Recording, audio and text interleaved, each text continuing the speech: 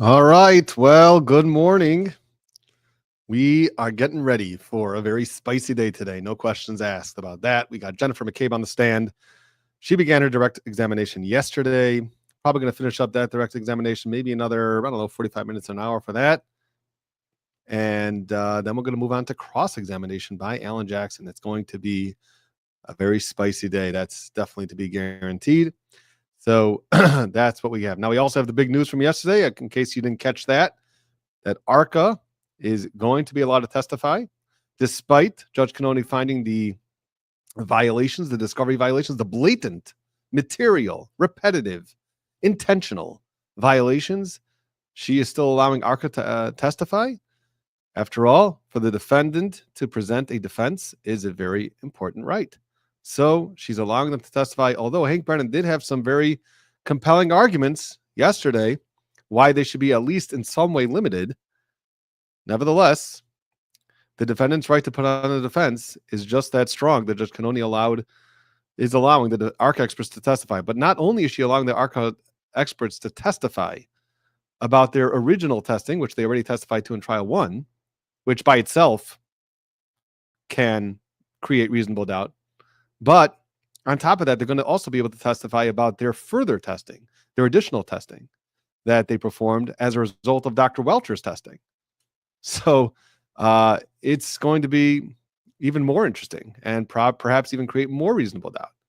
But that's going to be a very interesting part of this trial also, hearing Dr. Welcher testify, and then after that, hearing the ARCA experts testify. So that's going to be also a very interesting part of this trial. The truth of the matter is that, as we were mulling this over in our heads one way or the other about the ARCA experts, if Judge Cannoni would not allow the ARCA experts to testify for any reason that could be pinned on the defense attorneys, you're already setting up an argument for an ineffective assistance of counsel argument and strong appeal. Because let's think about it.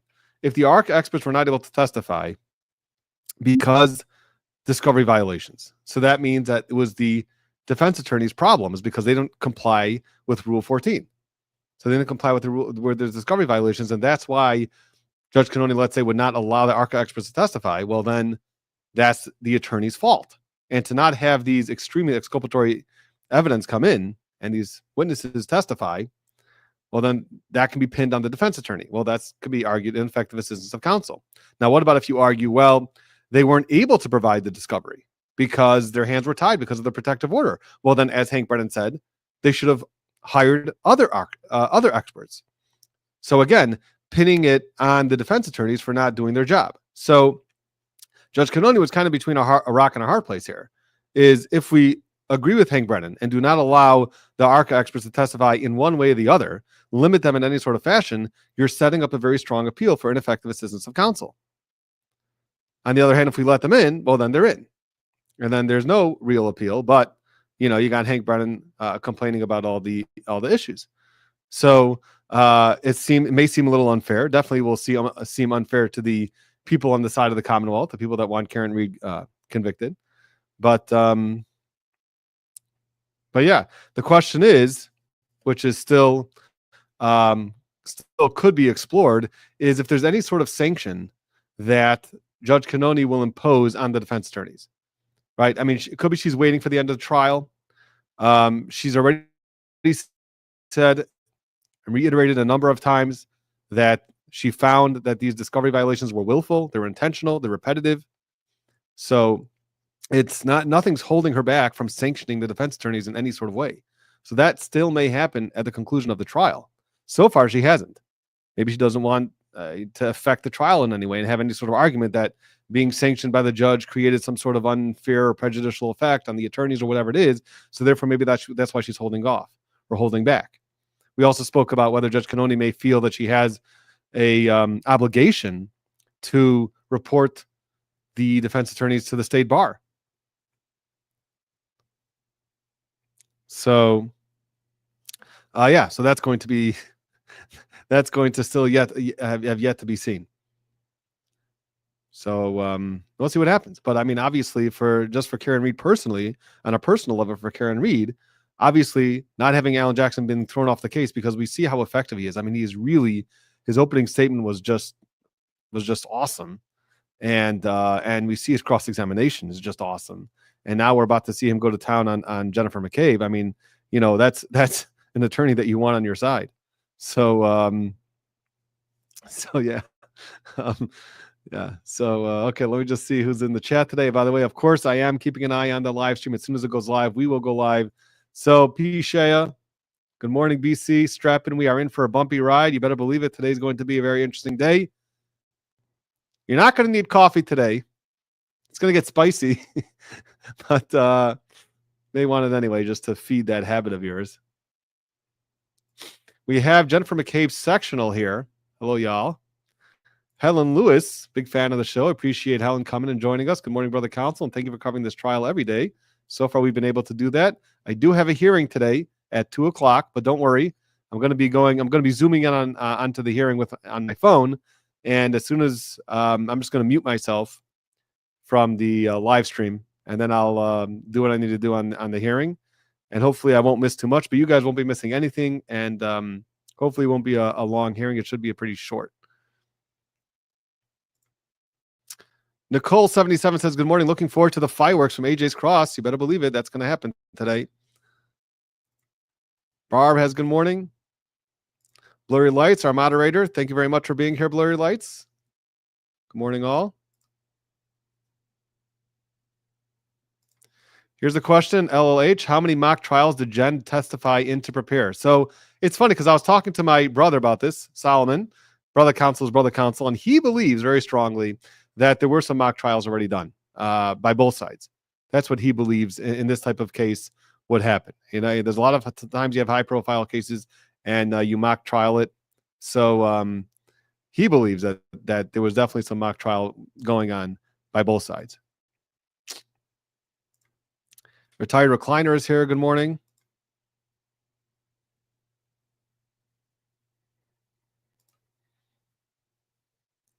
ZN 5th, let the show begin.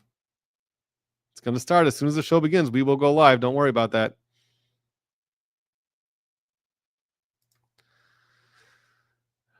Rosalba. Hello, everyone. Brother Counsel, what are your thoughts on the temperature of John O'Keefe's cell phone, and which evidence is the strongest so far? Well, I spoke about this in the video I did yesterday, the recap, which the temperature of the phone is very interesting. The fact that it never goes up certainly suggests that he never went inside the house. Question is, how long does the phone have to be inside of a house or a warm environment for it to record or start changing temperature? That's a question that really wasn't answered. I think that the defense could make an argument that we haven't heard how long the phone has to be in a warm environment in order for it to start warming up. But it looks like we're going live. So All right. Good morning. Good morning, Your Honor. So what is it you wanted to see me about, Mr. Brennan? I was handed clips 12A and 16. I think it's 12 and 12A that you should have. Oh, okay. Yes, 12 from yesterday. You have 12 from yesterday, 12As in addition. This is regarding the evidentiary issue of Jen McCabe's phone call to John O'Keefe when she was giving directions and she identified the location by pointing out Bella's mom's house. Okay. I believe that those two clips will have statements of the defendant, which will establish the predicate for allowing in that statement by Ms. McCabe. And then I expect to play those clips after Ms. McCabe's testimony concludes. All right. What do you say, Mr. Jackson? That does not cure the hearsay aspect. I understand Mr. Brennan's argument about the relevance to this case of what Ms. Reed said at her statements. That's obviously this was a admission of the party opponent statement. That does not do anything to cure the hearsay that was being asked or requested by this witness to address the statements that was sought yesterday. Hearsay. If you want to get clips in to do so, I would hope the objection to that as long as they were in context and if they pass the relevancy test, but it doesn't cure the hearsay issue. So Ms. McCabe testified, my notes for whatever it's worth, said at the end of the day, one of the things she testified to was the defendant on the morning when they were driving over to Fairview saying, could John be cheating on her? Could he be with Bella's mom? Yes. So that's in evidence. You want more than that? What do you expect the testimony to be? I expect if allowed to testify, Mrs. McCabe would testify that she had a phone call with John O'Keefe before John O'Keefe and the defendant arrived at Fairview. And John O'Keefe and the defendant were lost. And in giving directions, she offered to John O'Keefe, which was heard by the defendant, the house is near Bella's mom's house. That is evidence of motive. All right, just that she said, yeah, I'm going to allow that. I don't have a problem with that. Yesterday, I'm sorry, I misunderstood. I thought Mr. Brennan was trying to get in the nature of the relationship between Bella and John, which would be hearsay. I have no problem with this offer of proof. Yeah, it's a little bit different than yesterday. Okay. All right. And I understand the loop you'll make eventually, but Right. this is all you intend to get through Ms. McCabe now, right? Yes. Okay. Yes, because I don't think from what I heard, she knows of that relationship at that time. Okay. So I don't think I should ask that. Okay. Just that she was giving directions and. Yeah, that's fine. That's fine. And then those clips can come in. Great. Fantastic. Thank you. All right. So we'll bring the jurors over. The only thing I would ask is let's not be played with Ms. McCabe on the stand. Agreed. Okay. All right. Let's bring the jurors over. Do you need me to take a recess? Okay. Why don't? Yes. Yes. You are. Okay, well, first of all, thank you for Pichet becoming a new member of Brother Counsel Sidebar. Appreciate that. And then we have a question here from Pumpkin Farm. If she sanctioned attorney, is there any recourse for them? Appeal process for sanctions? No, there's not that I'm aware of that you can appeal a sanction. I have to think about that. Can you appeal a sanction? I guess maybe there could be ways, some ways to appeal sanctions. Maybe because of an abuse of discretion. I'd have to research that, but generally, you know, when you're sanctioned, the sanction stays there, and that's what happens. But I don't think they're as concerned so much.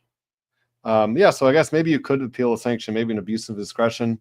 Yeah, I mean, I guess, yeah, it makes sense. Like if the sanction is not appropriate, if the facts don't support the sanction and it's considered an abuse of discretion, it is discretionary, obviously. But if it's an abuse of discretion, so then it could be appealable. So yeah, I guess I would say yes in that case.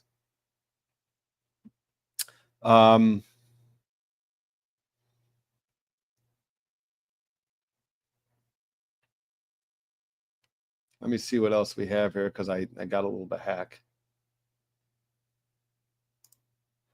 By the way, Vanessa Rich is here. Good morning. I'm thinking today will be spicy. And I think we also, Vanessa Rich, and I don't know if that's her real name or not, but at the end of yesterday's show, her husband also joined the show, joined the chat.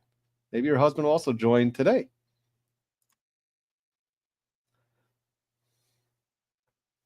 But anyway, what I was saying was that they're less concerned about any sort of, let's say, monetary sanction than they would about, you know, being reported to some sort of state bar and having to deal with the state bar in LA or something, you know. So that's probably more what they're concerned about.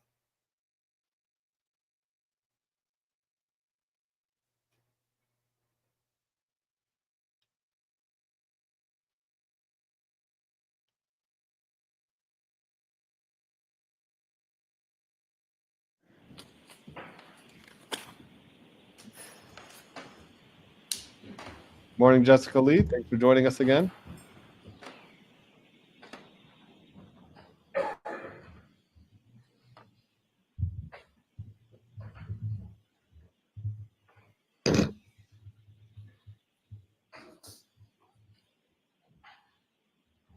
Hear ye. All persons have any business before the Honorable Beverly Codoni, Justice of the Norfolk Superior Court, before the country of Norfolk. Draw near, give your attendance, and you shall be heard. God save the Commonwealth of Massachusetts. This court is now open.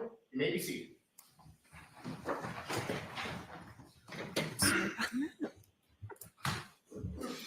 All right. Good morning again, counsel. Good morning, Ms. Reed.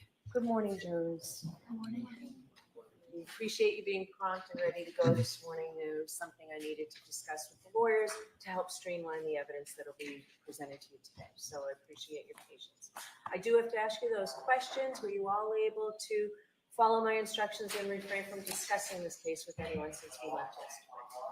Everyone said yes or nodded affirmatively. Were you also able to follow my instructions and refrain from doing any independent research or investigation into this case? Everyone said yes or nodded affirmatively. Did anyone happen to see, hear, or read anything about this case since we left yesterday? No. Everyone said no or shook their heads. Thank you very much. Could we have Ms. McCabe back, please?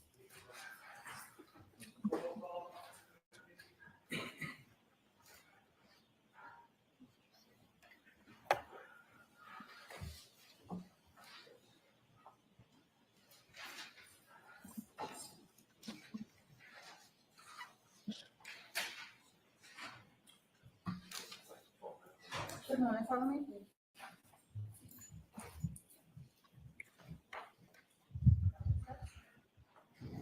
Mr. Keith, I'll remind you, you're still under oath. Thank you. May I proceed? Good morning, Ms. McCabe. Good morning.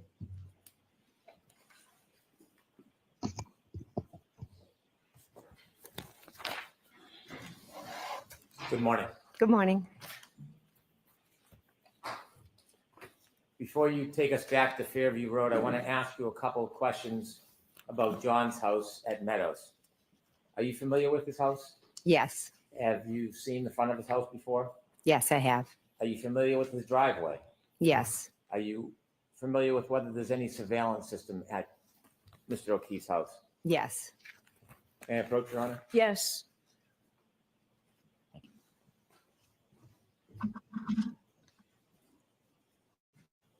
Ms. McCabe, I'm showing you what has been previously marked as Exhibit 6. Do you recognize that photo?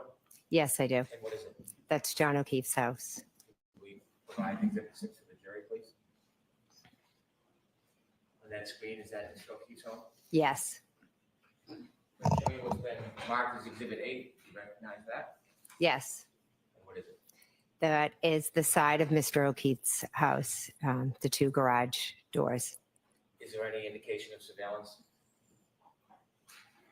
Looks, is this a ring camera right here? Looks, Is that what John O'Keefe's side of his house looks like? yes, I want to show you Exhibit 10. You recognize what's in that photo? yes. What is it? It is the driveway at John O'Keefe's. See a car to the left? Yes, Do you know whose car that is? yes, that's Miss Reed's. Is that where you left it the night before? Those early morning hours when you drove to Mr. O'Keefe's house? Yes, I want to show you what's been marked as Exhibit 11. You recognize what's in that photo? yes, Miss Reed's vehicle. Is that the vehicle that Ms. Reed showed you with the broken missing taillight that morning? Yes, it is.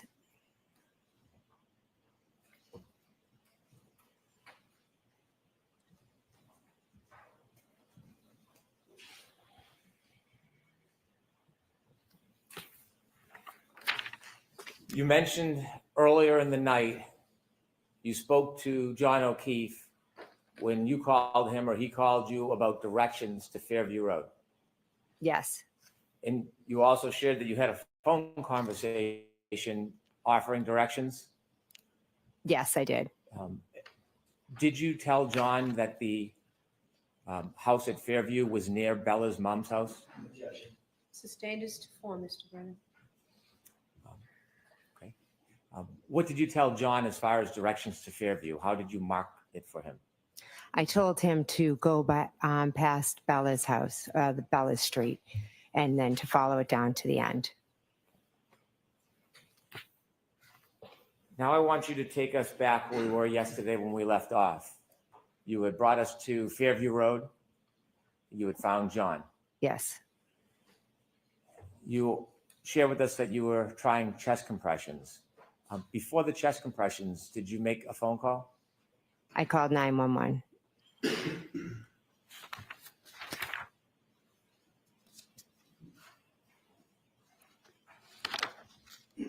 I'd like to move to introduce a copy of that 911 call. Okay. Do you have something physically to, thank you, Ms. McLaughlin does. thank you. With, Thank you. with the court's permission, I'd like to play Exhibit 45. Yes. No, this is for Waterfall. Yes, I need someone to come to 34 Fairview Road in Canton, Mass. There's a man passed out in the snow. You can't, hold on, but you can't let you go. You can't let you know, okay? Yeah, no, I did that. You have to tell us, press that line. I could keep going. Like, you know, that area in 15, okay? Press that line, press it again. Okay. I know. Where's the budget? I don't keep going to turn. 911, what's your emergency? Yes, I need someone to come immediately to 34 Fairview Road, Canton, Mass. What's going on? There's a guy unresponsive in the snow. Is it self 34? Yes, 34, the Alpha resident, yes. I just pulled up and found it. Okay, 34 Fairview? 34 Fairview, Canton, Mass, yes. 911, that's on your bulletin, where's your emergency? Hello? Yes, I'm sorry, can you come to 34 Fairview Road in Houston? 34 Fairview? Yes, there's a man unresponsive in the snow. Okay, and what else? He's gonna get here, okay? Okay, what's going on? Is he face down? We just flipped him over. Okay. And who's that in the background? Is that someone related? That's his girlfriend, his name is John McCabe. Okay, how old is he? John is 46 years old. 46, how long has he been outside? I don't know. I don't know. He got out of the car and it could have been a couple of hours. Is he Terry? Is he? I don't. I don't know if he's breathing. There are two women trying to. It could be heat and then hysterical. Okay, can you just try asking? I know it's tough, but we have to get the side apartment going. They just gotta know. Okay. Is he breathing either? It doesn't seem to be breathing. Okay, do they know how to do CPR? Do they want to attempt CPR? Yes, he's got a CPR.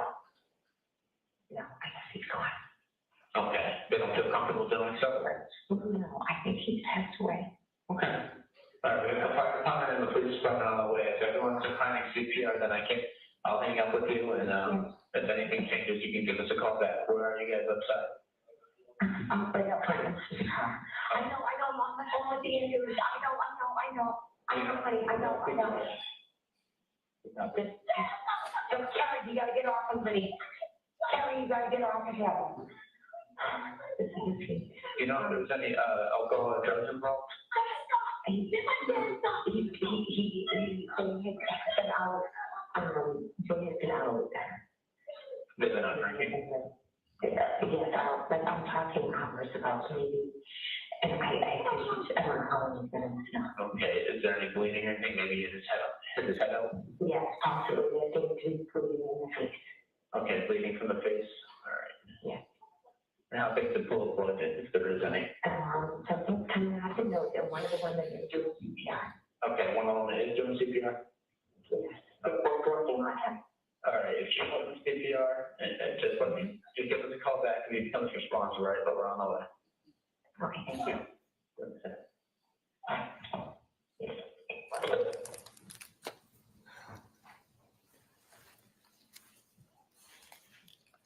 Mr. McCabe, describe your mental state when you were speaking to 911.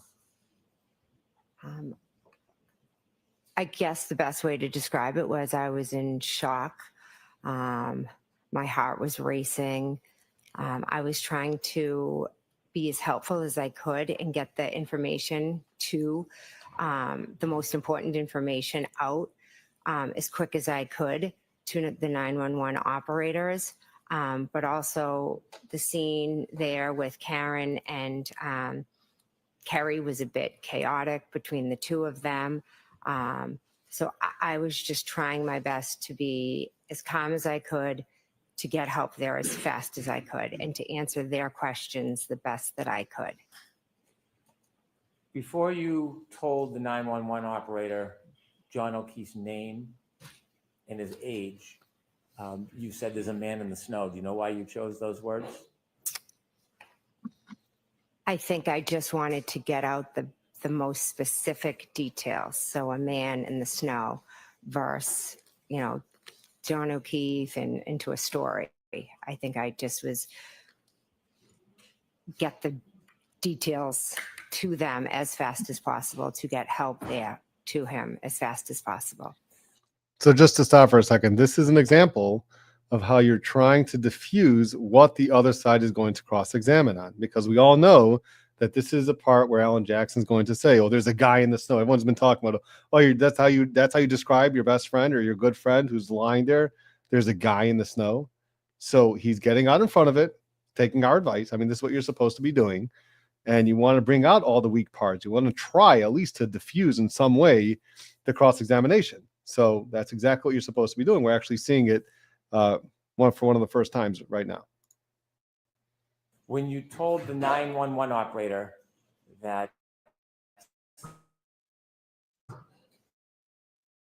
your friend John age, We used to joke because he was a couple months older than me. So I would, say, "Oh, well, you're older than me." It was a silly little thing between friends. when you called the 911 operator, had Kerry and the defendant already been around or near John? Yes. Do you know if they had begun trying CPR before you called 911? I'm not sure if they had, because Karen had straddled him and was lifted her shirt, was warming him up, and then Kerry was yelling at her to get off. And I think when Kerry got the blankets and was trying to put him under John, I think as she started to move him and wipe him, blood started to come out. And then Karen was afraid that he was going to choke on his blood and wanted to move him on his side. But then Kerry was yelling at her, "We can't move him." And this was kind of all going on while I was talking to 911. You described what you saw, and you said at some point he was bleeding from the face area. Was that before or after he was moved? After. Before he was moved, did you see any active bleeding? No.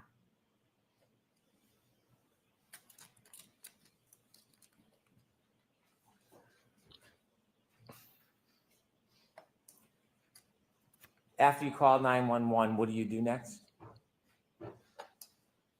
I think I called my sister and she didn't answer. And then I think I called her as I was walking over to John and she didn't answer. And then I immediately got down on the ground and Kerry Roberts asked me to take over. How long did you try to help John for? I'm not sure. I'm not sure. How long were you and the defendant and Miss Roberts there before someone else arrived? Police officer was the first to arrive. In the moments, it seemed like a long time, but I think it was fairly quick that they arrived. Any point during the time when you tried to help Mr. O'Keefe and the first police officer arrived, at any point did you see any signs of life from Mr. O'Keefe? No. When the police officer first arrived, do you remember what happened next? I remember it was very chaotic, but there was talk about a spotlight. And I remember, I think I got up and ran to kind of wave the, to get the police officer's attention so he could see where we were. And then what happens? The police officer, not sure specific, I do remember him asking about John. I think he said, "Is he a drug user?" He was just asking some basic questions. And what's the environment? What's going on around you? Karen's just running around crazy, like just yelling, screaming, kind of like a ping pong. What are you trying to do? I was just trying to talk to the officer. I guess I just went into this like type of mode of, all right, I have to just talk to him, get the information out, figure out like how we can best help John and like what happened to him and try to save him ultimately. And what happens next? More officers begin to come, fire and EMT. So the scene becomes active with a lot of different presence. John, I think they lift John onto a board at one point. The officers are asking us questions. Karen's kind of coming over, talking to the questions, and then kind of just running away. And then she just runs back over. She's doing a lot of screaming, a lot of repetitive, is he dead? Is he dead? Is he dead? Could I have hit him? Did I hit him? Kerry, I think, Kerry's off kind of making phone calls, I believe, to John's family. Do you know what time the first responders lifted John from the ground and put him on that bed? I don't know a time, but it was Okay, that's the only question. okay. You heard your 911 call. Do you know the time of that 911 call? Not off the top of my head, no. At some point, did you talk to a number of different people at the scene? Yes. And who were you talking to? The first officer was Officer Sarah. I know I spoke with him. I spoke with an Officer Lank, an Officer Good. There were other officers. I don't remember their names. There were EMTs. I don't remember their names either. You have lived in this area for a long time? Yes. Active in the community? Yes. Did you know Sergeant Good from before that night? I knew of him. I didn't know him personally. Did you know Detective Lank? Yes, I knew him. How did you know him? We were friendly. Did children ever associate with each other? Not until recently. After you had a chance to speak to some of the officers, did you move around at all yourself? Yes, I kind of, the officers would talk to us here and then a little bit over to the side. I tried to comfort Miss Reed. At one point, Miss Reed was very upset. And one of the officers thought it would be best if maybe she went and just sat in one of the cruisers for a little bit, because she was just doing a lot of screaming and yelling. And I think they were just trying to, work on John and make the scene a little less chaotic. So I went into the back of the car with her, and Kerry Roberts came over. And then we all were just sat in the back of Karen and I kind of were scrunched and sitting in the back, and Kerry was at the door of the cruiser. Why did you get in the car with the defendant? She was crying. She asked me to get in. We held hands. We prayed. She did have blood on her hands, and she said, could I have gotten my period? Who's going to take care of the kids? She just kind of was all over the place. And then at one point, we saw them moving John towards the ambulance. And at that point, Miss Reed started yelling to Miss Roberts, go check on him. Are they working on him? Is he dead? Is he dead? And at that point, myself and Miss Reed got out of the car, and she started yelling and pulling on me to Google hypothermia and Google how long it takes for somebody, to die in the cold. When the defendant first asked you to Google an inquiry about hypothermia, were you still inside the police cruiser, or were you outside? Outside. What was the weather? I know it's an obvious question, but how cold was it? It was very cold, windy. The snow was blowing.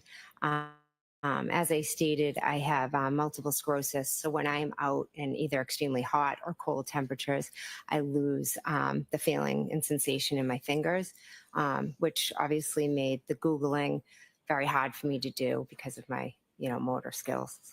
So when you were outside of the car with the defendant and she had asked you to do a search regarding hypothermia, did you try to do that? Yes, I did. Do you know the exact time from your memory? Not from reading or learning, but from your memory. Do you remember the exact time you did that? No. Was it after the police came that morning? Yes. Had you ever attempted to search about hypothermia any time before that moment, that morning? No. Or that day? No. That week? No. Was this the first time that morning after the defendant asked you to search that you searched that phrase? Yes, it was. And did you complete your search and get a result? So I think, I don't know what came up because I think as I entered it, I think I misspelled things. And so then I think I tried a second search. And again, I don't think I even paid attention to what came up because we were already on to the next thing. Karen was already moving and screaming about, the next thing to Kerry. Are they working on him? Is he dead? Did the defendant move somewhere from the point when she first asked you to try to Google about hypothermia to something else? She was next to me and then I think she took off. Like she kept kind of running off. And what did you do? I believe as they were I think I stood there, I believe as they were putting John into the ambulance, I went back kind of to the original spot where we had been talking to the police. And at that point, a new officer might have come because I remember talking to multiple officers there. At some point, did you go back towards the area of Miss Roberts' car? Yes, that's where I'm referring to. Sorry.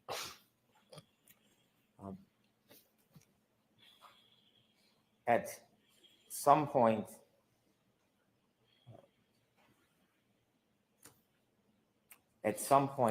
were you with the defendant when she spoke to an officer and a first responder? Yes. Do you remember if the first responder was a man or a woman? I remember there was a woman right next to us. Yes. Remember if that was before or after the defendant asked you to search about hypothermia? I'd be guessing if I then don't. Don't guess. Mm-hmm. When the defendant was speaking to the first responder, the woman, were you near? Yes. Did you hear or do you remember the defendant saying anything to the first responder? Yes. What did she say? She told the first responder, I hit him, I hit him, I hit him. When she told the first responder, I hit him, how did you react? I was like startled, kind of like, what are you saying? What are you talking about? Did you say anything to the defendant? I think after the second or third time she was saying it, I was like, Karen, like, what are you saying? Why were you trying to interrupt her?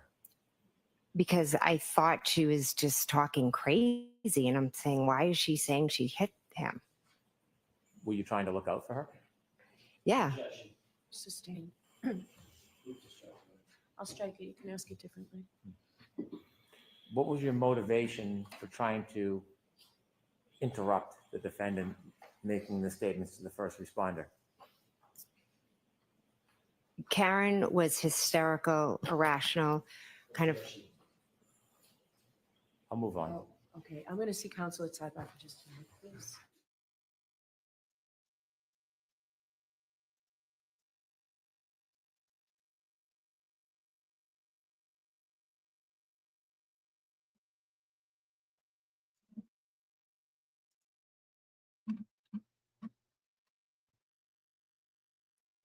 Here you go. The rule of three, as my brother was saying, Solomon, there's always the rule of three. So here she said, according to Jennifer McCabe, I hit him 3 times. And then that's also what Nuttall said. So she talks in threes, apparently. So she said to Nuttall, I hit him. Then she says to the female first responder, I hit him.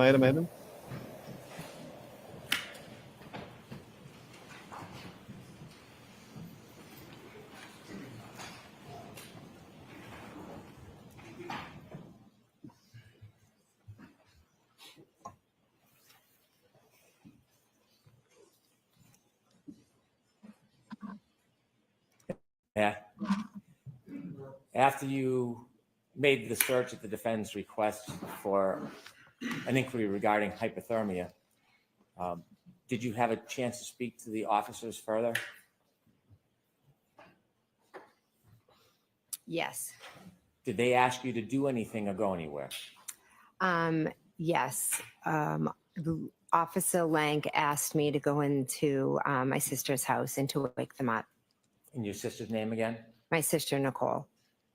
And that is the house you were in the night before? Yes. And after you spoke to the officer, they requested you go in to speak to your sister, did you? Yes. Was there any directive on what you should speak to your sister about? No. After the officers asked you to go into the house, did you? Yes, I did. Do you remember what door you went through? Yes, I went through the front door. Was the door locked? Yes.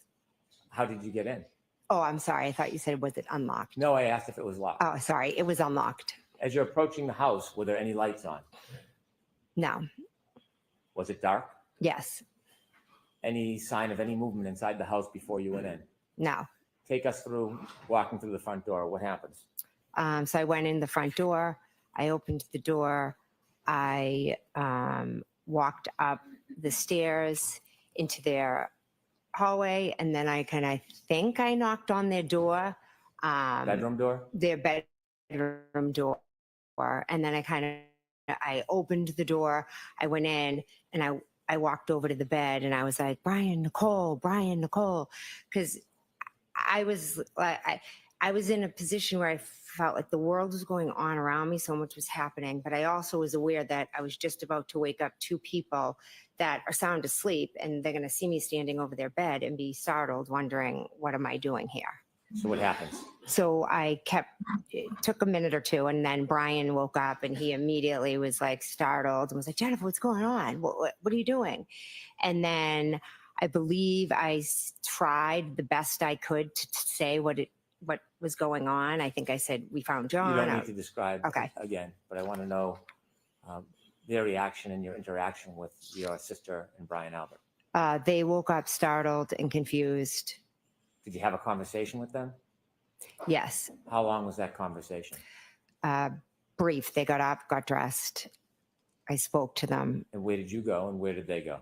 Then all three of us went down the stairs.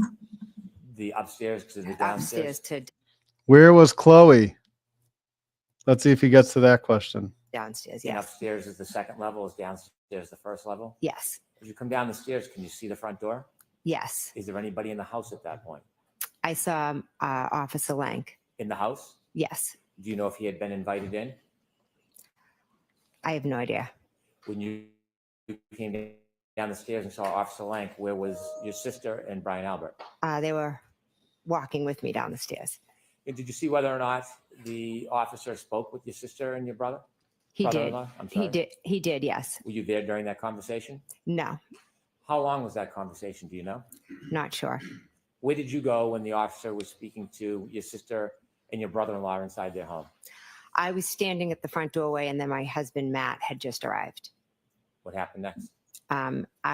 I started talking to Matt, and almost immediately Officer Lang came, got Matt, and asked if he could talk to him outside. At this point, I want to go back and show you some video. Have you seen video in this case before? Yes. I'd like to ask the court's permission to display Exhibit 4, and I would like to walk through some of the video. Okay. Ms. Gilman, if you kindly put on Exhibit 4. I'd like to start at 6:09:57.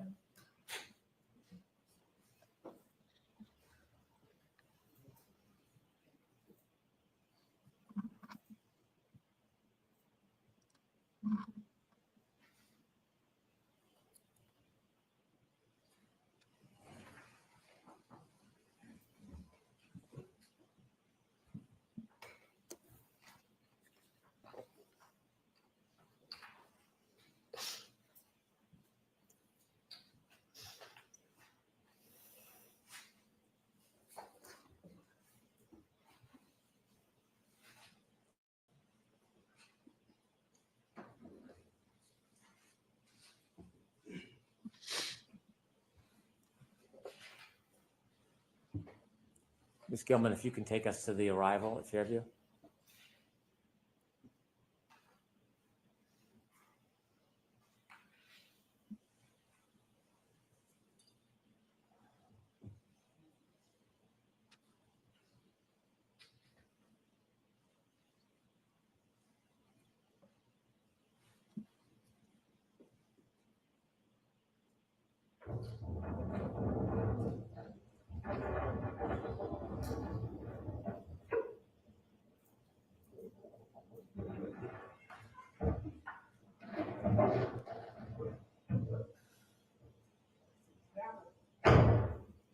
Could you stop there, please? Ms. McCabe, do you recognize this scene? Yes. Is that morning? Yes. The car directly in front of this dash cam, do you know whose vehicle that is? Kerry Roberts. On the left, we see somebody with a blue parka or jacket. Do you know who that is? I believe that's me. Can you continue to play, please?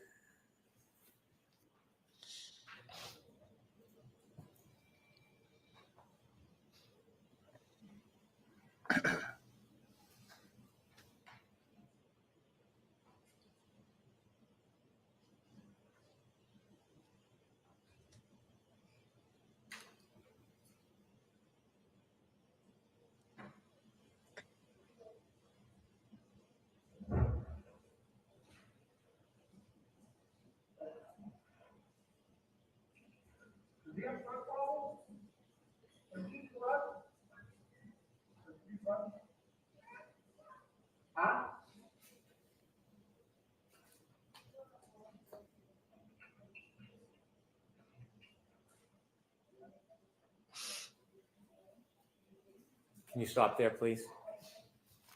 Does that fairly depict your first interaction with law enforcement? Yes. Do you see the flagpole in that video? Yes. And is that the area where you found John? Yes. I'd like to move forward in the video. If we can move forward to 6:14:45, please.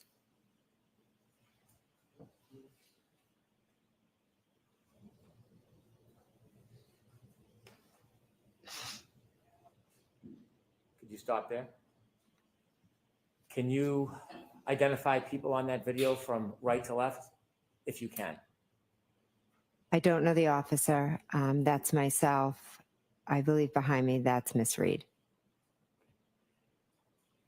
And this is about, well, let me get the time correctly. 6:14:47. And do you know where John is at this point?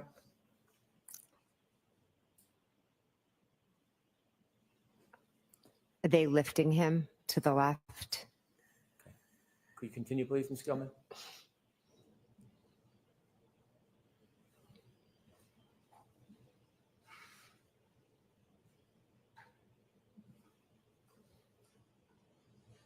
Could you stop there? The person all the way to the left near the flagpole. Do you know who that is? I believe Kerry Roberts. And is that the area where John was found? Yes. And that's at 6:15 a.m.? If you don't know, that's okay. Do you know what Ms. Roberts was doing at 6:15 a.m.? My guess is I don't want you to guess. Just if you I know. don't know. Okay. Now, you're over to the right. Is that you? Yes. Okay. Continue, please.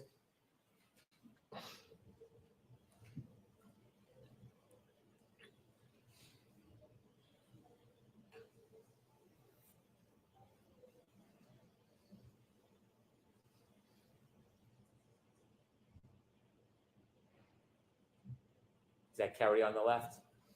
Yes. Stop, please. On the right, do you see yourself? Yes. And which person are you? I'm the one next to the one with the fluorescent yellow. Is your back to us? Yes. To the right in yellow. Do you know who that is? I don't. Continue, please.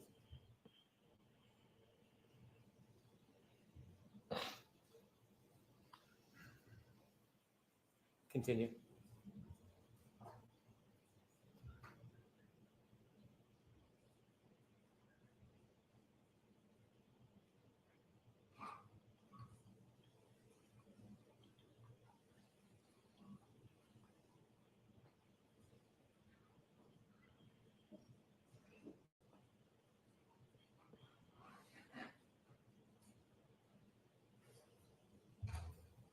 Stop, please. Do you see the defendant move from the right to the left? Yes. Do you see the yellow jacket? Yes. Do you know whether or not that's the woman first responder? I believe so. Yes. Do you know why the officer moved the defendant over to from right to left? I don't. Okay, continue, please. Stop.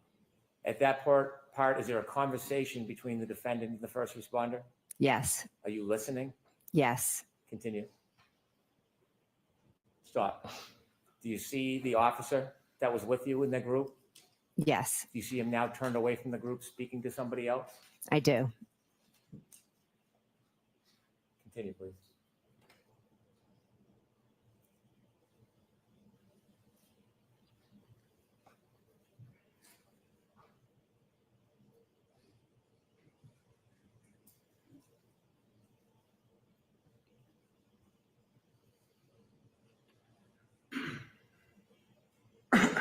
Thank you. If you could move ahead to 619, please.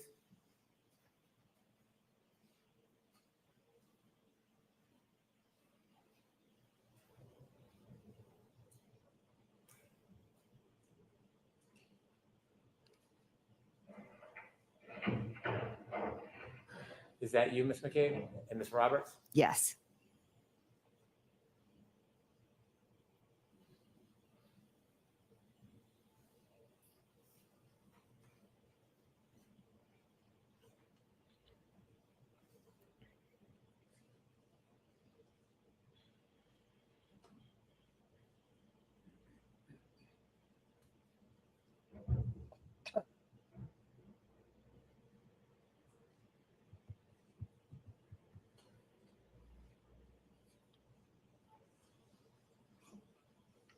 Is that Ms. Roberts?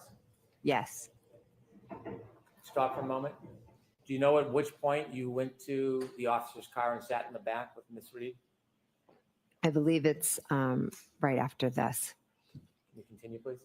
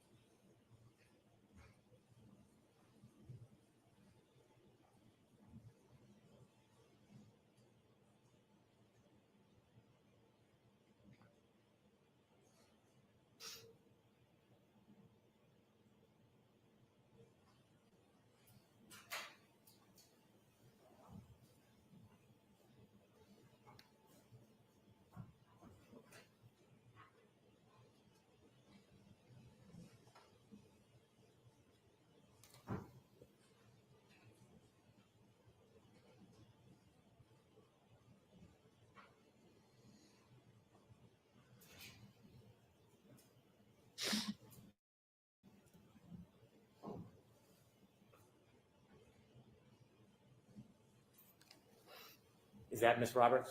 Yes. Stop, please.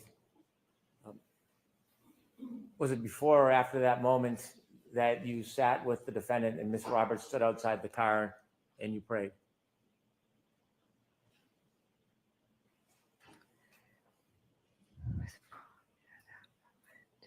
I'm not exactly sure from Okay. that video. That's fine. If we could move forward to 623:40, please.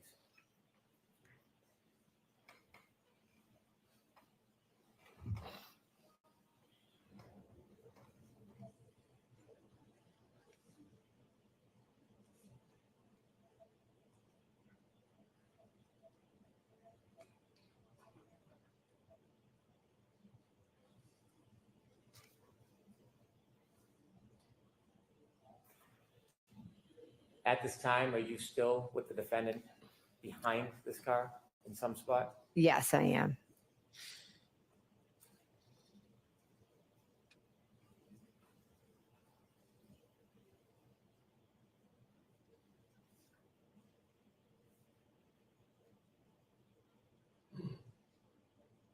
Is it during this time, 623 and 624, you tried to make those searches at the defendant's request?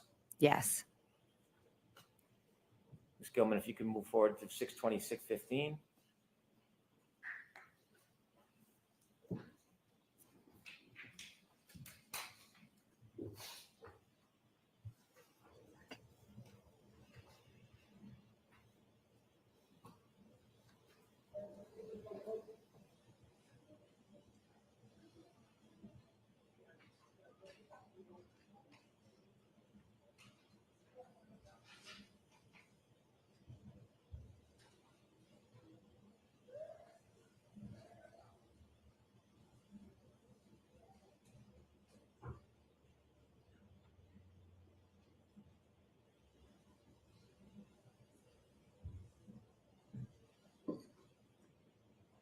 Pause, please. Ms. McCabe, do you see anybody returning to Ms. Roberts' car in that area? Yes. And who did you see? I saw myself, and I'm standing outside of the car speaking to Officer Lank. I saw Kerry go up and near her car. I'm not sure if she went into it. And I saw someone walk Miss Reed into the car. Is it around this time you have a conversation with Mr. Lank? Yes. And what does he tell you again around this time?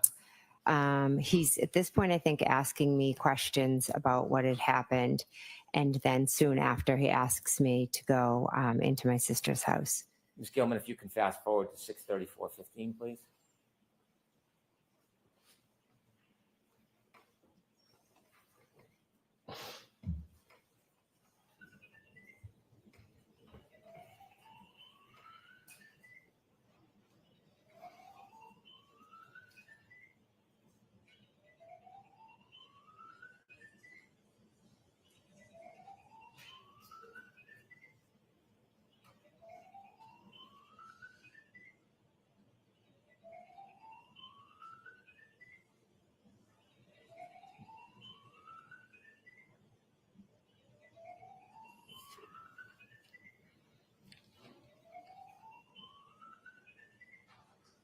Stop, please. You described that the house had no lights on. Is that a fair depiction of, Yes. the view? Yes. Do you see a figure walking up the driveway? Not on this pause clip, but I did see it. Yes. Let's play it and see if you can identify. Yes. I can see myself walking up. Where are you now? I'm walking up the path to go up to the stairs into the house. And this is at the request of Officer Lank? Yes. And you described first you went in and woke up your sister and brother-in-law? Yes. Could we move forward to 6:39, please?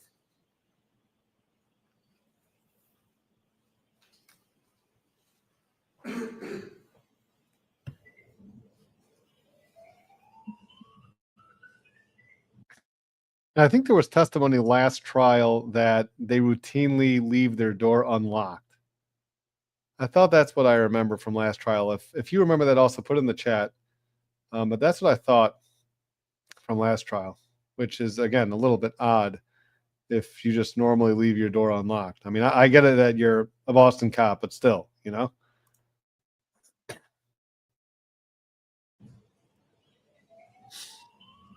Stop. And do you see something happen with the house at that point? Yes. And what happens? Light went on. I'll note it 6:39:08. Thank you, Ms. Gilman.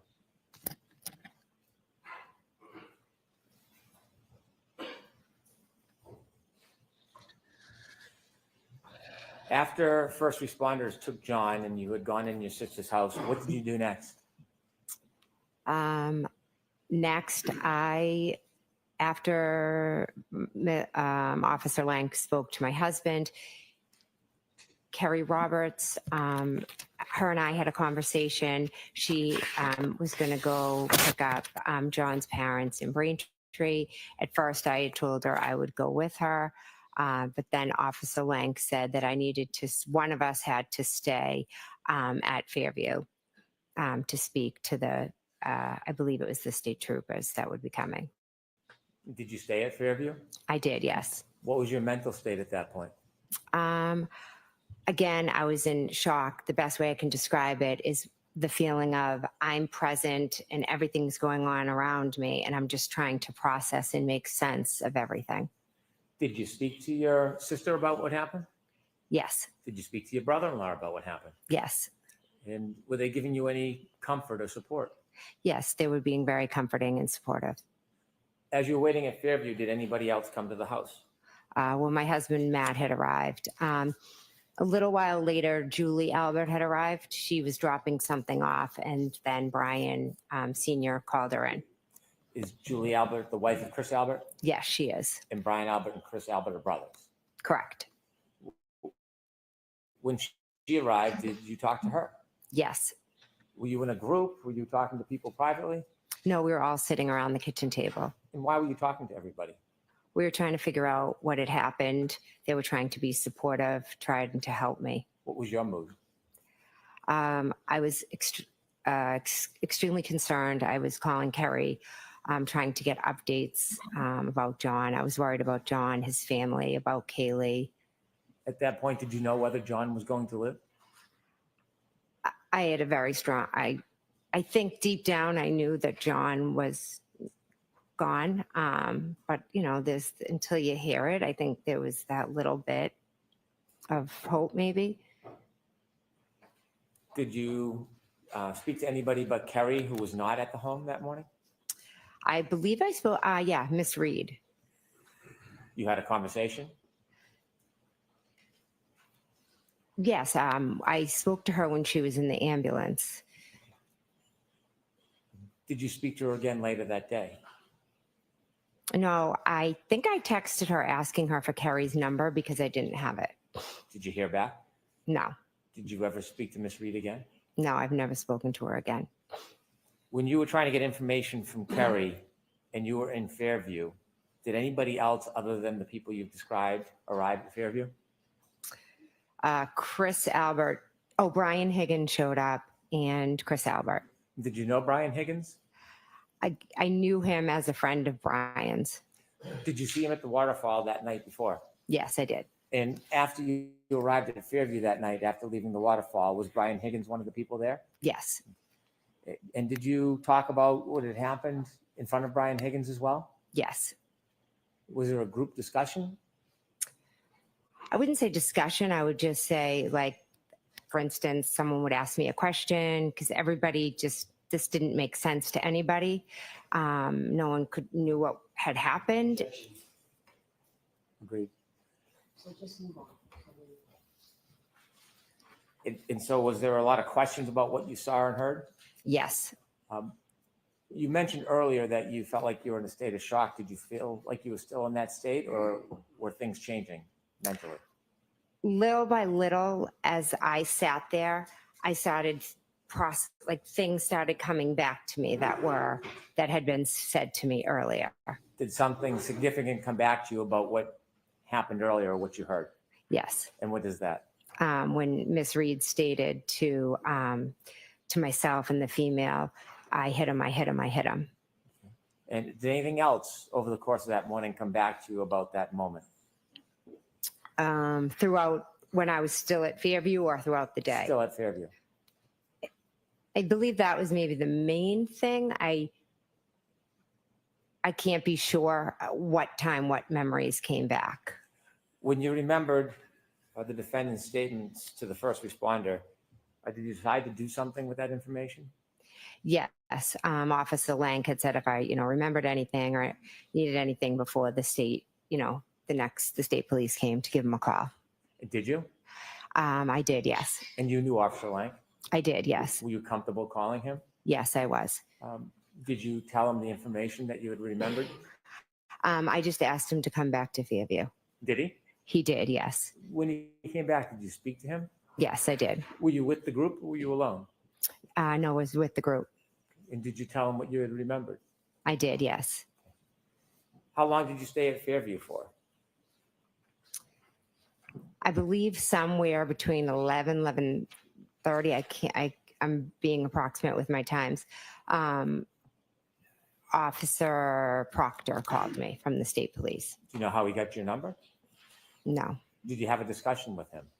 He said he would like to come by and question me, and I'm not sure if he said at your house or if I said I need to go home, because I had 4 kids at home that were still sleeping, and I knew that I had to go home to them and eventually break this news to them and comfort them, and I knew that was going to be a whole nother situation to deal with.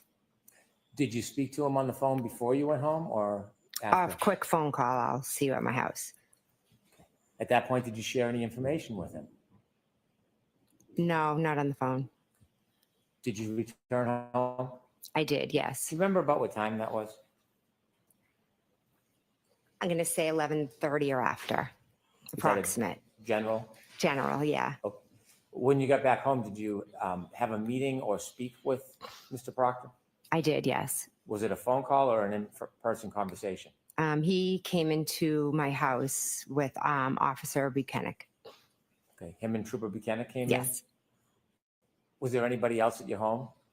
My husband was home and my brother-in-law, Brian Albert, came over. Did you speak to them? Yes. Did you tell them any additional information at that point? The troopers or? The troopers. Yes. I know I had said what Karen had said to me, and then she had said, I hit him. Could I have hit him? I told them how she showed up at my house. I just basically gave them the events of that morning. At that point, did you mention anything about the defendant's broken taillight? At that conversation, no. Did they leave? They did leave, yes. At some point, did they reach out to you again, or did you reach out to them? At some point, I had another conversation with them a few hours later. I'm not sure if they called me or if I called them. Do you know what generally the content of that conversation was? Yes, I had remembered that Karen had told me about her taillight. As you're processing that morning, are you trying to think and recreate the event, or are you trying to put it out of your mind? I couldn't get it out of my mind.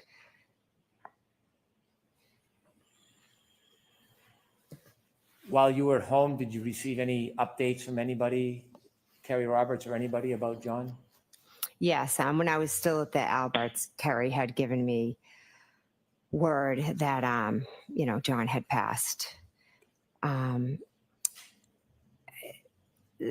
Then once I got home, I know different friends who were starting to hear. Without content, were you receiving contacts, calls, text Yes. messages from other people? Yes. And were you reaching back out to other people? Some, yes. At some point, did you go over to Meadows Road? On Sunday, I did, yes. Was Sunday the next day? Yes, it was. Why did you go over to Meadows?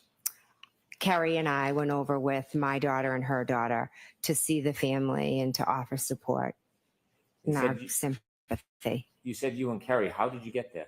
Kerry picked me up. Prior to that evening, you and Kerry, you described, weren't friends or familiar. Correct. Were things changing? Yes, rapidly. When she picked you up, who else did she pick up with you? My daughter, who is Kaylee's friend. And was anybody else, or any of Miss Roberts' family in the car? Yes, her daughter was in the car as well. So it was you, Miss Roberts, and your two daughters? Yes. You said you went to Meadows. Yes. Why did you go there? To offer our condolences, sympathy, support, to be with the family. I love them. Were they staying at Meadows? They were at Meadows, yes. When you went there that next day, can you describe the traffic and the people that were there? There was a house full of family, friends, coworkers, loved ones. The car repairman, like anyone and everyone. Did you ever see the defendant? No. While you're at the house, did you have a chance to speak to Miss O'Keefe? Yes, I did. At some point that day, did you leave the house? Yes. Who did you leave with? Kerry and my daughter stayed to be with Kaylee, and we left with her daughter. Where did you go? We were heading home, but then we ended up dropping off her daughter at her friend's house. Now, who's her daughter? Ca- Don't give me a name. Kerry's yeah. daughter? Carrie's daughter, yes. And was Kerry's daughter friends with any of the Lanks? Yes, Carrie's daughter's good friends with Mike Lank's daughter. When Miss Roberts drove over to Mr. and Mrs. Lank's house, did you meet anybody? Yes, her daughter, Carrie's daughter, went in the house, and Mrs. Lank came out. Her and Carrie are very good friends, so she came out to offer support and condolences. Was it still cold outside? Yes, it was freezing. When she was offering her support, was she inside or outside of the car? She jumped into the back seat. During that time you spent with Officer Lank's wife, did you ever go into the house? I have a faint memory. I think I went in and used the bathroom at one point. When you were having the conversation with Mr. Lang's wife, were you talking about what had happened? Yes, Carrie was just explaining the morning, the phone calls, the scene, things like that. Were you trying to get any type of inside information or push the investigation in any particular direction?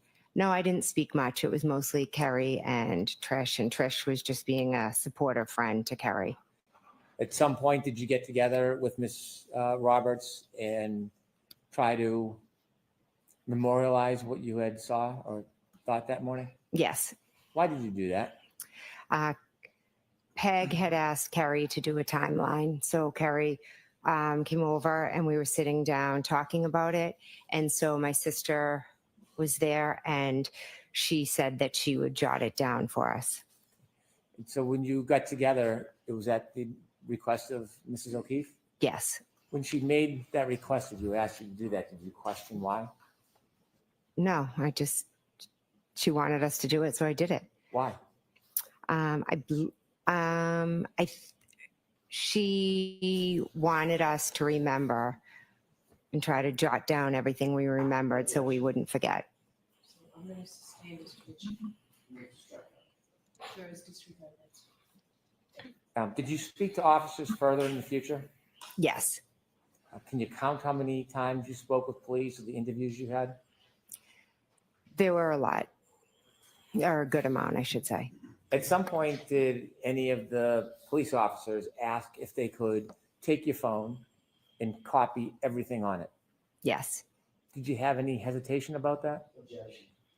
Ask it differently. Were you cooperative? Yes. Why? I wanted to help in any way I could. May I approach? Yes.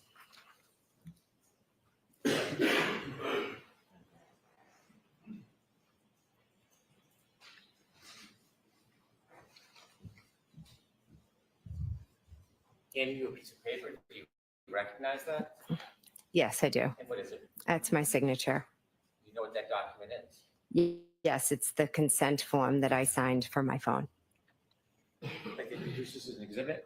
Any objection? Yes, Your Honor, we can deal with it sidebar. I have no objection to the identification of it. No mean it did it. I do have objection. Okay, I'll see what's in there.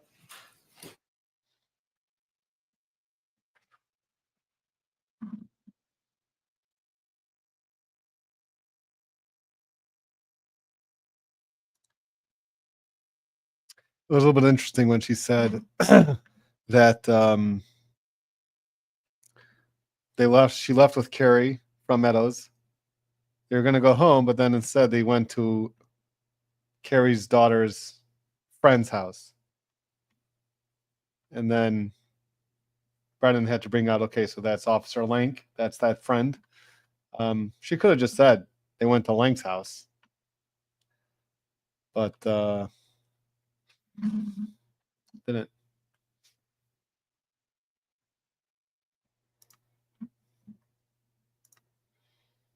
Thank you, Helen Lewis. And thank you, Mr. Meathook.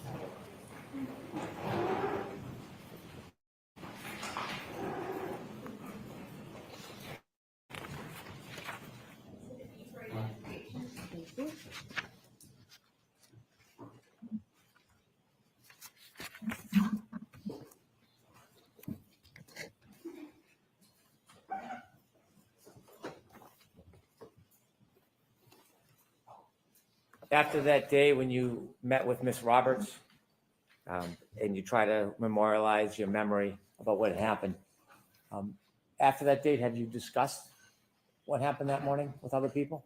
Yes. And have you discussed it with police over time? Yes. I have no further questions at this time. Wow. There we go. This is why you all came.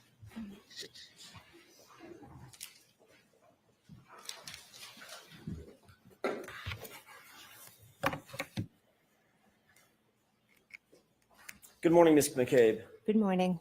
When was the last time you spoke with Carrie Roberts before your testimony today? She called me last night. What did y'all discuss? She asked if my daughters were going to be staying home from school today because her daughter would possibly join them. Did you discuss anything having to do with your testimony?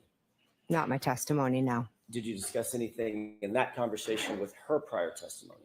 No. Are you aware that she testified last week? Yes. Did you discuss anything after that, after she testified with her about her testimony? No. We know that through her testimony that you had a conversation with her the morning that she testified. Yes. Right? Did you discuss what you anticipated to be her testimony in that conversation before she testified? No. Have you and Ms. Roberts ever discussed anything about either one of your testimonies, either in the last proceeding or in anticipation of this proceeding? No.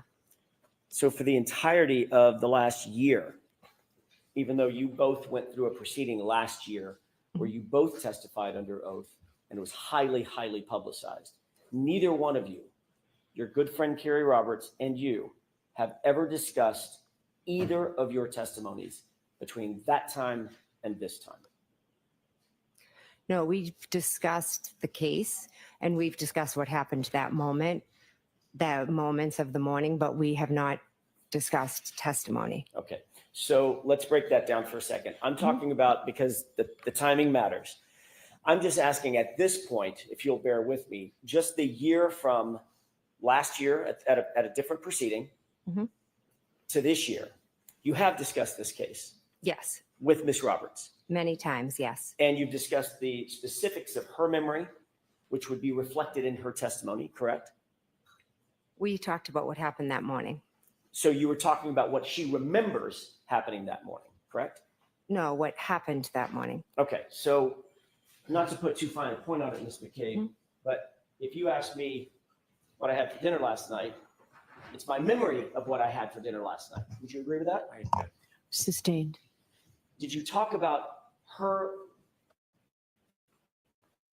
perception of what happened that morning during the last year? We've talked about what has happened, yes. Okay, so I'm trying to break it down between you and Ms. Roberts. You've discussed her perceptions and her memory of what happened, as well as, and separate and apart from, your memory and your perceptions, correct? Correct. So there have been circumstances in which you and Ms. Roberts have compared, by definition, what she remembers versus what you remember, correct? I wouldn't say compare. Now let's move to what would you say in terms of what you've discussed and why? I would say that we've both talked about what we've discussed, but it wasn't like a comparison. We weren't comparing anything. You've talked about what you discussed. What does that mean? Talked about your testimony? No, we've discussed what happened to that moment, Right. and in those moments. So, when I got a phone call, and that's my story. I got a phone call in the morning, and then Carrie can say, yeah, I got a phone call as well. As you said, that's your story, correct? Not my story. It's Those the were truth. yours. It's the truth. Okay. So for instance, when you got a phone call at 4:53 in the morning, Carrie Roberts wasn't there, correct? Correct. But you've discussed that with her. Correct. And you've told her what your perception of that, your memory of that phone call was, even though she was not recipient to and did not witness that phone call, correct? I've told her about the phone call. Correct. As well as many other details that she was not privy to personally, correct?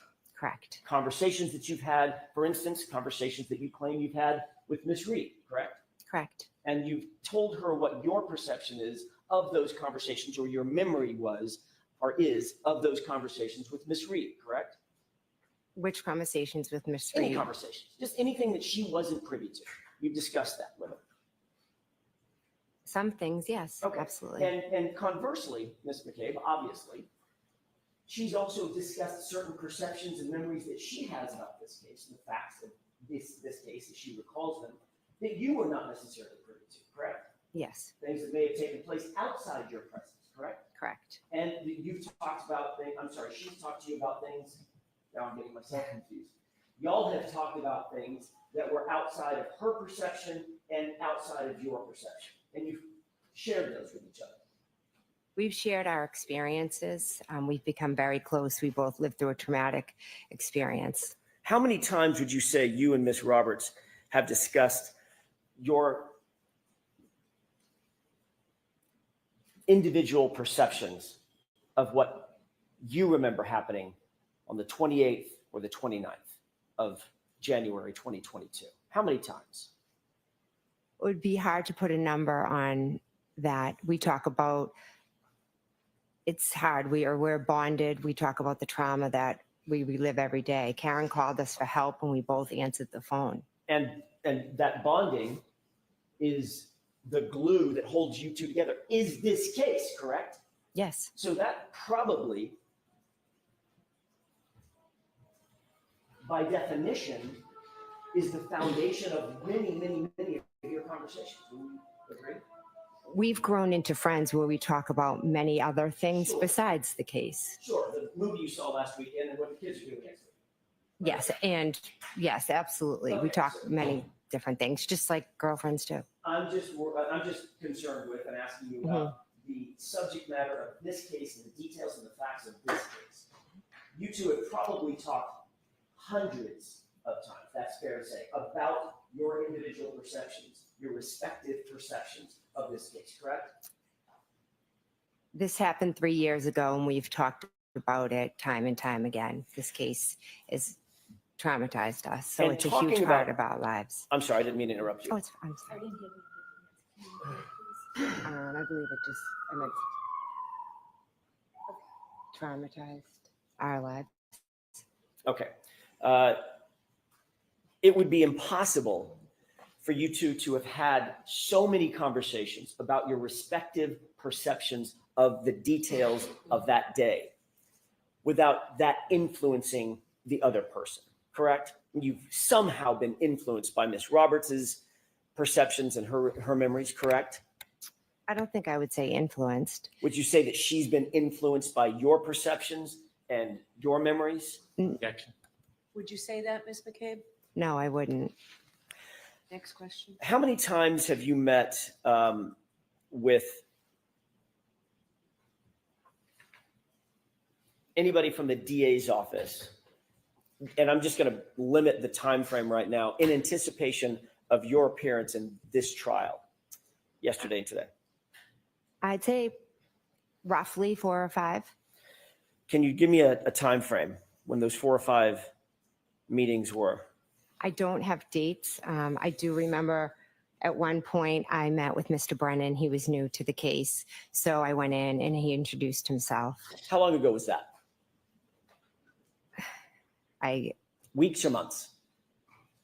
I can't give you a time frame. I'm sorry. Do you think it was last summer? No, Do you think it was? no, it was more recent. Okay. Yeah, It wasn't sorry. in the fall of last year. No, It was in 2025 sometime? I believe so. Yes. You think it might have been February, January? Again, I can't give you an exact. I'm sorry. All right. I want to talk about the timeframes of those conversations, and I'll ask you a little bit more about those conversations. So that was the first meeting that you had was with Mr. Brennan in anticipation of your testimony. What were the subsequent 4 meetings or so that you've had? With whom and approximately what time? Okay, so another meeting with Mr. Brennan. Are you looking for who was Sure. there? Who All else right. was there? I mean, can I give you a general answer? I didn't write down like every meeting who was there, Of but course. generally, okay. Was Mr. Lally there? During 1 or 2 of the meetings, he was. Yes. Was Ms. McLaughlin there? Yes. Was there anybody else from the DA's office there? The officer or trooper Tully was there at one. Trooper Buchanan was there at one. The witness advocates were there. And again, give or take the particular meeting. Those are 2 meetings that you've talked about with Mr. Brennan and others. What about the third meeting? No, I'm sorry. I was lumping a few of them together. Sure, I understood. apologize. How many meetings would you have? Let's just start there. How many meetings have you had with Mr. Brennan and either staff or colleagues? So after the first initial meeting, I Right. would say, again, I didn't write them down. Off the top of my head, I can think of 2 or 3 more after that. Okay. Excuse me, first initial one. So that's either 4 or 5 meetings with Mr. Brennan and some combination of his colleagues, Mr. Lally, Ms. McLaughlin, perhaps, Mr. Nelson, perhaps, the other employee of the DA's office, and Troopers Buchanan and Trooper Tully. Correct. You asked questions about at any of these meetings. I'm just going to lump them all together. Any of these 5 meetings. By the way, when was most recent? Last night I had a Zoom call in regards, I think the court asked them to. Yes, I'm going to stop you right there. Oh, okay. I'm going to ask a different question, and if you don't mind, I'm just going to lead you through this question. Okay. You had a conversation last night. I'm not interested in that particular conversation. That was for a very specific purpose. I'm asking you about everything leading up to, but not including last night's conversation, okay? Okay. So let's just leave that one out. You've had, I think you mentioned either 4 or 5 other meetings with Mr. Brennan and some combination of his colleagues and or law enforcement. Yeah, and I might have, in the 5, included that one from last night. Okay, fair enough.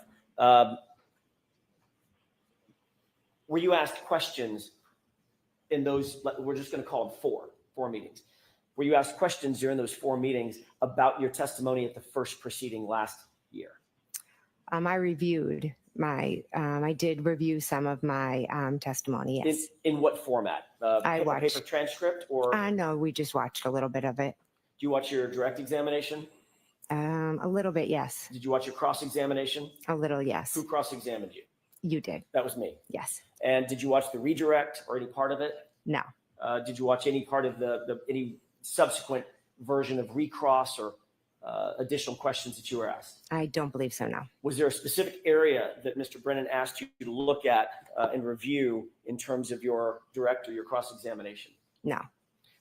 Did you watch the entirety of the direct examination and the entirety of the cross-examination? I do not believe so, no. Were you questioned by Mr. Brennan following your review of that direct and cross-examination? No. So he didn't ask you any questions about any of your answers? He showed me a dash cam and would ask me to point out who's this, who's that, a waterfall video, is this you, is this somebody? Those are the type of questions that he asked me. What about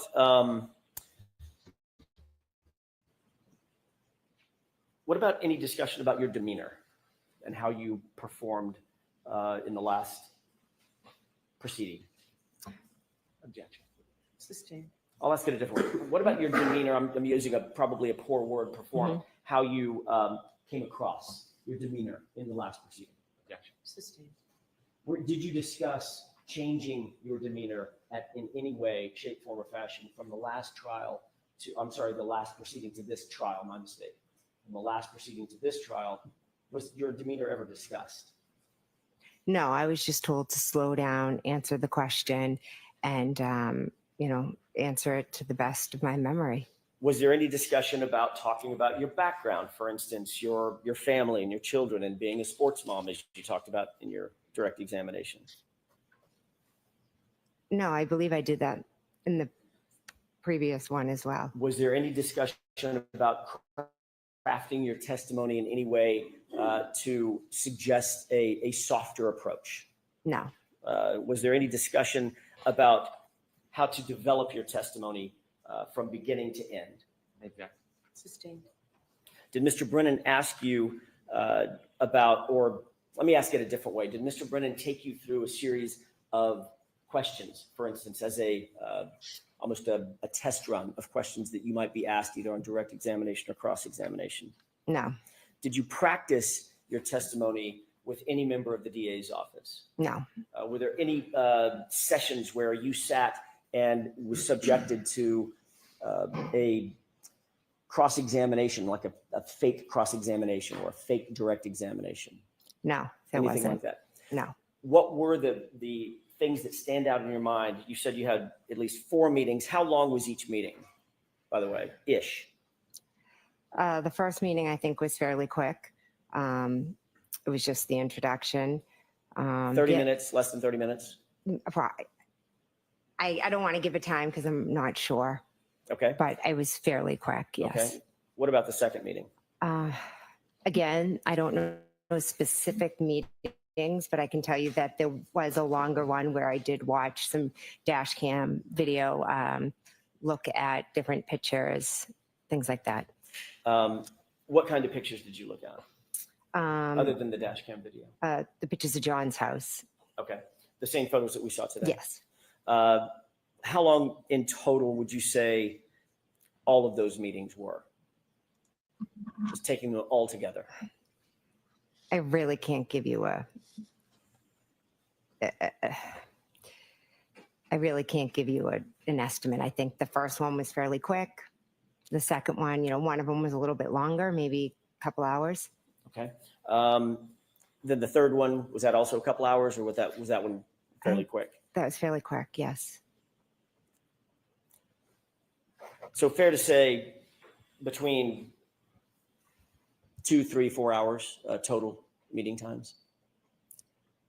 Again, I'd have to probably go back and look at the date and the time. I really can't give you a specific amount of time. I apologize. Did Trooper Tully or Trooper Buchanan ask you any questions during the course of any of these meetings?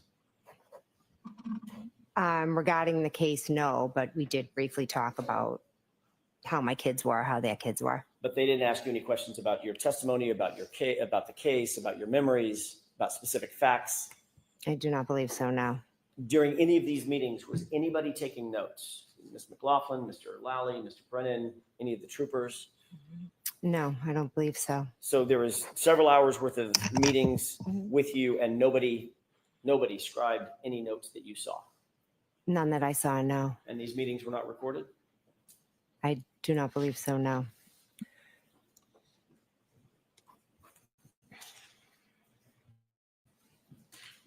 Ms. McCabe, I'm going to ask you a series of questions about your family because I just want to make sure it's crystal clear who's who. You're married to Matt McCabe, correct? Yes. Your sister is Nicole Albert. Yes. Nicole is married to Brian Albert. Yes. It was Brian Albert's home that you were at 34 Fairview that you arrived at where John's body was found, correct? Yes. The same home where that late night gathering was on January 28th going into the morning of the 29th, correct? Yes. Would you consider yourself to be close with your sister Nicole and Brian? Yes, very close. Your families, it's not just you and Nicole, your whole families are close, correct? Yes, we have a very close family. How long have you known Brian Albert? Since I was in kindergarten. You consider him, even though he is not blood related to you, you consider him family? Yes. In addition to Brian and Nicole Albert, you're also very close with Chris and Julie Albert, correct? Yes. Just to be clear, and I'm going to do this slowly, Okay. Brian Albert's younger brother is Chris Albert, correct? Yes. Chris Albert is married to Julie Albert. Yes. You consider Chris and Julie family, even though there may not be a blood relation as well, correct? Yes. Chris Albert is a Canton Select Board member, is that right? Now he is, yes. And the Canton, that's in Canton?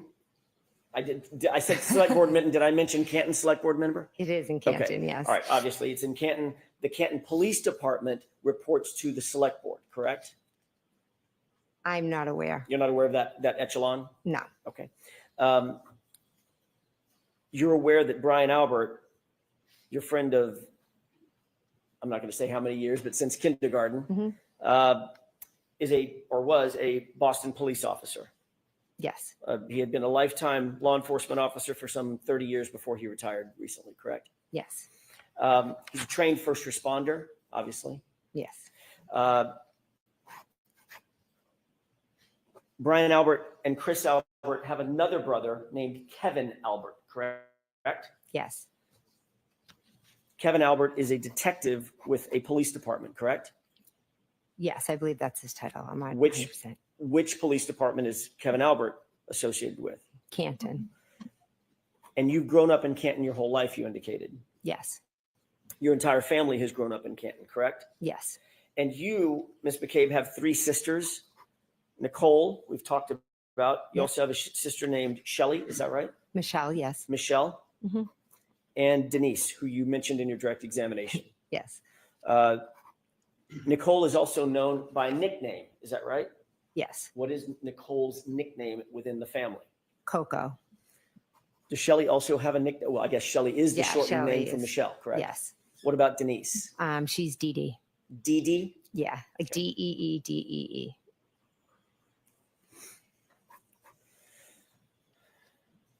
Your father lives close by in a neighboring town, correct? Yes. Don't tell me the town, but it's relatively close to Canton.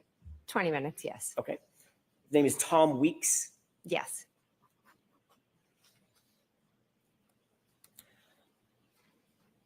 There are, I'm not going to go through all of them right now because the family tree is getting large, but there are children, cousins, second cousins, nephews, aunts, uncles.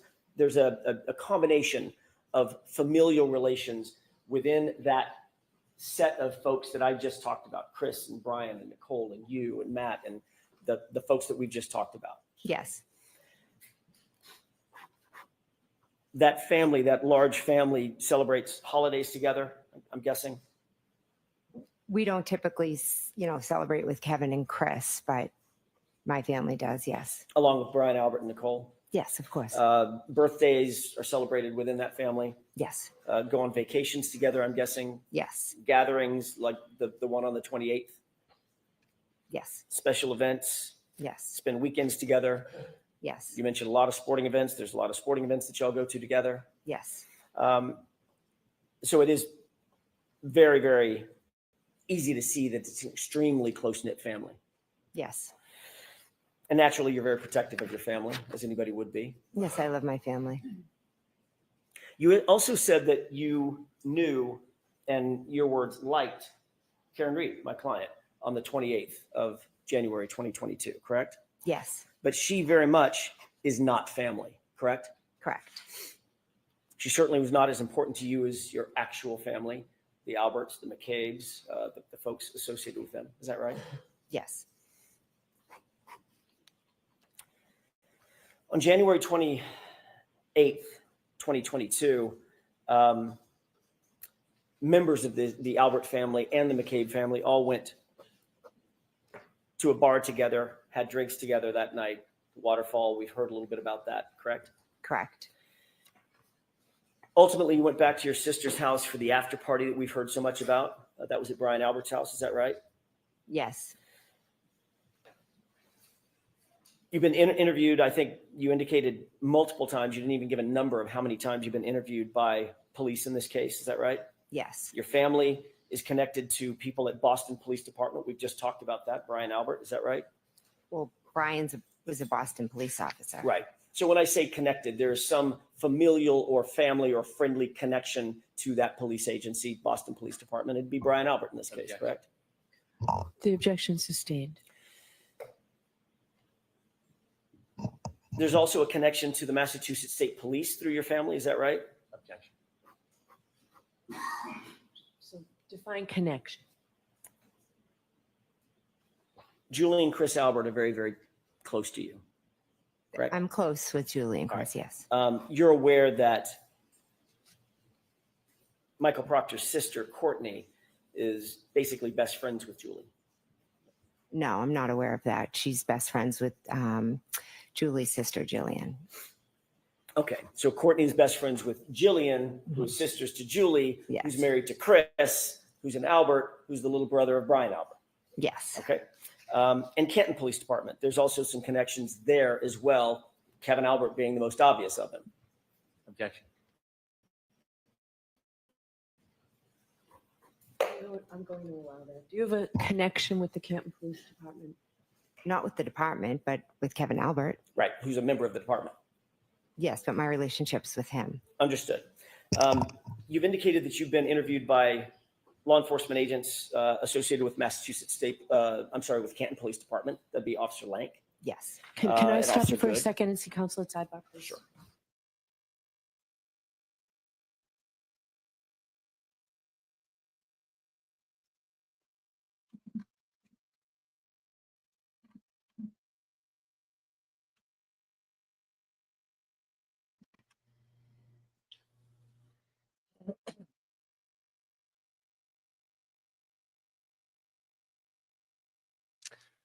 Yeah, so it seems like she's trying to come off a little bit more soft this time. I think that was some of the critique that a lot of the law tubers were talking about. She shouldn't be as combative.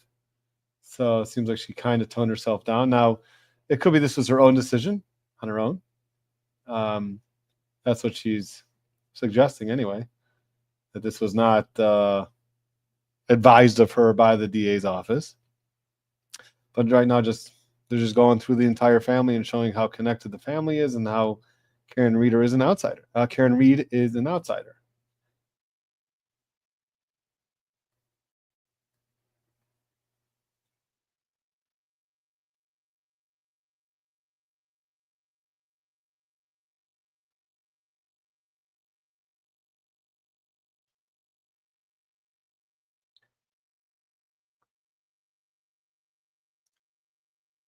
Well, Nikki has a feeling that Tom Weeks might end up being important.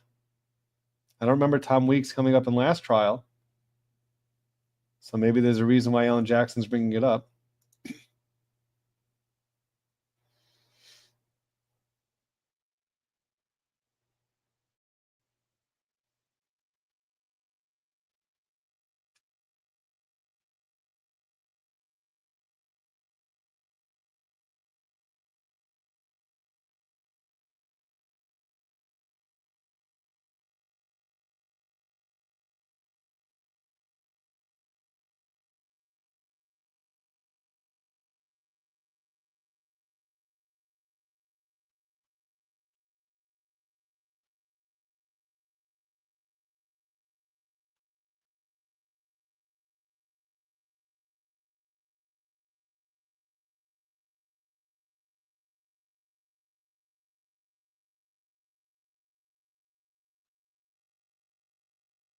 Maybe they're doing the morning break now.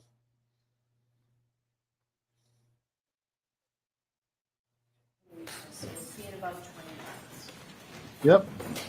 Please rise for the jury. Jurors right this way. Please leave your notebooks in your chairs. All right, well, before we take a break, let's take this from your lawyer friend, Denise. BC as a lawyer for over 20 years and retired from the bench. I find the judge's level of involvement in the questioning very disconcerting. I'd like your thoughts. Well, I guess you don't need my thoughts if you're a lawyer and have been a judge yourself to understand that part. I think that there's definitely more involvement than I would like, personally. I don't like that sometimes she's the one to continue asking the questions to the witness, if that's what you're referring to. But yeah, there are judges that kind of inject themselves in a little bit more, either because they like really being attorneys or sometimes they're just doing it just to get to the point already. But I get your point. I definitely get your point. And I guess if you've been experienced for 20 years and retired from the bench, you don't really need my opinion either. But yeah, I think we're kind of seeing the same thing.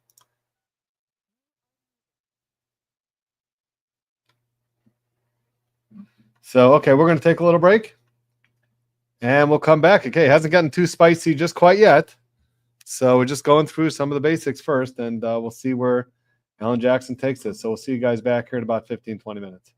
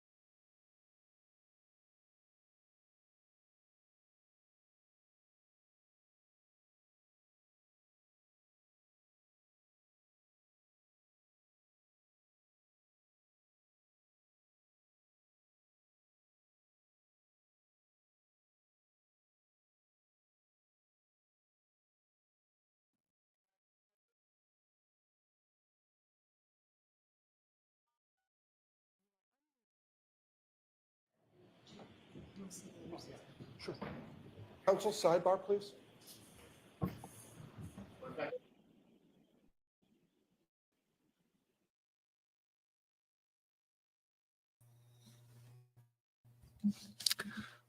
Well, just when you think we're about to get started after that lengthy break, we got another sidebar. So I think I saw somebody make a mention about the clothing and the color clothing that Jennifer McCabe is wearing.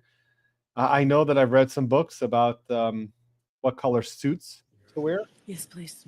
So there is some science behind it, and what you know. So it could be that actually went into her decision of what to wear.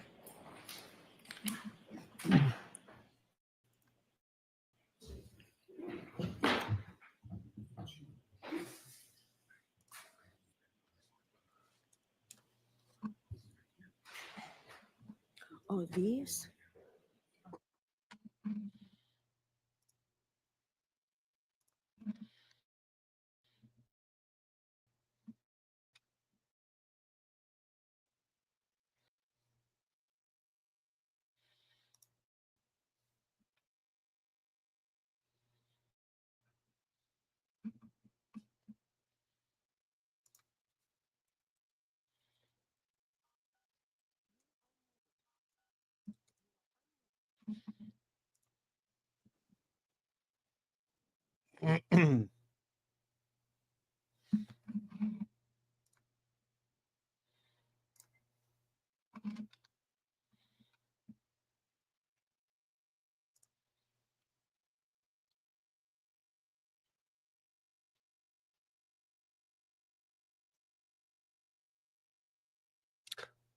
Okay, it looks like we're having another break, which is fine with me because I'm trying to catch up on some work here.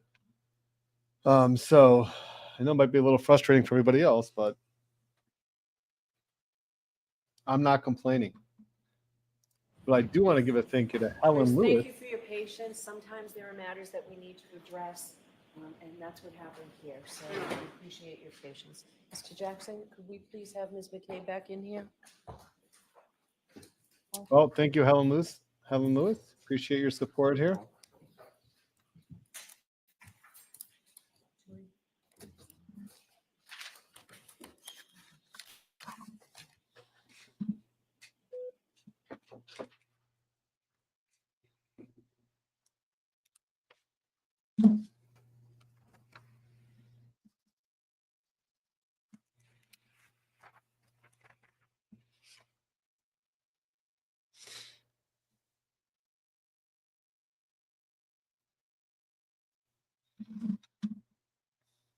All right, Mr. Jackson, go right ahead. Thank you, Your Honor. When last we left off, we were talking a little bit about some of the familial connections that your family has with certain law enforcement agencies. We talked about Boston Police Department, obviously, Brian Albert.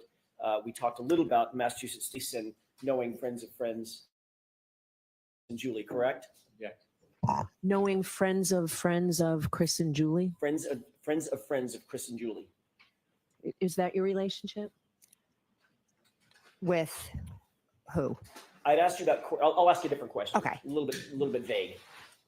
Courtney Proctor is friends with Julie's sister, Yes. and obviously Courtney also knows Julie and Chris, correct? Sustained. And there's also a connection to Canton Police Department through Kevin Albert. Is that right? Yeah.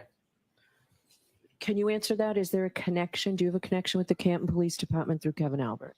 Not with the police department, but Kevin Albert is Brian Albert's brother. Right. And Kevin works for whom? The Canton Police. Thank you. So you've been interviewed many times by different law enforcement agencies, be they Massachusetts State Police, Canton Police, or otherwise, correct? Yes. Okay. Those interviews have not just been over the period of weeks, it's been over the period of weeks and months and even years since this occurred, correct? Yes. You were contacted by another law enforcement agency that was not Massachusetts State Police and not Canton Police Department at one point in April of 2023. Do you remember that? Yes. I want to talk for a second about that series of interview or that interview. You were contacted at your residence by these members of this law enforcement agency, correct? Yes. All Later that same day, you did sit down with those same law enforcement officers for a formal interview.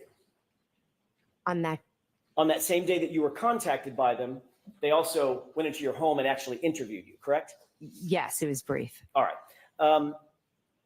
Those law enforcement officers identified themselves as being associated with an agency that is not Massachusetts State Police. You understood that. Yes, And you understood that they were not involved with Canton Police Department either, correct? correct. Completely separate agency. Is that right? Yes, During the course of that interview, those officers informed you very specifically, Ms. McCabe, that it is a crime to lie to them, even during an interview, correct? yes, Those law enforcement officers informed you that they were investigating certain circumstances attendant to John O'Keefe's death, correct? they were very vague on what they were. I Understood. don't know what they were investigating. But you did understand that it was having something to do with your involvement at 34 Fairview on January 28th, 29th, 2022, Objection. as a witness or otherwise. Objection. Sustained as to certain terminology, Mr. Jackson. Sure. Let me see if I can rephrase that, Ms. McCabe. You were aware of the subject matter of their interview, right? They weren't interviewing about a car you bought last year, correct? Correct. They were interviewing you basically about what you're testifying to here, correct? When I first spoke with them, the conversation was pretty vague. But the subject matter, vague or specific, was about this subject matter. Yes, Okay, fair enough.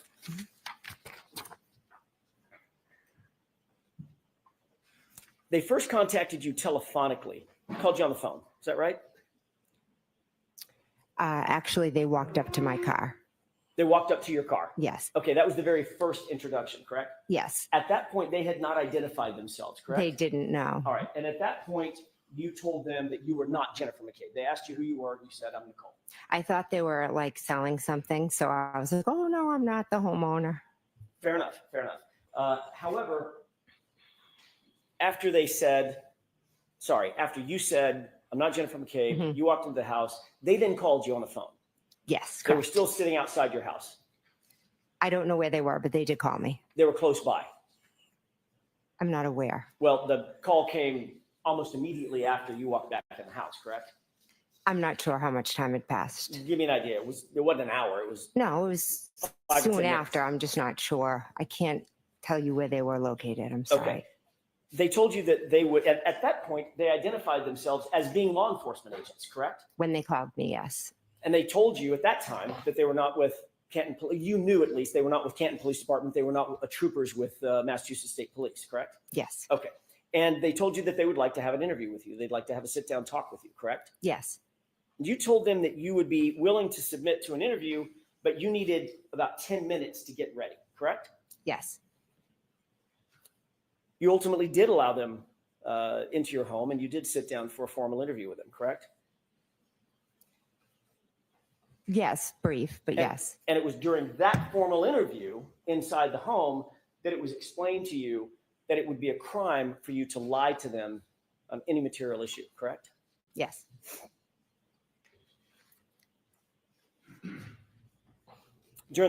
If it's not clear to the jury who he's talking about now, I don't know who's on that jury.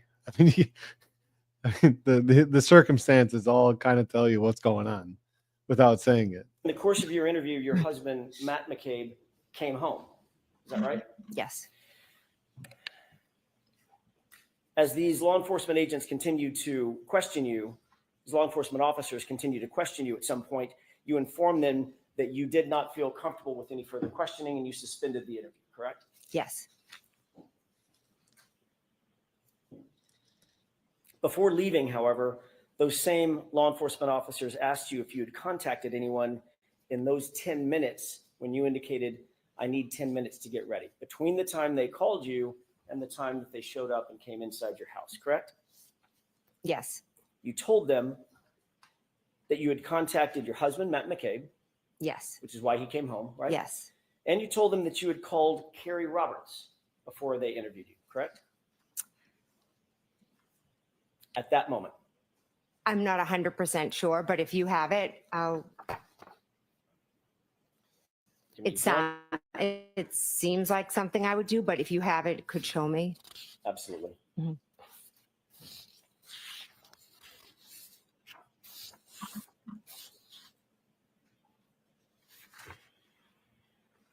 I may have just a moment, Your Honor. Okay.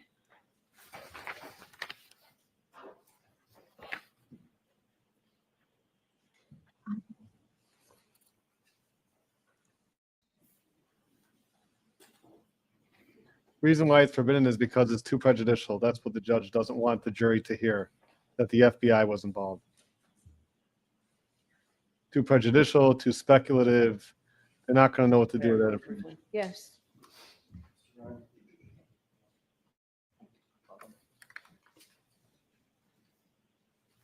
First, I'm going to ask you, Mhm. Ms. McCabe, if you recognize that as being a report of that interview, just generally. Yes or no? It appears to be, yes. May I approach the witness stand and stand by the witness stand for a couple of questions? Yes.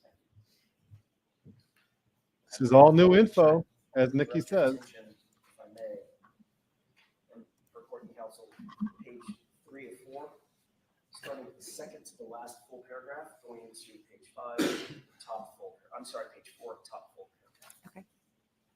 If you could review those 2 paragraphs, read them to yourself, and then look up and let me know when you're finished.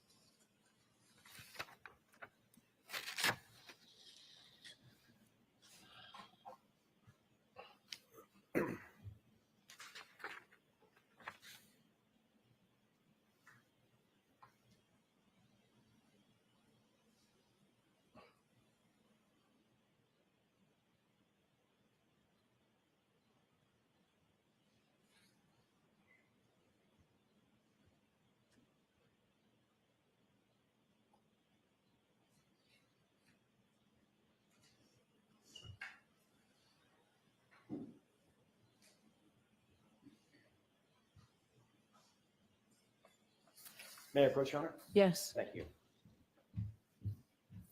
Thank you, Ms. McCabe. Yes. Did reviewing those paragraphs refresh your recollection as to what you told those agents initially? I'm sorry, what you told those officers initially from that other law enforcement agency, about who you contacted in that 10-minute interval? Yes, I told them. And you told them that you had contacted your husband, Matt McCabe, Yes, and Carrie Roberts. correct. I want to stick with that for just a quick second. One of the first calls you made after being contacted by these other law enforcement officers from a different agency, one of the first calls you made was to Carrie Roberts. Is that right? She was the first one. That's what I'm asking. One of the first 2 calls you made, your husband, Right. come home, there's law enforcement outside my door. I'm guessing is what you said, correct? I don't remember my exact words now, but I did ask him to come home, correct? And Yes. Carrie Roberts. Okay, yes. You wanted to let Ms. Roberts know that you had been contacted by certain officers from a different agency, correct? I was curious if they had already been to her. That was my next Oh, question. yeah. You also wanted to find out had these law enforcement officers from this different agency contacted her, correct? Yes, because typically if I you just enter asked a yes or no. town, she's, Ms. McCabe, yes or no? oh, sorry, I was just trying to That's okay. explain. I'm sorry. Is that why you contacted her, to find out if in fact they had contacted her before you? Yes or no? Yes, And you also wanted to find out what she told them, if she had been contacted by them, correct? That was your motive in calling her. no, So you just wanted to find out had she been contacted. But if Yes. she had said yes, you weren't going to say, and what the hell did they say? What did they ask you? Well, I can't say what I would have answered, what I would have asked her, but I know I was calling to see if they had been there. Yes, that was is your correct. that was your intent. I called to ask her if they had been there. Yes. So that was your intent. Yes. Yes. Okay.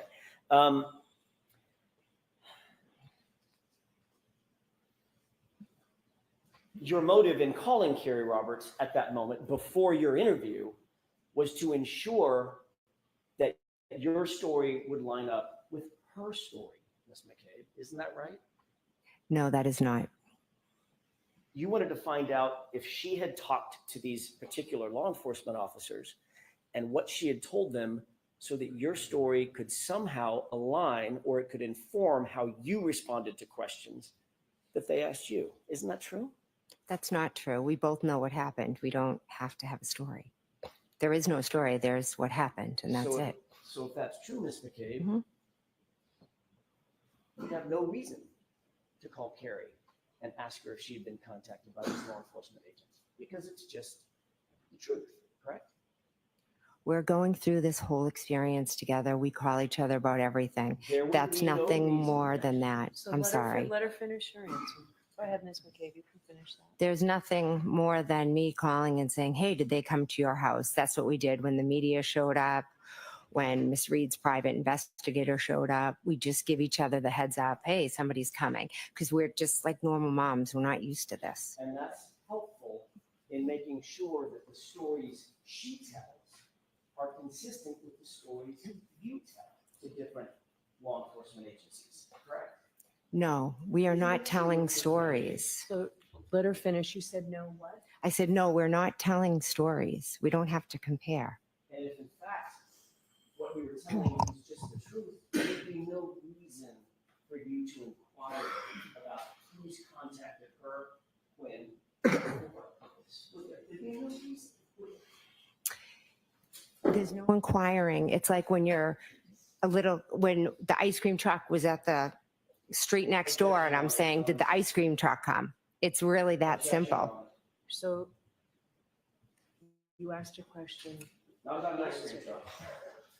an argumentative question, and she responded in kind. Next question. Mr. Thank you. Jackson.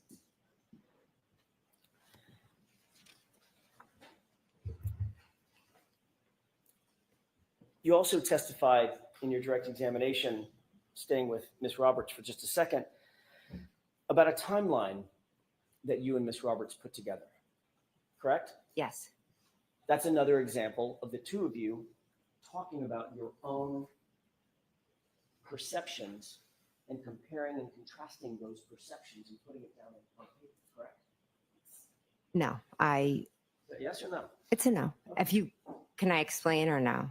I'm sure Mr. Brennan will have follow-up questions.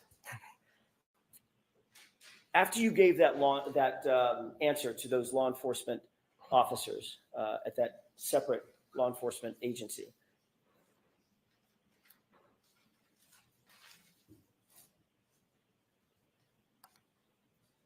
they asked you, was there anyone else that you contacted in that 10-minute period before we got a chance to talk to you? And your answer was no, correct? Correct. And that was a lie, correct? It wasn't a lie. No. Was it true? Was Was it the truth or a lie? It wasn't a lie. Okay, so it was the truth. You had not spoken to any other person between the time they contacted you telephonically and you said, I need 10 minutes, and then they came in the door. During that arc of time, you didn't talk to anybody else or contact anybody else other than Matt McCabe, Carrie Roberts. Now you're testifying that was a true statement. Yes or no, ma'am? I can't answer that yes or no. It's a pretty binary. Had you talked, well, let me ask you this. In point of fact, you did talk to other people. You contacted others in addition to Matt McCabe and Carrie Roberts, correct? Yes or no? Yes, I did. Okay. So when you said no to the answer, did you contact anyone other than Matt and Carrie? That would be, by definition, Ms. McCabe, a lie. correct? No. It's not a lie? Is there some shade of lie that I'm not aware of? It's the way you're asking the question. If I Okay, let could me ask it a different explain, way. if I could explain, Let me ask it it a will different make way. more sense to you.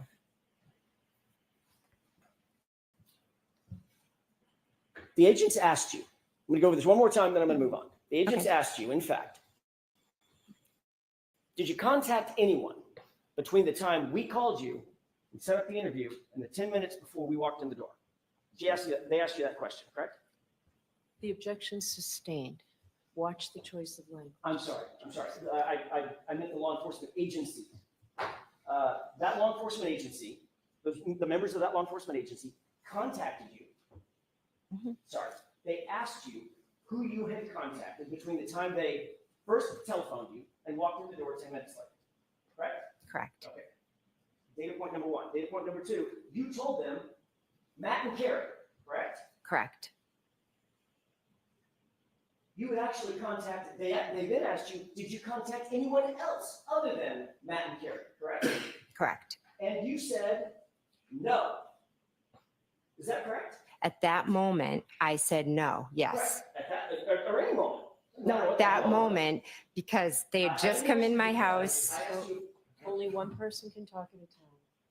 you said the word no, She correct? was finishing her answer. Finish her.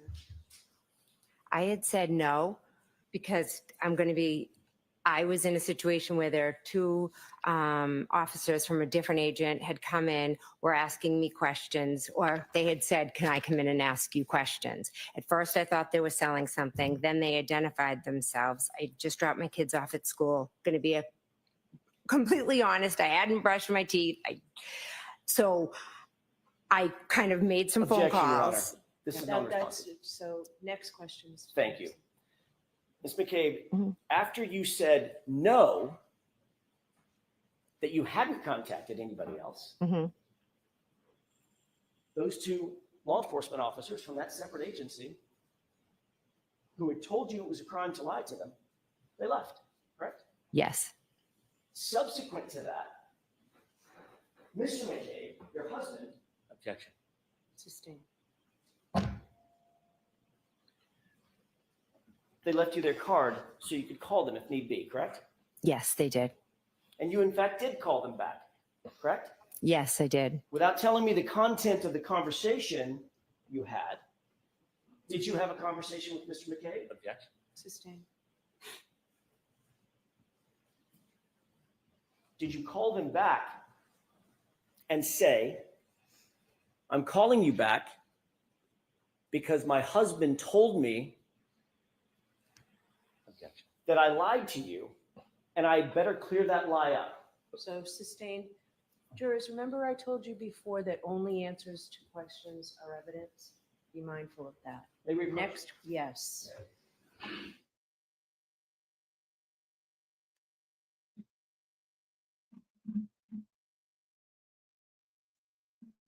Well, we're all in suspense. Exactly who else she called? Who else did she speak to? Now her explanation is that she was so caught off guard. She didn't brush her teeth yet. Even though she made whoever she spoke to, she made some certain phone calls just a couple minutes before. So it's not like they're asking her to remember 10 months ago, 10 weeks ago. It's 10 minutes. They were there for a very brief interview. So, yeah, this is a lot of new information. Like we said, this is going to be a second trial. It's a whole new trial.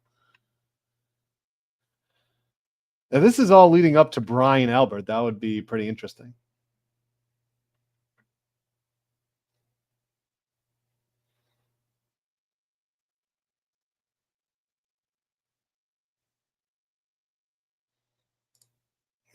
RN says, I always lie when I forget to brush my teeth.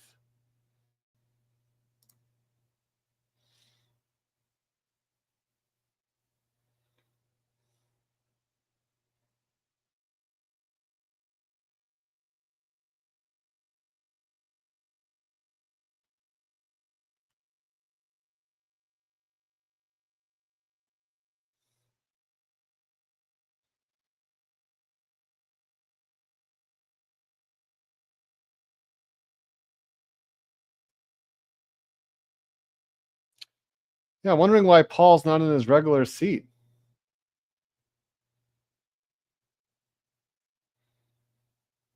And that's in the green is Erin, Paul's wife.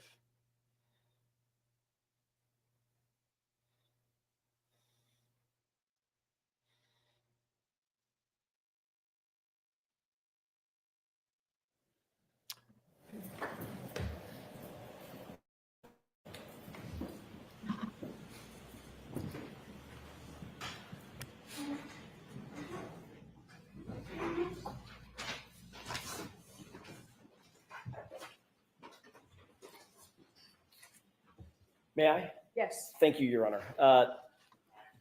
You ultimately called these officers back, correct? Yes. And you explained to them that you had been untruthful with them, correct? I explained that I had forgotten to mention a couple of people that I had reached out to. You had forgotten. Is that your testimony? Yes. You had forgotten. You remembered Matt and you remembered Carrie, Mhm. but you had forgotten the others that you had just contacted maybe 30 minutes before. Yes. There were 5 people that you contacted, weren't there? I contacted Matt. Let's go through them. I'm just Yeah. asking yes or no. You know the I number? know 4 off the top of my head. Okay, let's go through them. Okay. You contacted your husband, correct? Yes. You contacted Carrie Roberts, correct? Yes. You contacted Peggy O'Keefe, correct? Yes. Then, Ms. McCabe, you contacted the district attorney's office, correct? My witness advocate. The district attorney's office. My witness advocate who works Miss- for the district attorney's Thank office. you, Ms. McCabe. Yes. And you also left out that you contacted Brian Albert himself, correct? Yes, my brother-in-law. For some reason, Oh, your there we go. brother-in-law, who's the 30-year Boston police detective, correct? Yes. And on whose lawn John O'Keefe was found dead or dying. Objection. I'll allow that. Correct? Yes. For some reason, you did not want these officers to know that you had communicated specifically with Brian Albert, the homeowner, just before you talked to them. Correct? No, incorrect. There was some reason that was important enough for you to lie about that, even though you had been admonished that it's a crime to lie about that to those officers. Correct? Incorrect. I didn't lie to them. I had forgotten who I had called. And all of a sudden, you had an epiphany right after they walked out the door? Yes. Matt said, who have you spoken to? Objection. I'm going to allow it. It's out. You're not to go any further. Mr. Jones. Ms. McCabe, I want to draw your attention to January 28th. You had gone out drinking with your family at the Waterfall Bar and Grill, correct? I went with my husband and met my sister. Yes. And met the other family, correct? The other family members, meaning My niece. Matt McCabe, Nicole, Chris, Julie, Caitlin, correct? Yes. And I think you mentioned Tristan was there as well. Yes. You were later joined by Nick and Karina Kolakithis, is that right? Yes. Ultimately, Brian Higgins showed up Yes. and Brian Albert showed up. Yes. You previously indicated that Caitlin's boyfriend, Tristan, left early for whatever reason. He had errands to run or had to get to bed early for some reason. Is that right? He left before us. Yes. So he didn't stay through the shank of the evening. Through the what? The shank of the evening, through the course of the evening. Oh, okay. Mhm. Is that right? Yes. Okay. And ultimately, at the Waterfall, John O'Keefe and Miss Reed showed up as well. Yes. You didn't see any tension at all between John O'Keefe and Karen that night, did you? No, I didn't. They appeared to be getting along, Yes. sort of a normal couple having a nice evening out together. Yes. Neither John nor Karen Reed appeared drunk or inebriated, out of sorts. No, I wouldn't categorize them as drunk or inebriated. And not But again, I don't know what the definition of drunk is. well, that's a fair statement. I'm Yeah. not asking for there be a see, but they didn't appear to be stumbling around, falling all over themselves and sloppy drunk, correct? No. Out of control, nothing like that. Nope. Okay. You did see Brian Higgins and Brian Albert at a high top table sort of together through the course of that evening, correct? We were all kind of around like a long high top table. And John O'Keefe, and as you look at I'm going to use the perspective of the video that we've seen, that camera angle that we've seen. John O'Keefe and Miss Reed were sort of further off in the corner, closer to the bar rather than to the tables, correct? Along with the Kolakitases and those, and you, as a matter of fact. Yes. At different times, everyone was kind of moving around. I spent the majority of the time that Karen and John were there speaking with Karen. And that was sort of over toward the bar. We weren't in the bar, we were at the table. So it was one side of the table and the other. It wasn't like far away. Right. Kind of, yeah. I'm using the bar sort of as a landmark for nothing. I didn't mean you were sidled up to the bar, but just sort of as a landmark. You were closer to the bar than, for instance, in the foreground, which would be the high top tables in the foreground, correct? We were just on the other, I'm confused about this. We were just on the other side of the table. Okay. You did see on the opposite side of that high top table, that's where Brian Albert and Brian Higgins were standing, talking, and communicating with each other. Is that right? I believe so. I was talking to Miss Reed. I wasn't really paying attention to them. Did you ever see those two men get physical with one another that night? I did not that night. I did not see that. Have you ever seen a full review in all the hours that you've sort of prepped for your testimony? Have you been shown that Waterfall video from the time you got there until the time you left? Not the full video, but I have seen a good portion of it, yes. Okay, and you've certainly seen the portion where Brian Albert and Brian Higgins get up from the table and sort of get physical with one another, correct? I would say more like play fighting, and Nick Kolakitis was a little bit like doing it with them as well. Okay, so the physical part is, all I'm asking is, did they touch each other? Yes. Yeah, I guess, yeah. And you described it as play fighting, correct? I don't, if we could watch the video, it might explain it better than I could. We probably will. Oh, okay. But right now, I'm just asking about your memory. You remember them squaring off on one another, playing, but squaring off on one another, correct? I don't remember them squaring off. Like I said, I just watched the video. I don't remember it from that night, and I didn't really pay attention. It looked like foolish, like guys just, I don't even know how to describe it. From your perspective, having watched the video, it appeared that they squared off on each other and sort of took a fighting stance.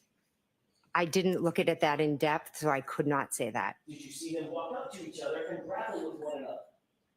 Like they didn't notice punching each other. Right. I get that. Were they grappling with one another, like faking punches to each other? I don't know. Almost like sparring a little bit. I don't honestly know. But you did see. I saw them together. It's blurry, and they're kind of, I don't know really what they're doing. Okay, but they weren't standing there holding hands. Oh, God, no. No. They weren't on their phones, right? They were engaging with each other, playfully grabbing at each other. I don't really. Playfully grabbing each other, play fighting, correct? That's my point. I'd have to watch the video to categorize it as play fighting. You don't have that in your head? I didn't know. It was a quick clip. I wasn't like focusing on Brian and Brian. I was just identifying that was myself in the video, and there was Miss Reed. And I believe Miss Reed actually did some play fighting to Matt. There was, in fact, to Matt. Yeah, I feel like she was about like this to Matt at one point. Yeah, Okay. in the video. So let's talk about Brian and Brian Higgins and Brian Albert. Those two men, very large in stature, correct? They're the guys, yeah. Big boys. A lot bigger than me, right? Yeah. They took a fighting stance with each other and started grappling, playing, coming toward each other as if they were engaging in a fake physical altercation, correct? I did not see that. I'm sorry. Okay. You didn't even see it on the video. I saw them on the video grabbing at each other. I didn't see stances but again, I didn't pay much attention to it. And that's your best memory as you sit here today? Yes. Okay. Eventually, your husband, Brian Albert, Brian Higgins, Nicole, Caitlin, everybody went over to 34 Fairview at the end of the night, Yes. correct? The bar closed at, I'm guessing, midnight. Okay. Is that right? I think we were wrapping up around then. I don't know what time it actually closes. When you left Waterfall, the people that were still there included Matt, your husband, and John O'Keefe. Is that right? Yes. You walked out with Karina Kolakifis and Karen Reed. Yes. And you said to Miss Reed something along the lines of, "You're coming with me," correct? I said, why don't you come with me? Okay, fair enough. You were prompting her to join you for the ride over to 34 Fairview. Is that right? Yes. You even went outside and sort of waited in the cold. There's a video. Have you seen the video of you outside, the surveillance video of you outside in the cold? Yes. And you're sort of waiting there, moving from foot to foot like it's freezing out, which I'm sure it was, correct? Yes. In a big puffy coat of some kind, right? So the question was, I moving foot to foot in a coat? Yes. My question is more, did you see yourself waiting outside in the cold? I saw myself convert. I believe I was in a conversation at that point when I was standing out there with John and Karen. And that's when you were asking Karen to come with you.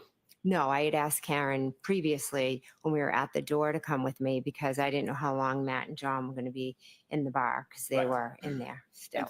And that would have, by definition, brought Karen to 34 Fairview separate and apart from John O'Keefe if Karen had come with you. Is that Yes. Mhm.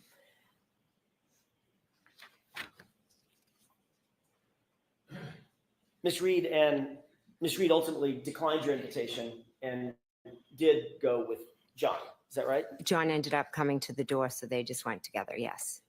And finally, you walked away and went with your husband, Matt, over to 34 Fairview in your personal vehicle, correct? Yes. When you arrived at 34 Fairview, were you the first among the group that we've just talked about to arrive, or had others arrived before you?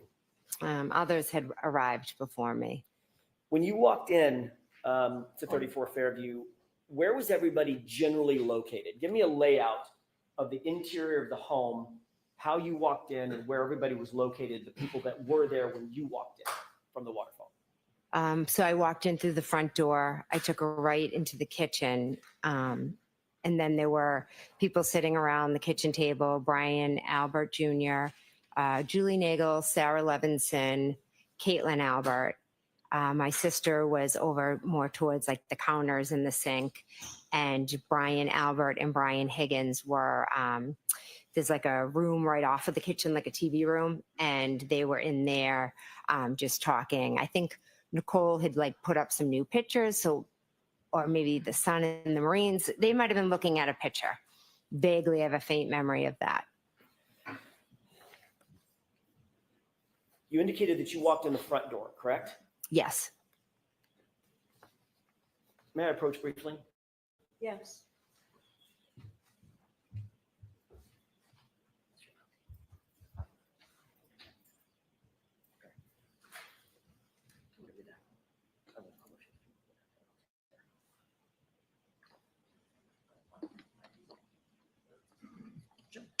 Sure.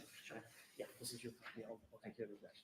Can you just take a look at that photograph for just a quick second? Yes. Do you recognize that photograph? Yes. What do you recognize that photograph as being? It's my sister's house. 34 Fairview? Yes, sorry, 34 Fairview. Brian Albert's house as well. Yes. Your Honor, I'd like to mark this as marked for identification. There's a, Identification's fine. thank you. If I may. What would be the next in order? Exhibit F for identification. Thank you.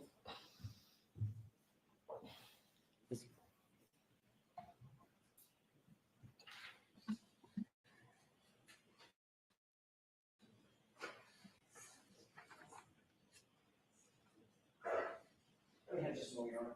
Okay.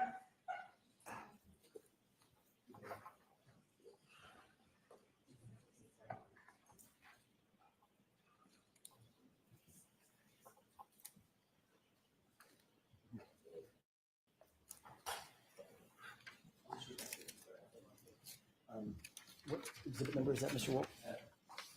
3. Your Honor, with the court's permission, I'm going to show a different exhibit until the other issue can be resolved. with the court's permission. It's Commonwealth Exhibit 3. Permission to publish? Yes. Ms. Wall, could you highlight or enlarge the house as much as you can? Thank you. Ms. McCabe, do you recognize what's depicted in this photo? I know it's a little bit of an angle. Yes, What is that? that is 34 Fairview. Okay. Can you, I think this laser will work. May I approach? Yes. Use that laser and point to the front door that you entered when you walked in the house. Okay, that's directly in the middle of the just to the left of the flagpole for this purposes of this photograph, correct? Yes. Okay. Is there another entry door on the house that you may not be able to see, but you know the general area? Yes. Where's that door? So that would be, see where these two windows are? Yes. The door would be kind of behind that right there. So it's right to the left of those two windows. And Ms. McCabe, just staying with doors for a second, is there another door associated with the garage? Oh, actually, yeah, there is right there. Right there next to that side door? Yes. Okay, thank you. May I approach? Yes.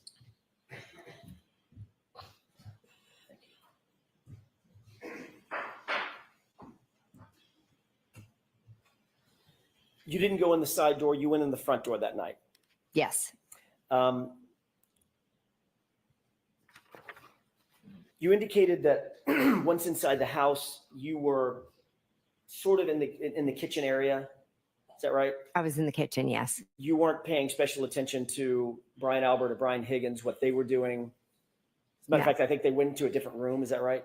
There's a room, kind of the kitchen opens up into the TV room. So they were in there. So the only two that you recognized at this point in the night, not being sort of with everybody else, were Brian Albert and Brian Higgins, separated out in the family room or whatever that room's called, living room. Yeah. If you like just right there, you know, right where they are, just Okay. kind of right in the next room. When you first pulled up, did you notice any vehicles in front of Brian Albert's house? Yes, I did. What vehicles did you notice? Vehicle or vehicles? Did you Just notice? one. What was that vehicle? It was a Jeep. Can you describe the Jeep for us, please? I really can't. All I can say is that when I pulled down, the Jeep was on the parked on the street in front of the mailbox, and I turned into the driveway. Okay. Did the Jeep have any special features on it that you remember, that you No. can describe? Not that I can recall. Big giant snowplow on the front? Again, it was dark. I didn't really pay much detail to it beyond I just asked whose Jeep is that. And did you learn whose Jeep that was? I did, yes. Whose Jeep was it? It was Brian Higgins' Jeep. And you said that it was parked in front of the mailbox. Is that right? Yes, So as you're looking at the house, the mailbox would be closest to the driveway. Is that right? yes, Rather than, for instance, the flagpole on the other side of the lawn. correct. So if the flagpole's here, there's the lawn, and then here's the here's the mailbox, and then the driveway's over here. Okay. Does that make sense? It does to me. Okay. Thank you for that. You've previously indicated that the back edge of that vehicle, Brian Higgins' Jeep, was at the side, basically, of the driveway, which is what you've just described. It would be blocking the mailbox, the rear end associated with the driveway entrance, correct? Yes. Have you ever discussed having seen that Jeep in that spot with anybody else in this case? Is that including previous testimony or? It is. And at any time, before you testified at the previous hearing, had you discussed having seen that Jeep in that spot with anybody else? For instance, your husband?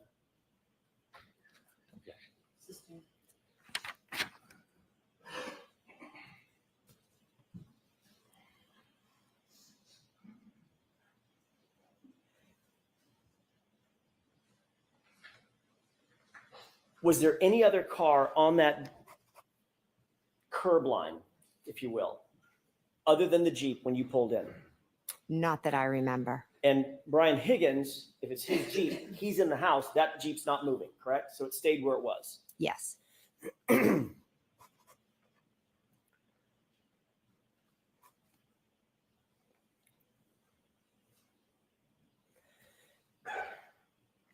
At some point, did you observe Miss Reed's vehicle pull up to the driveway? I'm sorry, pull up to the house.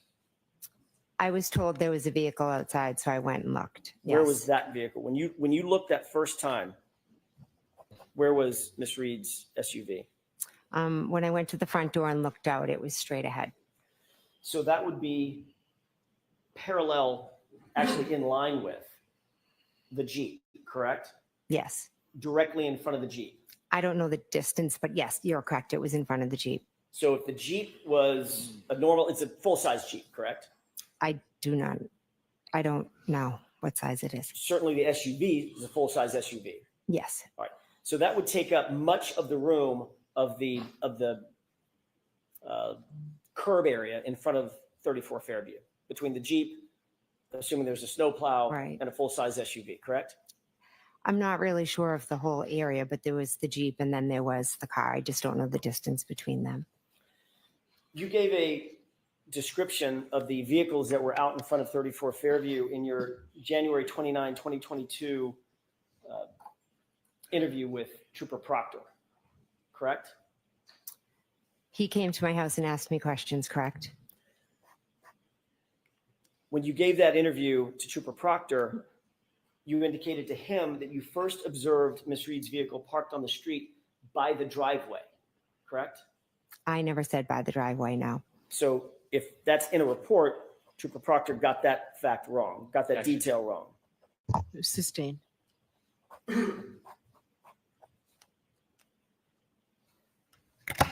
If in fact, well, let me ask it this way. What did you say to Trooper Proctor about where that vehicle was? Miss Reed's vehicle? Correct. I told him it was straight out front, the window. The straight out front of the front door. Sorry. Trooper Proctor wrote a report about his interview with you, correct? Correct. You've seen that report in other hearings, is that right? Yes. Your interview with him was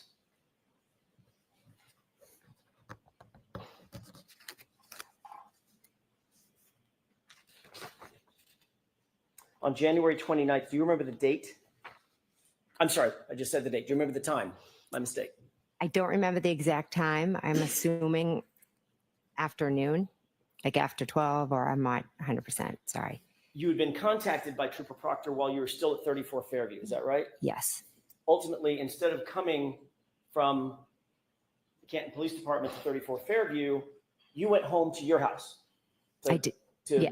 the Country Lane address. Yes, I did. And Trooper Proctor ended up meeting you there, correct? Yes. And in addition to you and Matt being there, Mhm. Brian Albert showed up, correct?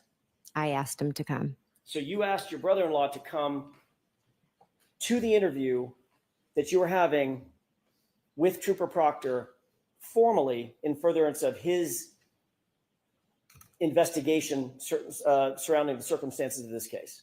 Correct? No. But Brian Albert did show up at your house. He did. I asked him to come. Yes. And he was inside the house when Trooper Proctor ultimately interviewed you, correct? He was in the house. Yes. And you'd spoken to Brian Albert before Trooper Proctor had interviewed you formally, correct? I believe so. Yes. Matter of fact, several times you had to have spoken to him at 34 Fairview. You've already said that, right? Oh, right. Yeah. We were all there in the kitchen. And then obviously you spoke to him about the interview before Trooper Proctor got to your house to interview you on the 29th as well, correct? We were just talking about what happened. It wasn't specifically about Trooper Proctor. Right. Not about Trooper Proctor. You talked to Brian Albert about the circumstances of this case before you spoke with Trooper Proctor. Yes, I had.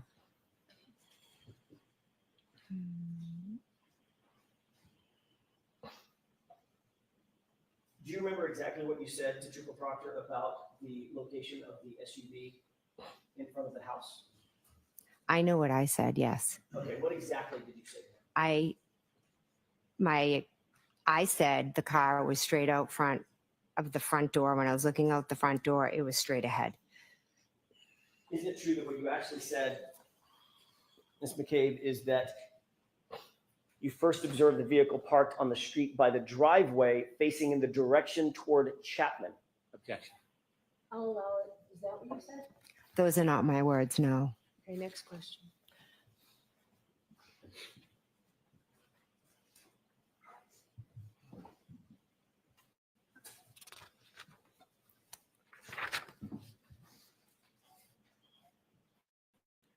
You've already indicated that following the events of January 28th and 29th, you have spoken extensively with your family and your friends, members of your family and your friend group about what happened that night, correct? Yes. And that includes Brian and Nicole Albert, is that right?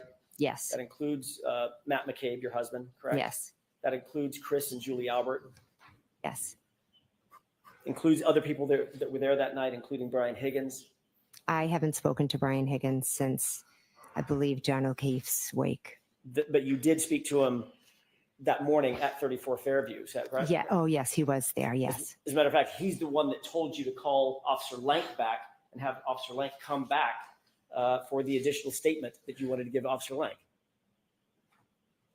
Is that right? He may have suggested it. I'm not sure. So in those discussions that you've had with all these folks, you've talked to the details about that night being at the bar, the house, who was where, all of those things, correct?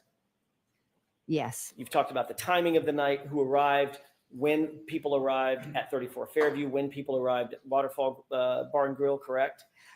No, those really aren't details we discuss. I mean, everybody kind of knows when they came and when they left. We talk more about, living with everything that we've gone through. Well, what about on the morning of January 29th, when everybody was still in that sort of friends and family gathering inside 34 Fairview? When I was there with my husband and sister and brother-in-law and, then Brian's friend and Julie Albert, I was trying to piece together what had happened. They were all being supportive. They had no idea what happened. We were just kind of sitting there in utter shock, waiting to hear from Kerry about John. It was nothing more than just us being together and trying to figure out what had happened. I had gotten a phone call from Karen to help her. And during here's that where I am. conversation, or that series of conversations, you were sharing what your observations of that evening were, what your story was, how the evening started, how it ended for you, correct? Or the morning ended for you, correct? No, I'm not correct. During the time that you folks were inside the house discussing this, there was no law enforcement agent or officer inside that house, correct? Correct. So the entire family and the friend network that we're talking about, with whom you discussed all these events, everybody was entitled to and did coordinate their statements without any separation and without any law enforcement oversight, correct? I was with my family, my sister, my brother-in-law. It wasn't really a big group of us. As I've mentioned, I had 5 or 6 people. I was in shock. I didn't know what had happened. They were just asking me what happened, And questions like that. And I absolutely told them, but Okay. It was no story. There was no us being allowed to do it. That was my family. They were just there with me. But nobody was separated by law enforcement, correct? I don't believe there was a reason to separate us. Nobody, well, notwithstanding what you think was the reason, you're not a professional investigator, correct? I'm not, You're no. not a trained investigator. No, You're certainly not a homicide detective, correct? no. None of you witnesses were ever separated, were you, that morning? There was no reason to separate us. I'm not asking you if there was a reason, Mr. McCabe. I'm asking you whether or not factually anybody was separated in that house. Or is everybody allowed to talk amongst themselves? I was with my family. We didn't need to be allowed. Okay. I'm gonna try this again. Was anybody in that house separated? Were the witnesses separated from each other? The family who are witnesses, were they separated from each other? By law enforcement? At that point, I don't think anyone but myself and Matt were maybe even witnesses. Okay. I'm not asking you what your determination of who the witnesses are. Mhm. I'm asking you whether the folks in that house were separated by law enforcement before you were able to have discussions about the events of January 28th and 29th. That's a yes or no question. Were you separated or not? At one point, when Mike Lank was in the house, he had separated and talked to Nicole, then Brian, then Matt. And then you promptly left and left everybody in the house together, correct? He left us, yeah. Right. Nobody was taken down to the station, is that right? No, As a matter of fact, Trooper Proctor didn't even come over to 34 Fairview, the scene of the incident, to interview you, correct? I asked him to meet at my house because I had to go home to my children. And he accommodated you, didn't he? He did, yes. And he accommodated the fact that Brian Albert escorted you to the house for your interview, correct? Brian didn't escort me, no. Well, he went to your house at the same time that Trooper Proctor was there to interview you, correct? He came at some point, yes, by himself. Before Trooper Proctor did the interview. I'm not sure if he was there, if he got there before or when. Well, He arrived. You've testified in the past that Yes. Brian Albert came to your house alone. I don't mean you came in the same car. Yes. They followed you over to your house before Trooper Proctor ever got there. And he was in the house while Trooper Proctor conducted his interview, correct? Yes, Brian was All in right. the house for the interview. Thank you.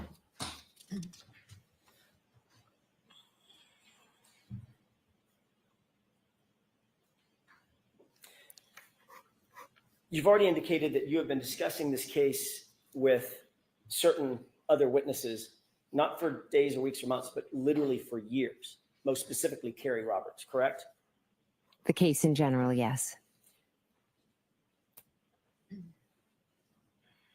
Just before Carrie Roberts testified at a grand jury proceeding in this case, you were with her, weren't you? I don't recall what you're talking about. Do you remember being at the grand jury? Yes, Do you remember testifying at the grand jury? yes, the one back in April. I April. think, Yes, yes, 2022? yes. That sounds Yeah, right? it sounds about right. Yeah. You remember being there in an ante room with some other folks? What's an ante An room? ante room, a waiting room? Oh, yeah. Waiting for your testimony? Yes, You remember Carrie Roberts being with you in that exact same ante room? yes, And that was right before her testimony, correct? I believe so. Yes, I'm. So in answer to my question, Mhm. you two were together literally just before she testified at the grand jury, which was the first formal under oath testimony that she ever gave. Is that right? Yes,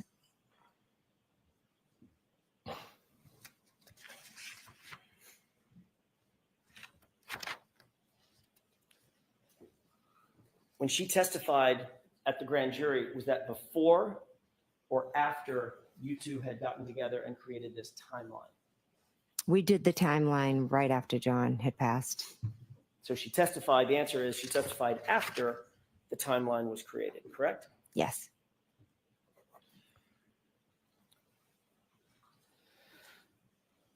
Brian Albert and his family had a dog on January 29th, 2022, did they not? yes, they did. What was that dog's name?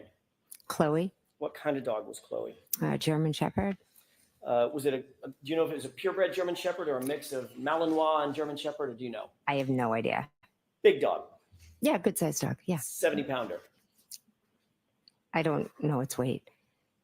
Wasn't a little munchkin dog, though. It was No, a full-size German It's a Shepherd. full size. Yeah, On the morning that you described going into the house, January 29th, 6:40 a.m. or so, Mhm. you indicated that you burst into the bedroom to wake your sister and Brian Albert. Is that right? yes, I went into the bedroom. Well, she didn't testify that she burst into the bedroom this time. So let's see if he solidifies that. It's still dark out, correct? Yes, There had been relative chaos on the lawn for a number of minutes, from about 6:10 until at least 6:40. When we went in, there were still emergency vehicles with lights on and engines running.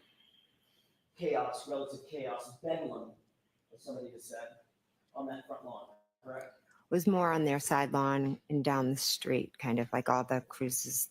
A lot of them were behind their lot. Right in front of 34th Street, correct? To the side, in the side yard of 34 Fairview. Yes, And on the lawn of 34th Street, yes, where first responders were responding, correct? yes, And you said my client is screaming to the top of her lungs, is that right? yes, she was. And Carrie Roberts was screaming back at her, Yes, shut up, or shut the fuck up, right? yes, Then at 6:40 a.m., under the cover of darkness, you walked in the front door of the unlocked front door of Brian Albert's house, correct? I went into my sister's house, correct? It wasn't Brian Albert's house? And Brian Albert, yes, I'm Right. sorry. You then climbed the stairs up toward the bedrooms, correct? Yes, You walked into the bedroom door where Brian Albert and Nicole Albert, according to you, were sleeping. Is that Yeah. right? yes, So you would agree that you unexpectedly, in terms of their view, unexpectedly walked into their house basically in the middle of the night, middle of the morning. yes, You indicated that when you went through their bedroom door, you sort of burst through, correct? I opened the door. I don't know if I used the word burst. You previously indicated that when you went through the door, it was chaotic because you were so amped up from the events. Is that right? I don't know if I used those words. I'm pretty sure she did in the first hearing or one of the first trial. Pretty sure those were the words, burst through. I remember that from first trial. So I'm not sure where the transcript is. Maybe Jackson has it. Did you say that you were loud or quiet? I think as I explained earlier, I was like where everything was going on around me, and I was kind of like in just a state of shock. And I remember thinking, I don't want to startle them, but I have to wake them up, because obviously when I wake them up, they're going to be panicked and think something terrible happened. Well, why didn't you want to startle them? Something terrible had happened. I didn't want to give them a heart attack when I woke them up. But you didn't walk up and just nudge them and say, hey, Nicole, honey, can you wake up? Something we can talk about. You didn't do that. No, I was like, Brian, Nicole, wake up, wake up. Okay, exactly. But you weren't saying it in that voice either. You were saying, Brian, Nicole, get up. I'm not sure if it was that loud, but I definitely was. You definitely like trying to wake them up. Yes. What was the dog's reaction? I don't recall seeing the dog. So, according to you, to the dog at least, we can get in the mind of a dog, a relative stranger walks in the front door, climbs a set of stairs, the house is completely dark, walks into a bedroom door and starts barking. The person starts barking, get up, wake up, Brian, Nicole. And you don't remember seeing or hearing a dog at all. Objection. Sustained.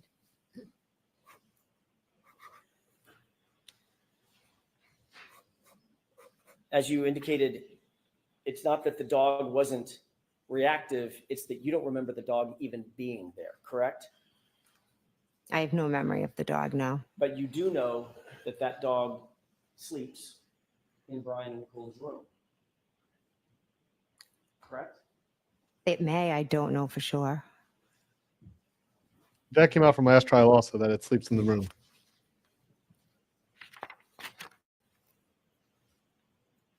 The reason you don't remember the dog being there is because the dog wasn't there, was it?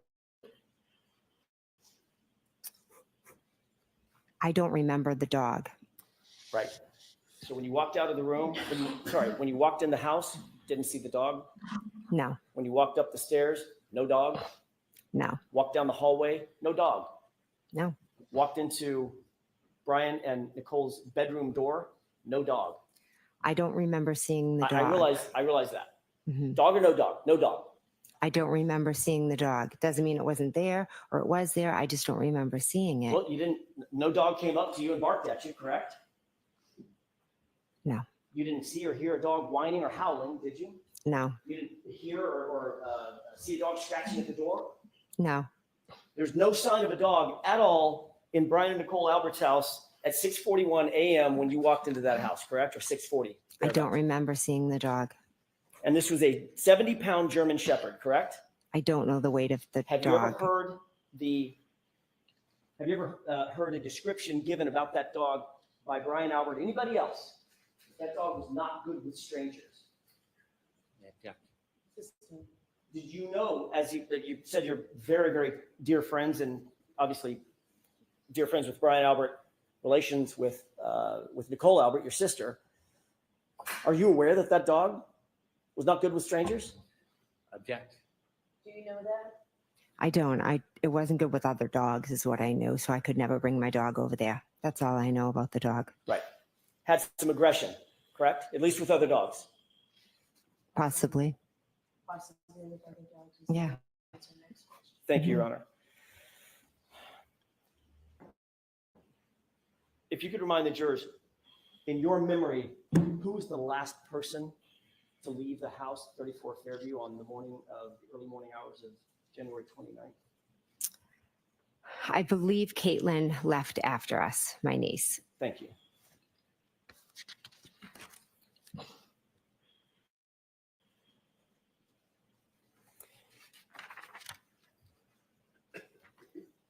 At some point, we've already talked a little bit about this. You said you looked out the front door glass. Was it a window or is the whole door glass? The whole door was glass, I believe. Is it like and pardon my ignorance, is there like a wooden door that is open and there's a storm door that's all glass that was closed? Is that what we're dealing with? I believe so, yes. Yeah, Okay. that sounds about right. Mhm. Can we take one more glance? I'm going to back up for a quick second. Okay. Can we take one more glance at that exhibit 3 of the court's information? Okay.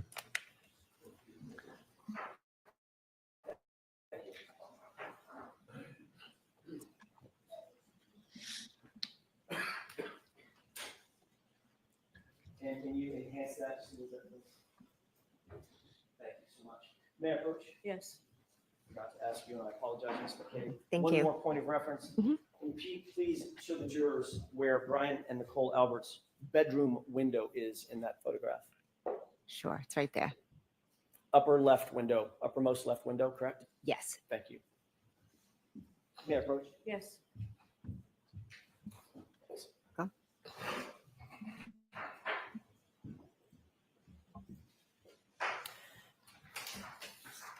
Let me get back on track. You indicated that you looked out that storm door and saw Miss Reed's vehicle, her SUV, directly in front of you, correct? Yes. That was the first time you noted or clocked that SUV being there?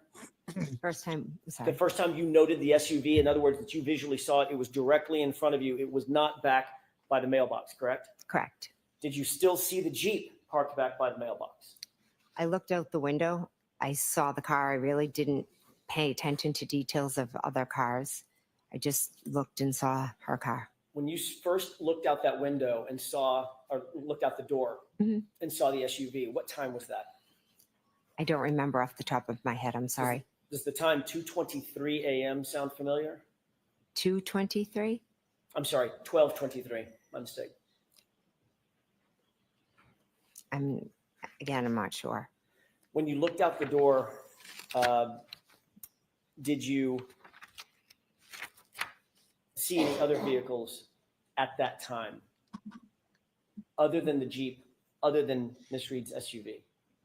I believe I saw lights. Ooh, sorry, lights like over here somewhere. If the Jeep's there and the car, is there.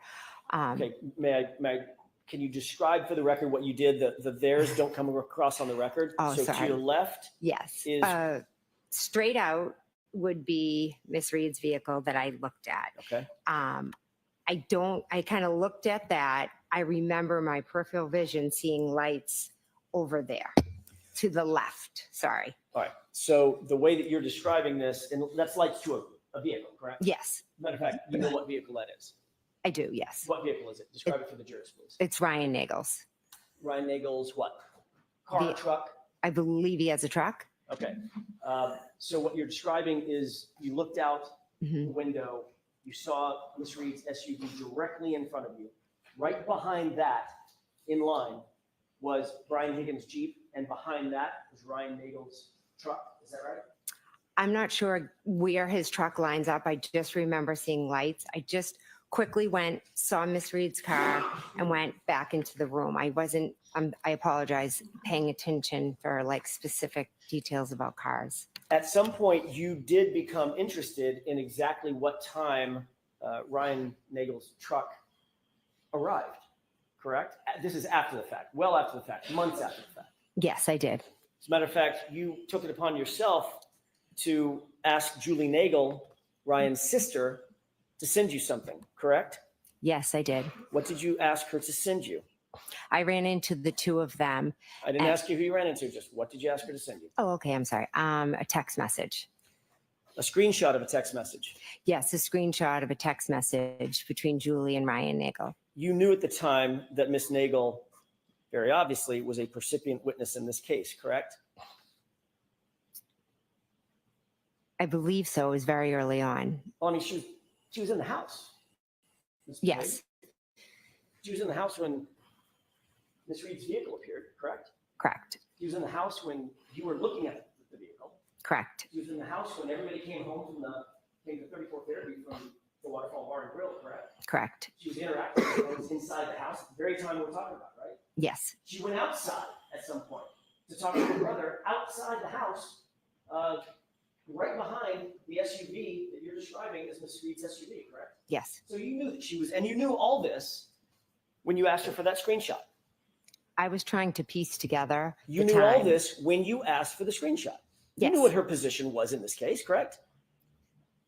She had no involvement. What happened I outside didn't ask is you if she had different. involvement. Objection. Let her finish her answer. Go ahead. Ms. McCabe, finish that answer. I didn't. What happened outside was separate from anything that happened inside. I'm going to ask you again. You knew all of that information, that Julie Nagel was a percipient witness in this case, as was everyone else inside 34 Fairview, when you asked for that screenshot, correct? Yes. That is another example of you coordinating information with other witnesses in this case, correct? No, that is not correct. Were you ever advised by Michael Proctor not to coordinate information with other witnesses in the case? Did he ever say, don't do that? I don't recall. So you don't recall, or he didn't? I don't recall if he did or not. Okay. If he did tell you not to coordinate with other witnesses, this would be a breach of that agreement, wouldn't it? Objection. Sustain.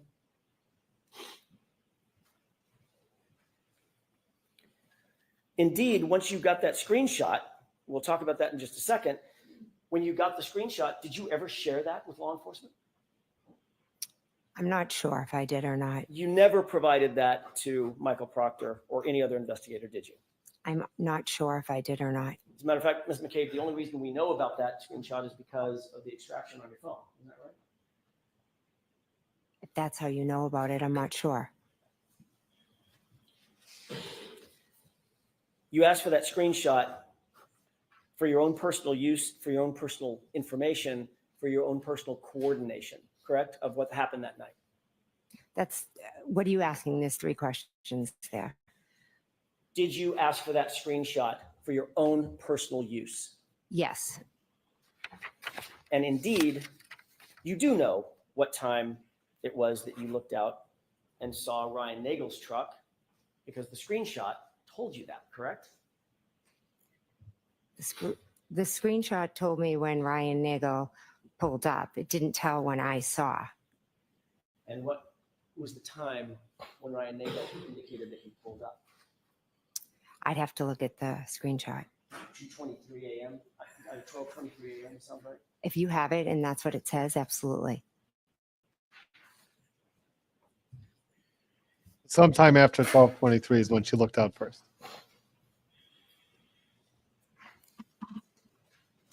May I approach?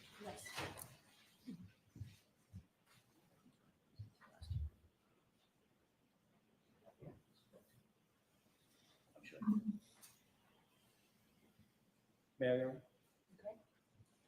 Take a look at that transcript, that call. You can read that to yourself, the highlighted portion to I'd yourself. like to be heard. All right, why don't you come to counsel? Why don't you counsel?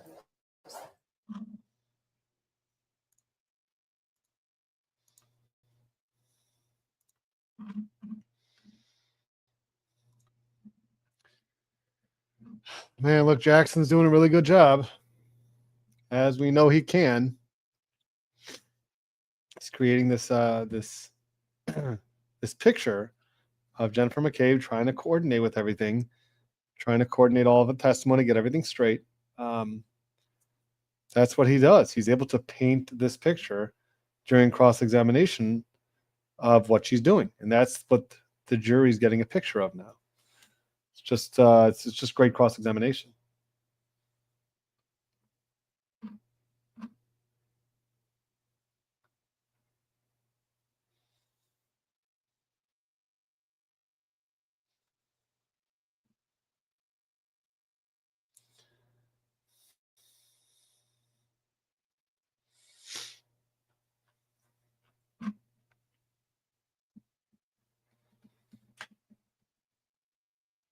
So she doesn't remember whether Higgins' car was there. All she remembers is Karen Reed's car, and I wonder if she remembers it being stopped or not. And I forgot exactly what Ryan Nagel's testimony was from last trial, whether he remembers the car being stopped or not. I thought that I know that he passed by and saw Karen Reed inside of it by herself.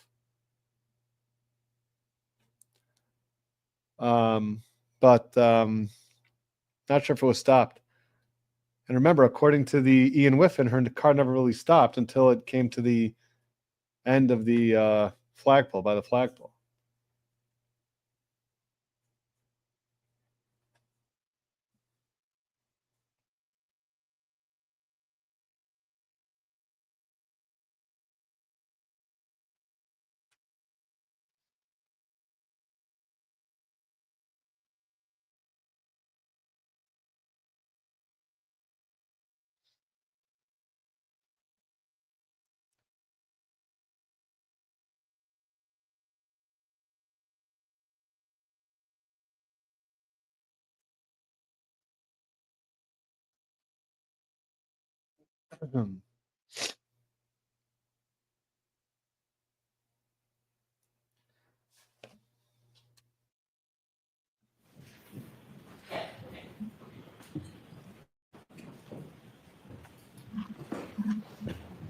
And I did speed it up just to drop.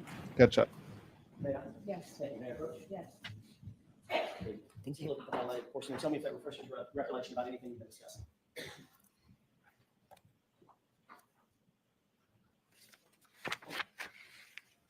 Is the page available I'm before sorry, this? just a yes or no, does that refresh your recollection about anything that we've been discussing?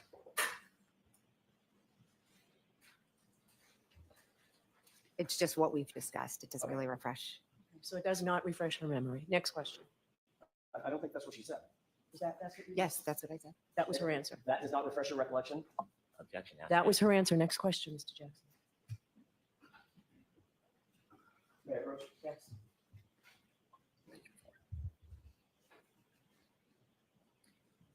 Thank you. Take a look at the bottom of that page and tell me if that refreshes your recollection about anything we were just discussing.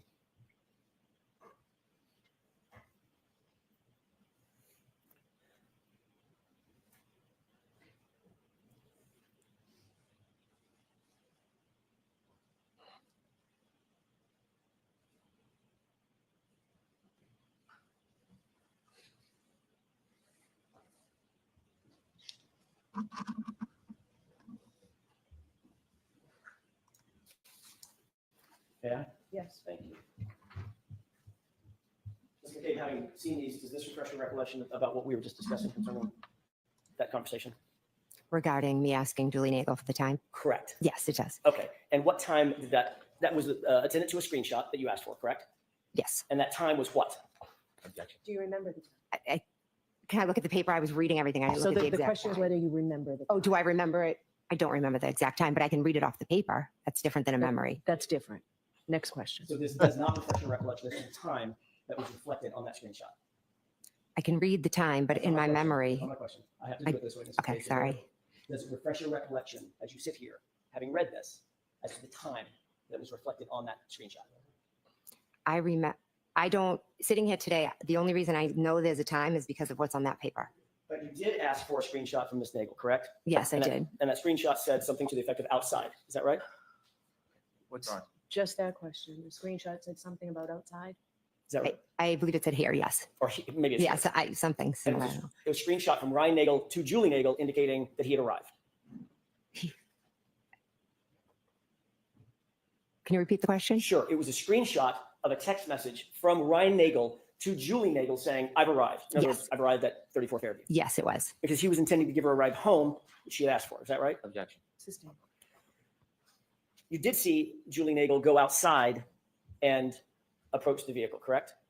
I never saw her go near the vehicle. I saw her go outside. Got it. Did she ultimately come back indoors? Yes. Did she come back in with anybody else? No. About what time would you estimate that to have been in the course of that evening? When she came back inside, When she walked out and then came back inside? soon after she went out, she talked to her brother. She came back inside. And about what time of day was that? If you know. I mean, this was all happening while we were at my sister's house. Right. Was it 12:15, 12:30, 12:45, 1 o'clock? Well, according to that paper, it would have had to That's been. not what I'm Not asking. according to. Do you have an independent recollection of about, if not down to the minute, about what time that was? I could say I'd have to be. I wasn't looking at my watch that night, so it's very hard for me to give a time just off of my memory. Yeah, well, it seems like very clear that this time around they're not going to want to get stuck with certain times. So it seems that they're being very careful about saying what time anything was, because they don't want that to come back to bite them. You know what I've That's something that we noticed from last trial, because all the timelines weren't matching up. So this time around, it seems like they're being much more careful about their timeline. seen, but Okay. it's hard. You did see both Ryan Nagel's truck and Miss Reed's SUV in front of the house at the same time, correct? I saw his lights in my peripheral vision on the Right. left. But the lights are attached to what? The car, but it wasn't out front. Miss Reed's vehicle was out front. Right. When I say in front of 34 Fairview, we're going to talk about the spacing in just a second. I just meant out in front of the house. Yes, over to the side. Correct. Okay. Yeah. And you're indicating that, and I want to be clear about this, Mhm. as you're looking out that storm door window, Mhm. going from right to left, it was Miss Reed's vehicle, correct? Yes. Then Higgins's Jeep. Is that right? His Jeep was in front of the mailbox. Then behind that, was there a space? And then Mr. Nagel's truck, or was the truck right behind the Jeep? That's what I can't tell you. I just remember seeing lights. I didn't look over and pay much attention to it. I was just quickly looking at the Miss Reed's car, Do and you then I remember- went back and sat down. Do you recall testifying at a prior hearing that it was, your perception was Miss Reed's car, her SUV, the Jeep, Mhm. a space, and then Mr. Nagel's truck? Okay, so now she does remember Higgins' car being behind Karen Reed when Ryan Nagel pulled up. Because I thought before she said she doesn't remember the Jeep being there. From right to left. I remember Mr. Nagel's truck over to the left in my peripheral vision. I can't give you an exact location. But there's no question in your mind as you sit here that Brian Higgins' Jeep was between Brian Nagel's truck and Miss Reed's SUV. You remember that very clearly, correct? I know that this Miss Reed's vehicle was here, and there were lights in my peripheral vision over here. I wasn't, I just was looking quickly. So let me ask you the question again. Okay. Assuming that the lights are attached to something, Brian Nagel's truck, we've already established that. Mhm. What you're looking at, when you look out the storm door window, is Miss Reed's truck, Mhm. or SUV rather. So just behind that is to the left, as you're looking at it, Mr. Higgins' Jeep, correct? And behind that, Mr. Nagel's truck. You remember the Jeep being between the truck and the SUV? correct? And I remember looking out the window. It was dark. I remember seeing lights over to the left. That is what I remember. Where was the Jeep as it relates to the lights? I'm assuming the Jeep was still parked at the mailbox. You saw it there. I mean, it's a 5,000-pound Jeep, right? It was dark. I wasn't studying outside. It was a quick thing I did. I looked, I saw it, I went back to the table. Okay, and I'm asking for what the saw it part was. Let's just slow down on the saw it part. Okay. You looked, and you saw Brian Nagel's truck, then you saw Higgins' Jeep, then you saw Miss Reed's SUV, correct? I saw Miss Reed's SUV parked straight out front, and in my peripheral vision, I saw lights that, yes, must have been attached to a truck, but I didn't study the lineup of cars. I'm sorry. All right, so Can I have one more question? one more question. Where was the Jeep? Was it in front of the SUV, behind Mr. Nagel's truck, or was it between the two of them? It's a simple question. You're asking what I saw when I looked outside. I didn't, and I'm telling you exactly what I saw. It was dark. It was Karen's car there, and in my peripheral vision, I saw lights, and then I went back to the table. Okay, that's the last question. We're going to break for lunch. All right.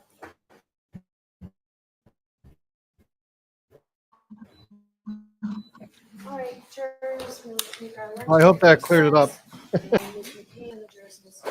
Okay, Okay, thank so you. about 45 minutes for lunch now. Try to get some work Goodbye. done. But yeah, I mean, they just kept. I mean, I couldn't keep track of it. At some point, she was saying she does remember the Jeep, and then she took that back. She only remembers seeing lights in her peripheral vision.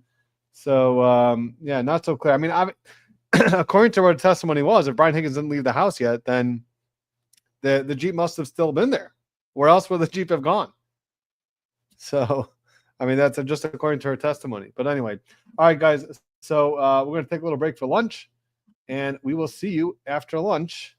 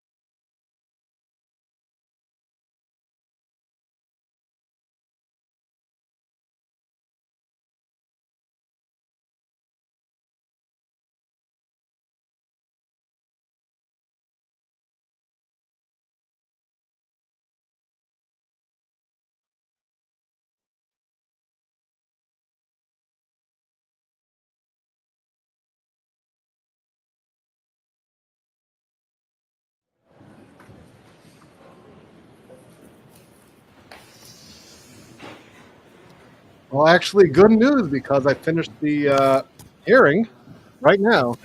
So perfect timing.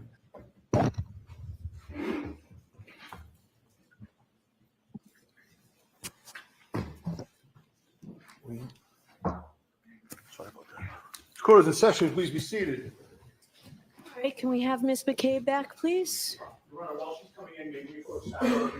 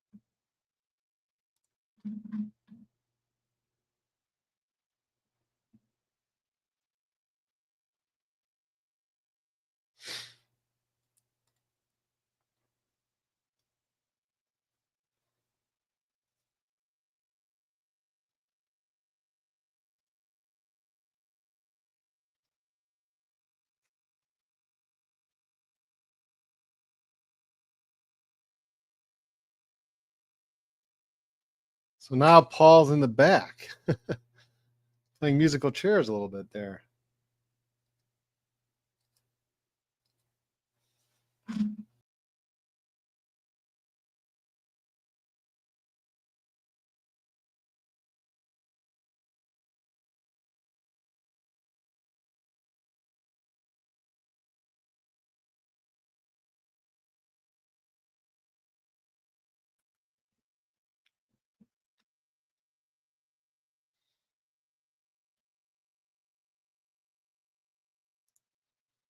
Well, here's a question from Alicia. Can they impeach her if she testifies differently than the first trial? Absolutely. And they absolutely have the transcript and they can impeach her. It's statement that she gave under oath. Sure.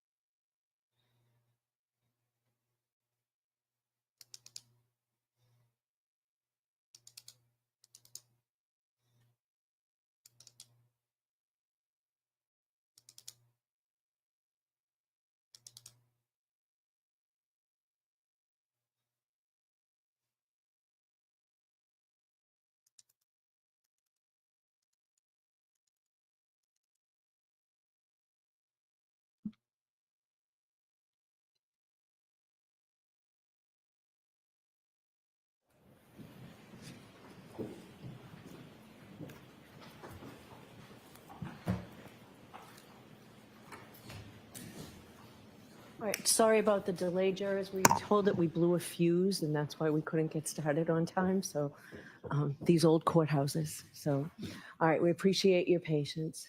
Go ahead, Mr. Jackson. Thank you, Your Honor. Ms. McCabe, when you first saw Ms. Reed's SUV pull up, very shortly thereafter, you sent a text to John O'Keefe, correct? I walked to the door, saw the car, and that's when I sent him a text. Yes. Right. So you walked up to the door, saw the SUV outside, and then texted him something at that, basically while you're standing at the door. I believe so. Yes. What did you text him? Here? Okay. That was, do you remember the time? I don't know. Would it refresh your recollection if you were to look at a series of text messages contained in a Celebrite report? I think you've seen this before. Sure. May I approach, Your Honor? Yes. Thank you.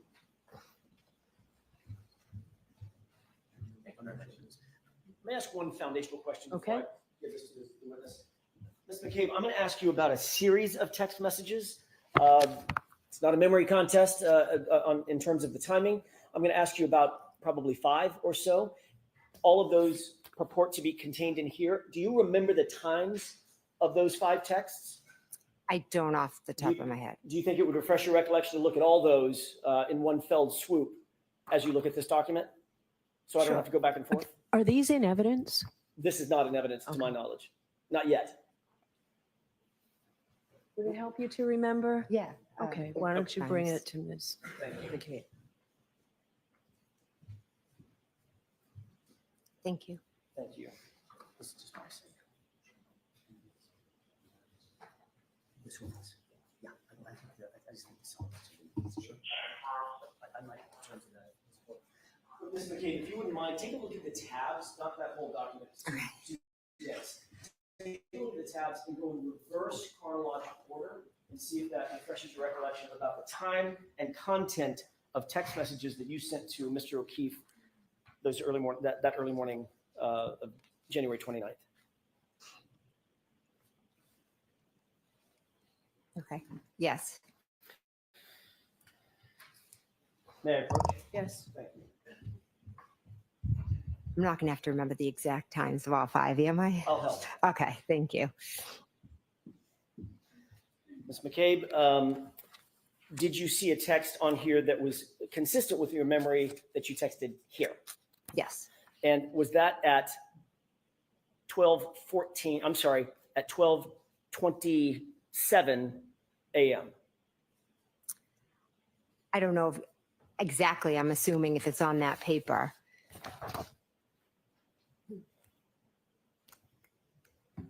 If I may have just a moment, Your Honor.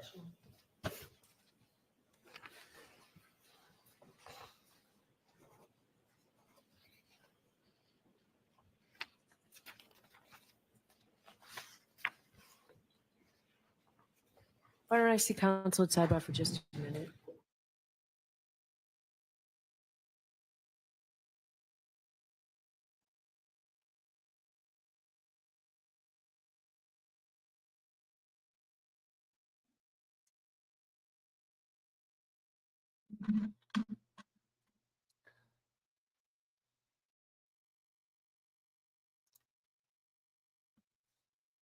Well, Kim says that my new suggestion is Tom Ellis to play the role of Brother Counsel in the blockbuster movie. So I guess you're not confident in my acting abilities to act like myself. You don't think I should act myself out in that movie, Brother Counsel?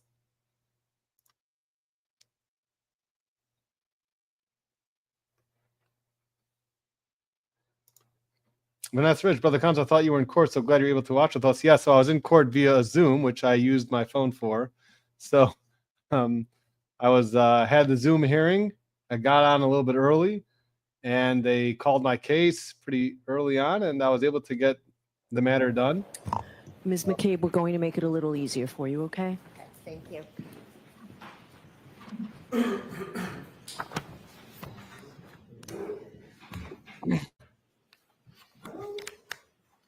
May I? Yes. Your Honor, I would offer the following stipulation at 12:14:27 on January 29th, 2022. Text message from Jen McCabe to, I'm sorry, text message from John O'Keefe's phone to Jen McCabe's phone, where to?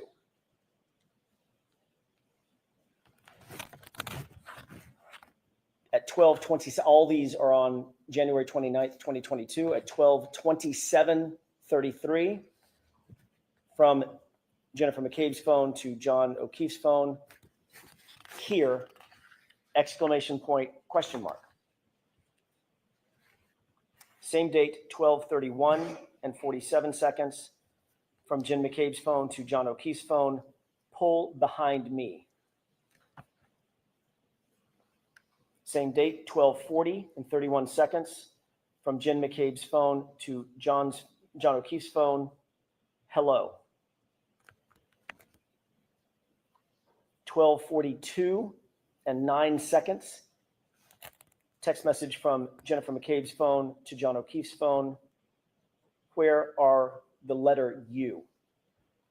Okay, thank you. Finally, 12:45:53 from Jen McCabe's phone to John O'Keefe's phone. Hello. I would offer the stipulation that those are correct times and dates and contents of the text messages between John O'Keefe's phone and Jen McCabe's phone on January 29th, 2022. All right, and that's what you're agreeing to, Mr. Brennan? Yes, Your Honor, is contained in the Cellbrite report. Okay. All right, folks, so I told you yesterday about a stipulation when I talked about something in the front lawn. This is similar. So what you just heard, both lawyers agree that that's information contained in a Celebrate report. Thank you, Your Honor. May I continue? Yes. At some point, you indicated that, and by the way, Ms. McCabe, at 12:27, it's now been stipulated to, you texted a single word, here, exclamation point, question mark, correct? Yes. Okay.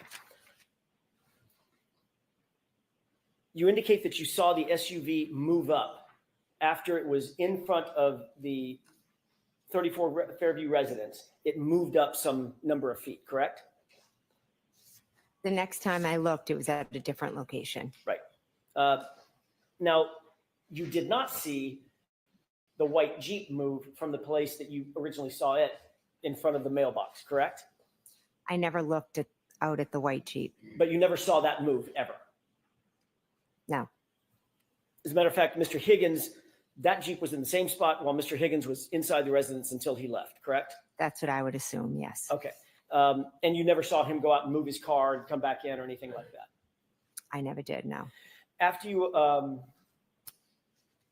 it's fair to say that once you noted that the SUV, Ms. Reed's SUV, was in front of the location, you started paying some attention to it.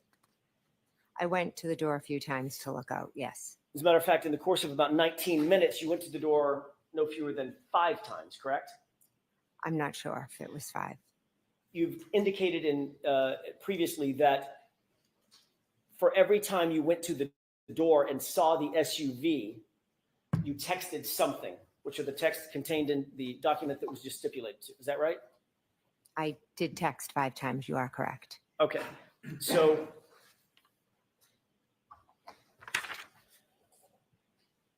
it's fair to say if you texted 5 times, then you went to the door 5 times, if those were associated with one another. You walk up, look at the door, see the SUV, and text something. Here, pull behind me, where are you? Those texts, correct? I remember going to the front door, seeing the car, and texting here. When I went to the door the second time, the car had moved up towards the flagpole, and I texted, pull behind me, because I thought, did they not know where to park? Did they think they were at the wrong house?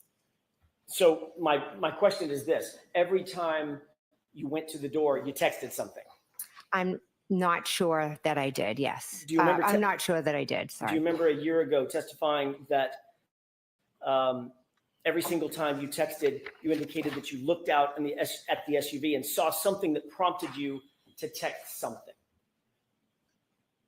Am I aware that I said that? Correct, that you testified to that. Could you show that to me, please? Sure. Thank you.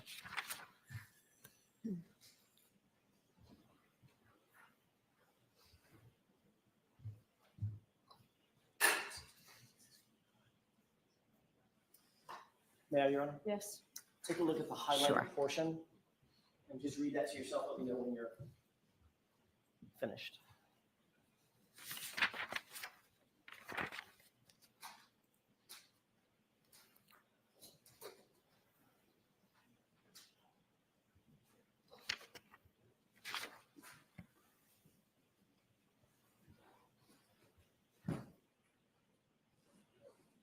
Okay. May I? Yes.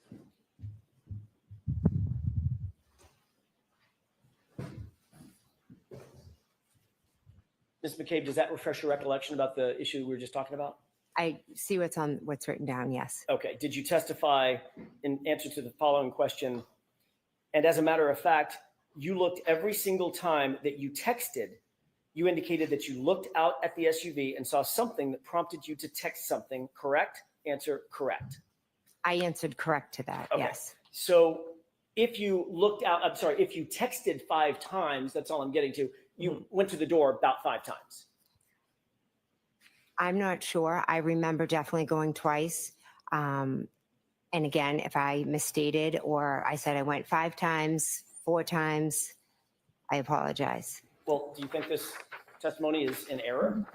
No, I don't. I'm thinking with my memory, it was 3 years ago, and I'm thinking that maybe I wasn't clear on that detail of how many times that I went to the door. And But I, certainly, can tell you I'm clear on is that I did go twice and I saw it.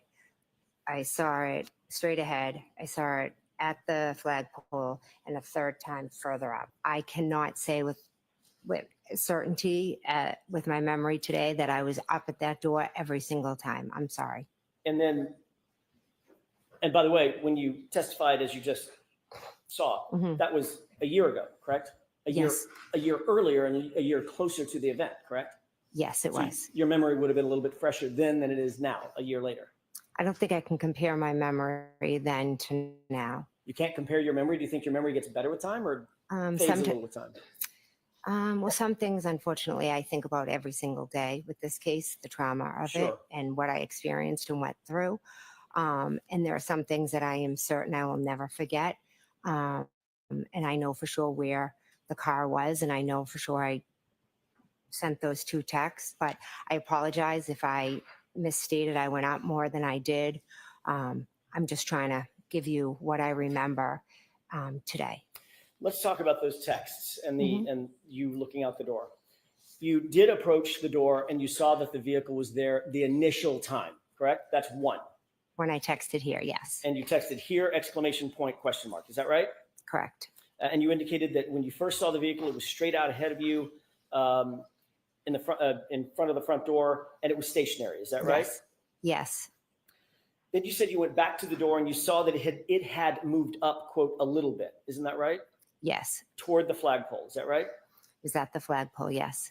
And when you saw that it had moved up toward the flagpole, then you texted again at 12:40, which has been stipulated to hello. Is that right? When I saw it move up to the flagpole, I believe I texted pull behind me. When you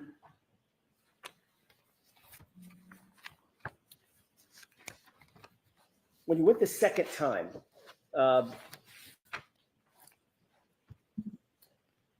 and by the way, it's my mistake. I got I jumped over one. It was 12:31:47, which we stipulated to pull behind me. That's when the SUV was up closer to the flagpole, correct? I believe so, yes. Then you went yet again at 12:40 and saw the SUV yet again and texted hello. It was the second hello. I'm not sure if that was when I texted hello. But you did see that the SUV had moved again. Yes. Now where was it? At first, it was straight ahead.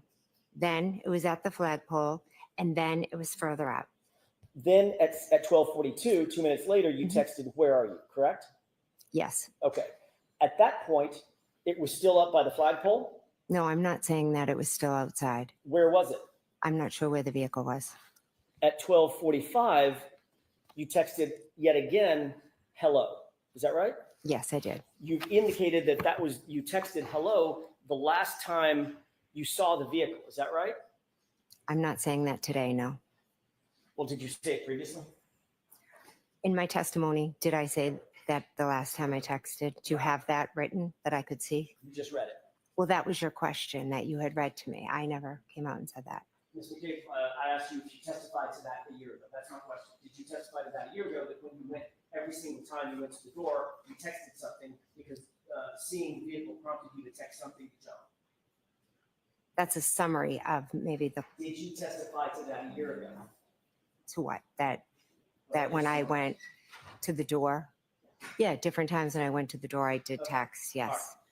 And then you testified as well that you went to the door a final time and saw that the SUV was gone. It had left, correct? Yes, at one point I did. And that was just a couple of minutes after your last text at 12:45. Is that right? I'm not sure of the time. Matter of fact, you've testified previously that it was around 12:50 that you last went to the door and noted that the car was completely gone. Is that right? I'm not sure of that. You're not sure of that? No, if you could show me, I'd appreciate it.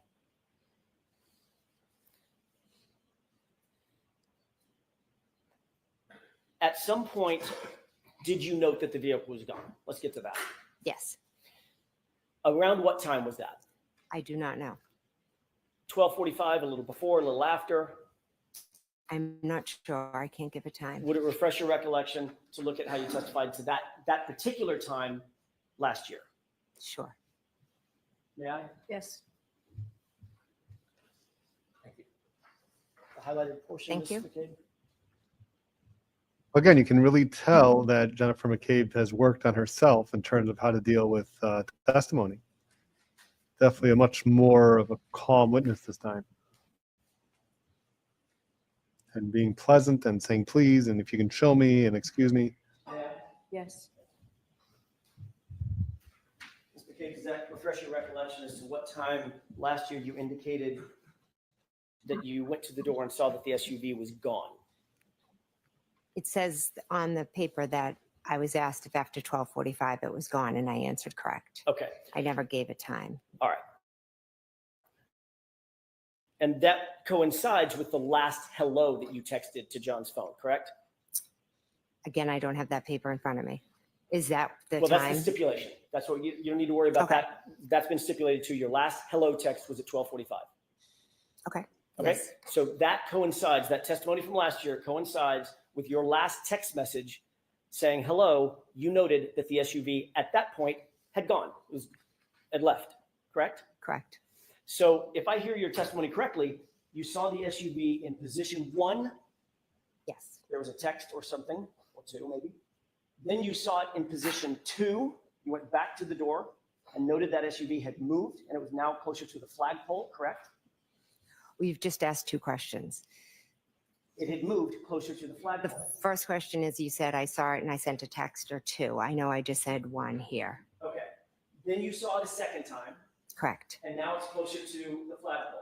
Yes, correct. And there's texting going on. I'm not getting down to the minute of the text, but there's texting going on. You're sending texts. I'm sending, yes. Then you went back to the door a third time and saw that it had moved beyond the flagpole, correct? Correct. Then, according to your testimony last year, you went back to the door at least a 4th time to see that it was gone, correct? I believe so, yes. Okay, so at bare minimum, based on your testimony today, you were at the door, looking out the window at that portion of either the yard directly in front of you, and in front of the house, or toward the flagpole, or beyond the flagpole, 4 times, correct? From last year's testimony, but what I remember today No, with Ms. McCabe, that's not certainty my is question. twice. You need to let her answer the question. Answer your question, please. Go ahead. What I remember certainty is looking at it out front, at the flagpole, and beyond. I don't remember how many times I went up to the door. I was back and forth. Right, but according to you, you saw the car in 3 different positions, correct? Correct. So that's at least 3 times to the door, correct? Correct. And you saw the car gone, right? Correct. 3 plus 1 is 4, correct? Correct. So now you're telling us that you went to the door a minimum of 4 times and looked across that yard at the SUV, correct? Correct. Okay.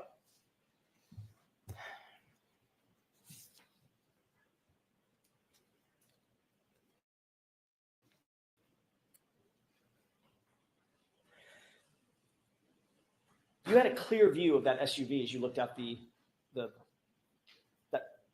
storm door every time you went to the door, didn't you? It was dark and snowing, but I could see a vehicle out there, yes. As a matter of fact, you've indicated that it was a clear view. There was nothing obstructing your vision, correct? No, there was nothing but the weather conditions. And you indicated that, and by the way, the blizzard had basically just started. There was a dusting on the ground. It was snowing. It was accumulating. Right, but it was early in Correct. the storm. Oh, yes, absolutely. Right. And when asked about whether or not you had a view, well, let me ask it a different way. In terms of your view of the SUV and the distance from the storm door to the SUV to that curb line, there was nothing obstructing your view. You had a clear view of that, a good view of the SUV, correct? When I looked out the window, I could see the SUV in front of me, yes. At no time during any of this interaction with the door, meaning going back and forth to the storm door, texting, looking outside, seeing the SUV in position 1, seeing the SUV in position 2, seeing the SUV in position 3, at no time did you hear any noise that was unusual, did you? No, I didn't. You didn't hear any screaming. No, You didn't hear any yelling. no, No loud voices. no, No foul language. no, You didn't hear a door slam. no, You didn't hear a verbal argument or a fight of any kind. no, You didn't hear a revving engine. no, You didn't hear the squealing of tires or the scraping of tires on pavement. no, You didn't hear a collision take place no, or a crash no, or screams for help, no, moaning, groaning, as if someone was in distress. no, As you looked at the SUV the first time, you've already indicated that you had a clear view straight out the door, right? It's right in front of the front door as a crow flies, right? It's not at an angle. right there. Correct. Okay. You also previously indicated that you saw tire tracks in the roadway. Yes, In that very, very light dusting of snow, the accumulation that you talked about, you saw tire tracks of some sort. yes, So that's down on the ground, beyond the yard, somewhere in the roadway. in the street, correct. You had a good view of those tire tracks as well, correct? Yes, As a matter of fact, you were able to describe those as sort of almost a wave, I think you once said. yeah, across the street. I could see it because of the street light that was across the street. Okay, and that presented at least enough illumination based on your view. You could see the tire tracks in the snow. Yes, over to the left, yes. And you've detailed not just the shape of those tire tracks as being sort of like a wave, but where those tire tracks were, correct? No, yes, yeah. Where did you see them? I believe over to the left, if I'm looking out straight. Oh, sorry, straight. So if you're looking outside at the SUV, I'm just going to turn my back to the jurors for a second. Mhm. For perspective. If you're looking outside the door, when you say straight out, the SUV is straight outside. When you say to the left, you mean to the left of the SUV on the ground. That's where you saw the tire track. Yes, Like somebody might parallel park or something. kind of a wave. Yeah, I can't really explain what it was. I just saw it. You weren't paying special attention. You weren't looking for tire tracks, were you? No, when I glanced out, I saw it. You weren't looking for anything in the roadway at that point. You just glanced out. There was something in your peripheral vision, and you made note of it. Yes,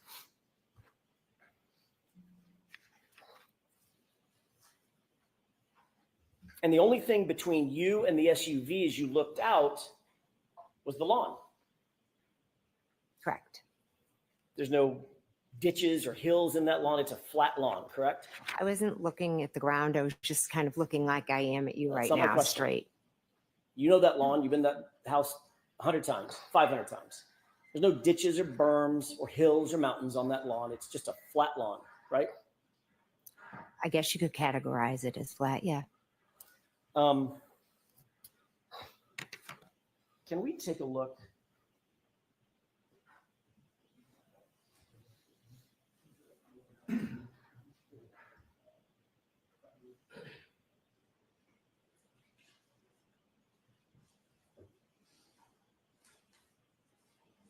May I approach you? Yes.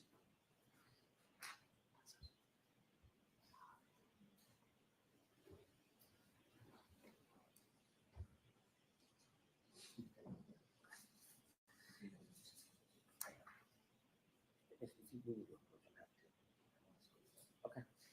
Can you take a look at that Sure. photograph for a quick second? Tell me if you recognize it. I do. Yes. What do you recognize that as being? 34 Fairview. That's the same photograph with just a little modification on it that you saw a few minutes ago. Yes. Your Honor, I'd ask that that be marked as identification. Okay. Wish to publish? Not for identification, no. Your Honor, if I may, if it's marked for identification, I wouldn't object to showing it. Okay. All right. It's a chalk at this point. Okay. May I publish? Yes. Thank you. May I approach? Yes. Thank you. There you go. Mr. Wall, can you make that? There you go. Thank you. What's depicted in that photograph? 34 Fairview. Do you see the front door that you went in? I do. Yes. Can you point it out for the jurors, please? Sure. Right there. Okay, the one with the brick steps leading up to it. Yes. Now, with this perspective, can you point out the side door? Sure. That looks like a screen door just to the right of the hedges. Yes. With that perspective, can you point out the garage door? Or that one. Sorry. That's just to the right of the window inside that recess of the home? Yes. Okay. And does that fairly and accurately depict the lawn as it was on January 28th, 29th, other than the fact that it's different weather? The Right. shape of the lawn?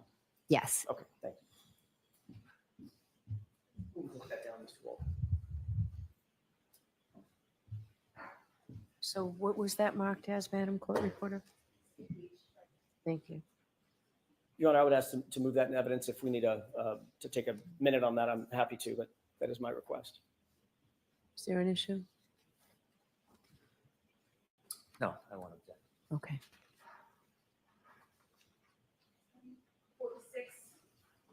Thank you, Your Honor.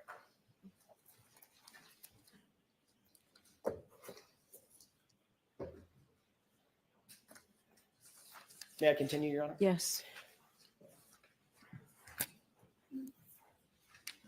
The first time you looked out over that lawn to the SUV, you did not see John O'Keefe, did you? No, I did not. He was not outside that SUV. No, He was not standing or sitting. not that I saw. He certainly wasn't on the ground, was he? Not that I saw. The second time you looked out and saw the SUV, now the SUV is more toward the flagpole, correct? Yes. And you had a clear field of view between you standing at that door and the SUV. You've already described that view, correct? I can see the SUV, correct. Correct. And you could see everything in front of the SUV as well, couldn't you? I just would go to the door and look at the SUV. I wasn't taking in all the surroundings of. Right. But just like you weren't taking in the surroundings, specifically looking for tire tracks, when you saw the SUV sitting right in front of you, you saw that through your peripheral vision, you know, the tire track. Yes, and that's lighted where around the SUV was very dark. I haven't asked you about lighting yet. We'll get to that. I'm You know sorry. the tire tracks, even though you weren't looking for tire tracks, right? Yes, I You know, did. something stood out to you in your peripheral vision. Just looking out. There they are. Yes, absolutely. Hmm. That second time you looked directly at the SUV with no obstruction between you and the SUV, you did not see John O'Keefe standing outside the SUV. No, He wasn't sitting down. no, He wasn't lying down. no, You certainly did not see his body in the snow toward that flagpole. no. And you would have been looking directly toward that flagpole, correct? I was look- Directly. I was looking at the vehicle. Directly toward the flagpole, Ms. McCabe. I was looking in the direction of the flagpole Right. at the vehicle. Yes. And you saw no body in the snow, did you? I didn't look for a body in the snow. I didn't ask you if you looked for one. You weren't looking for tire tracks either, were you? But you saw those. I did see those. Yes. And you did not see a body in the snow. No, I did not. John O'Keefe, 6'2", 216 pounds, brawny guy, big boy, right? I don't think I'd refer to him as a big boy, but he was tall. Yes. All right. You certainly didn't see him prostrate in the snow the way you found him the next morning, correct? Later that morning, I didn't see anything on the ground. No. correct? The third time you looked out toward that SUV, it's still in the direction of the flagpole, but a little further up, a little deeper to the right, correct? Yes. Again, looking directly in the direction, at least, of the flagpole and that area of the yard, you were looking beyond that to the SUV, correct? Yes. You did not see John O'Keefe standing outside the vehicle. I did not. No. He was not sitting outside the vehicle, No. and he certainly wasn't lying on the ground, was he? I didn't see him. And the last time you looked out, Ms. McCabe, this is now 12:45 or so. The last time you looked out, the SUV was gone. Is that right? Yes. But you were still looking in that direction because that's the last place you saw the SUV. Is that right? I looked out the window like this. I wasn't searching anywhere, but just glanced out the window, and I didn't see it. I'm just asking you a direction, not whether or not you were searching. I know you didn't sit down a search party. That's not my question. My question is, were you looking toward the area where you last saw the SUV? around 12:45 a.m. Yes, That would be directly across the lawn, directly past the flagpole, and directly into the street where you last saw the SUV, correct? I glanced out. Yes, correct. And the same way you glanced out at the SUV, to use your words, glanced out and saw the tire tracks, right? Correct. Yes. But you did not see John O'Keefe standing on the lawn. No, You did not see him sitting on the lawn. no, And you certainly did not see his body lying on the lawn, did you? no, no, I did not.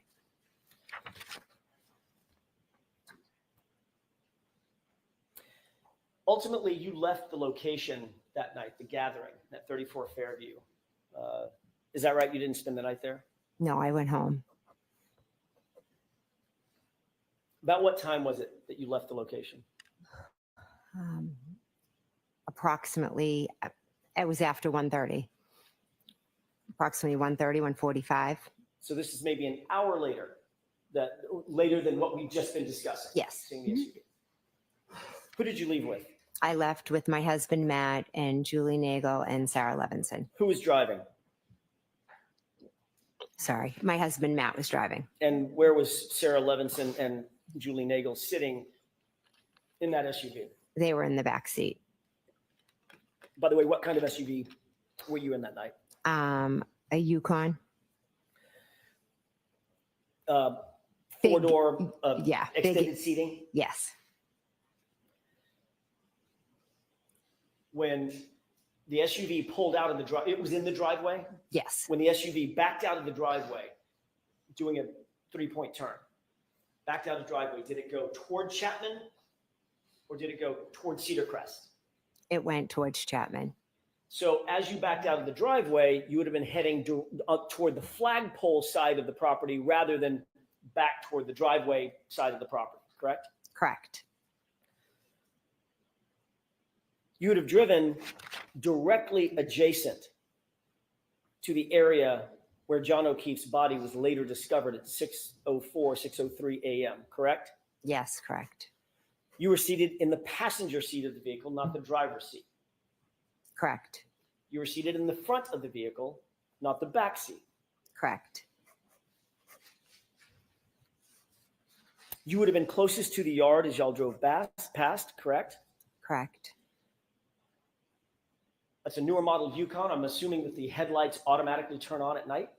Yes. So the headlights were illuminated. Yes. Did your husband, Matt, did he turn on the brights or did he leave the beams on low? Or do you know? I don't know. But certainly the area in front of that SUV, that Yukon, was well lit. The lights were on. Yes. You did not see anything out of the ordinary as you drove right by that location, did you? I was looking in the back seat when we were driving.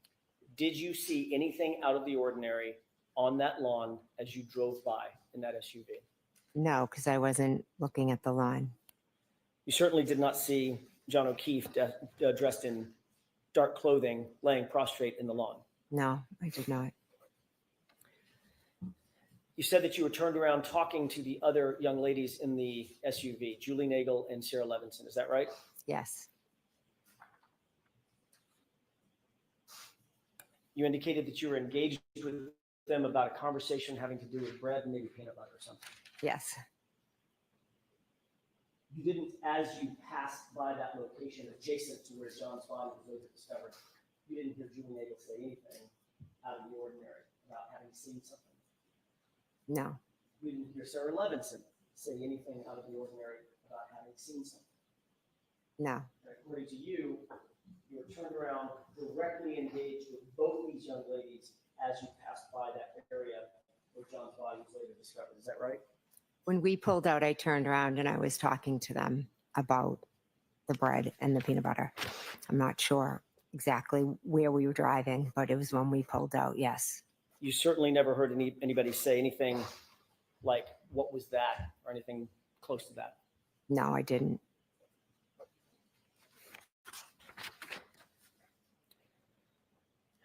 I'd like to turn your attention to your arrival back at 34 Fairview just after 6 a.m. the next morning.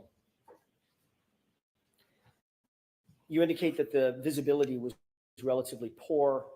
and that you could not see John O'Keefe on that lawn from your perspective, correct? The visibility was extremely poor, and no, I could not see him. You were in the front seat, passenger side. Yes, I was. It was Karen Reed who actually saw Mr. O'Keefe, jumped out of the car, and began attending to him immediately, correct? Karen got out of the car and ran to John O'Keefe. And you stayed by the car, and Ms. Roberts ran over to assist Ms. Reed in giving first aid to, at least initially, to Mr. O'Keefe. Is that right? No, that is not. Carrie got out and walked over, and then I got out and walked over.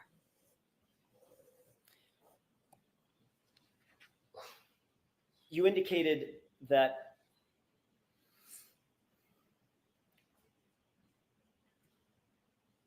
well, let me ask a different question. Yesterday, you testified in pretty significant detail that when you got out of the car, you could not see anything even close to the flagpole, correct?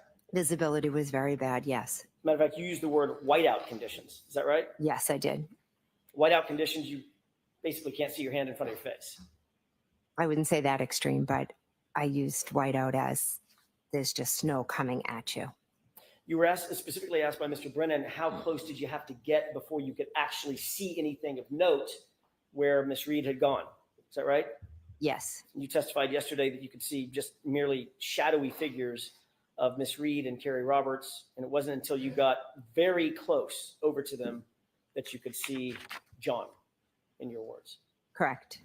As a matter of fact, you followed that up by saying that that was the first moment, once you got basically on top of them, that was the first moment that you realized that it was John, that there was a body on the ground, correct? I said as I got close to them, I don't think on top of them. Fair enough. It's my words, not yours. You did say, quote, very close to them, correct? I'd have to see it, but Well, you just testified to it yesterday. If you remember saying, I did get very close to them. I know I said I had got very close to them or close to them, something like that. Okay. Yes. Mm-hmm. I don't have a transcript of yesterday's testimony. I'm sorry. Last year, you testified to something very different than that, though, didn't you? No. Isn't it true that last year you testified that you got out on the passenger side of the vehicle, which is, we'll agree, the furthest side from the lawn, as Ms. Roberts was driving from Chapman toward Crestview, Cedar Crest, correct? Yes. You testified that you were on the passenger side, and as you got out of the vehicle, you noted that Karen Reed was already at John. Is that right? As I got out and walked. Where are you, Sure. Mr. Jackson? May 17, 2024, RT 114, lines 14 to bottom, onto 115, line 4. Is that how you testified last year? I'm sorry, would you mind just repeating it? Sure. Thank you. You testified in substance that you were on the passenger side of the vehicle, and as you got out, quote, as I got out, end quote, she, Ms. Reed, was already at John. You indicated that you saw her straddle him, lift up his shirt, lift up her shirt, and lay on top of him while Ms. Roberts went over and removed snow from his face. That's how you testified last year, correct? Yeah. Is that how you testified last year? I'm not sure. I know. Next question. Would it refresh your recollection if you were to look at a copy of your testimony from last year? I don't think looking at it would refresh my memory. I know I might have used different words, but the bottom line is I got out of the car, went behind the car, went over, and Karen had done that. Ms. McCabe, I'm asking, do you think it would refresh your, if you don't have a good recollection of how you testified last year on your own, sitting on that witness stand? I'm asking, do you think it would refresh your recollection to see your transcript from last year? I don't need to see my transcript. I know what I know and I know what I remember. So That's not my question. I'm not asking you what you remember now. I'm asking how you testified a year ago, ma'am. Whether I said it was as we're fighting over silly words, whether I said as I got out of the car, we were there. Words matter. They matter a lot. Okay, so remember, Mr. Jackson, no comments. Ms. McCabe, can I answer his question? Okay. Do you remember exactly how it is that you testified last year? I do not know.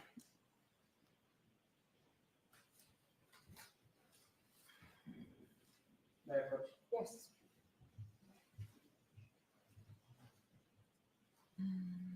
Thank you.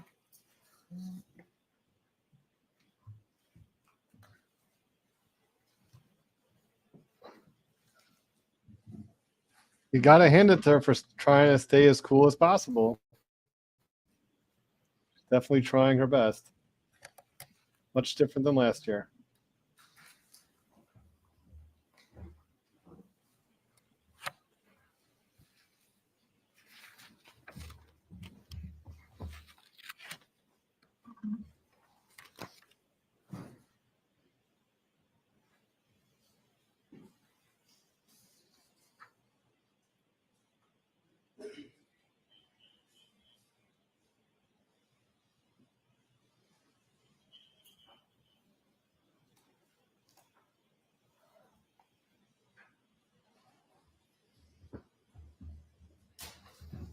May I, Your Honor? Yes. Thank you.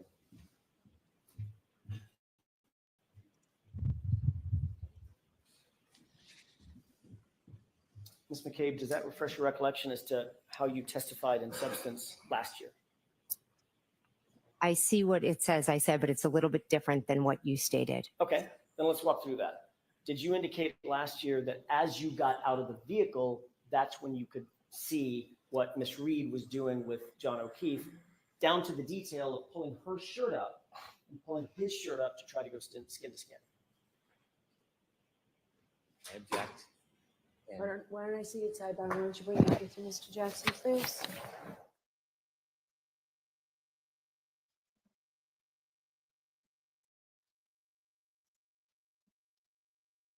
And you can just tell that she's much better prepared this time, about what refreshes her recollection.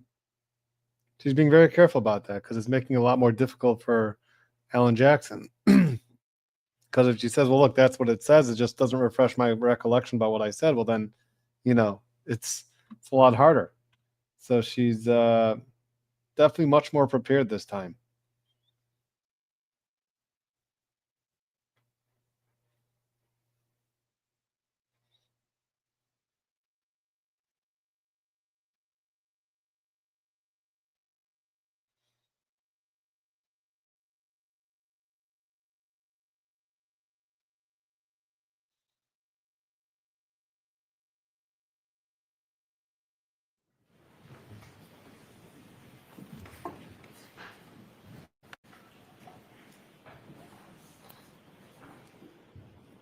All right, now you can go ahead. Thank you.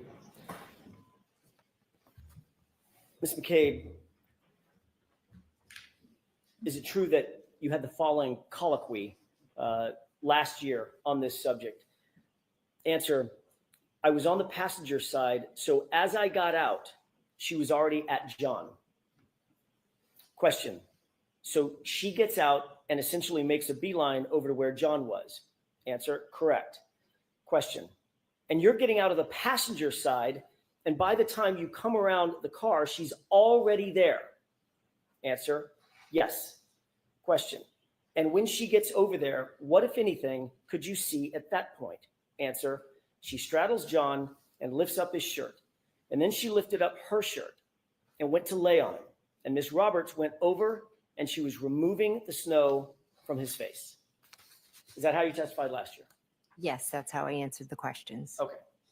Clearly, you didn't indicate last year that it was whiteout conditions. You could see nothing of the kind, and you had to get, quote unquote, very close to him before you could see anything, correct? objection.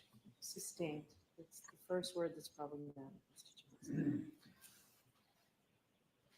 Yesterday, you testified that it was whiteout conditions. You had to leave the car, walk all the way over and get, quote unquote, very close to John before you recognized that it was even a body. Is that right? Yes, But last year, you testified that you were still at the car when you noted the detail of Kieran basically giving life-saving aid to John. You can see that clearly, all the way from the car, correct? Objection. Is that what you said, Ms. McCabe? no,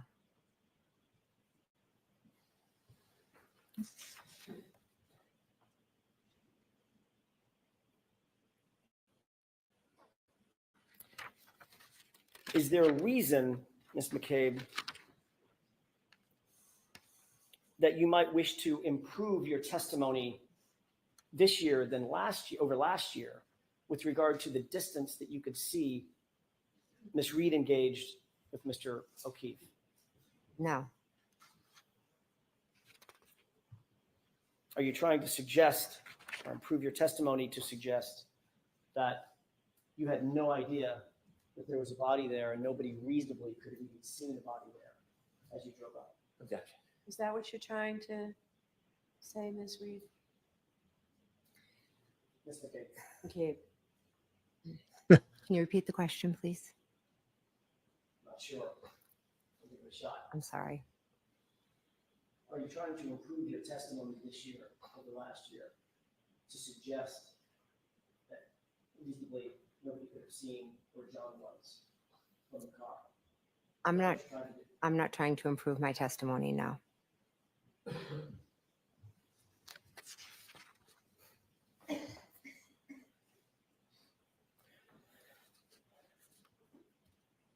You claimed on direct examination today, as a matter of fact, that Ms. Reed looked at you at the scene and said the phrase, "I hit him, I hit him, I hit him."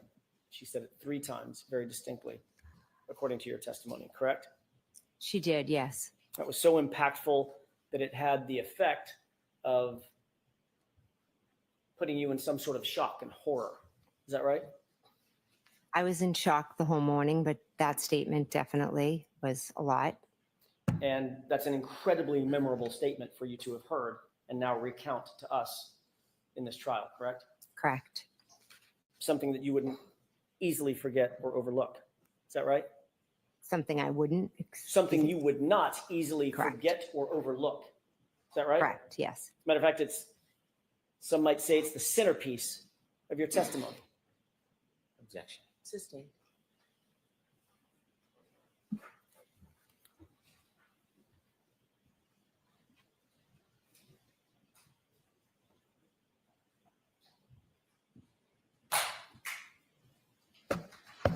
Ms. McCabe, you testified at a grand jury in April of 2022, did you not? I did, yes. Before you testified, you took an oath, very much like the oath that you took before you testified in this case, correct? Correct. You swore to tell the truth, the whole truth, and nothing but the truth, so help you God, correct? Correct. And that included the whole truth at the state grand jury, correct? Correct. That was only weeks, several weeks, but weeks after this incident, right? April 26th versus January 29th, 2022. Is that right? Correct, Things yes. were much fresher in your mind then than they are now. I wouldn't necessarily say that. Especially something as momentous as an admission from my client that she hit him. Would you agree? Would I agree that she said that? Would you agree that that would be fresh in your mind? Something as momentous as that. You wouldn't forget that. I will never forget it. You wouldn't overlook that. I will never forget it. You would not overlook that either, would you, Ms. McCabe? I answer the questions I'm asked. Can you answer the question that I just asked? You're not answering my question. Would you overlook that? No. And the reason you wouldn't overlook it is because it was so impactful on you, having heard that. Not once, not twice, 3 times. I hit him, I hit him, I hit him. Is that right? Yes.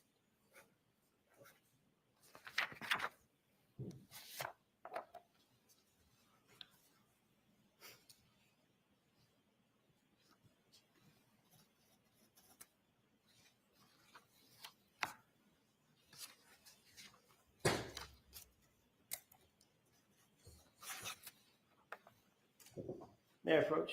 Yes.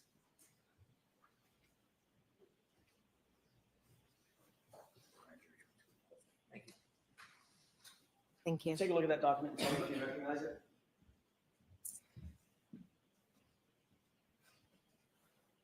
it. Yes, I see it.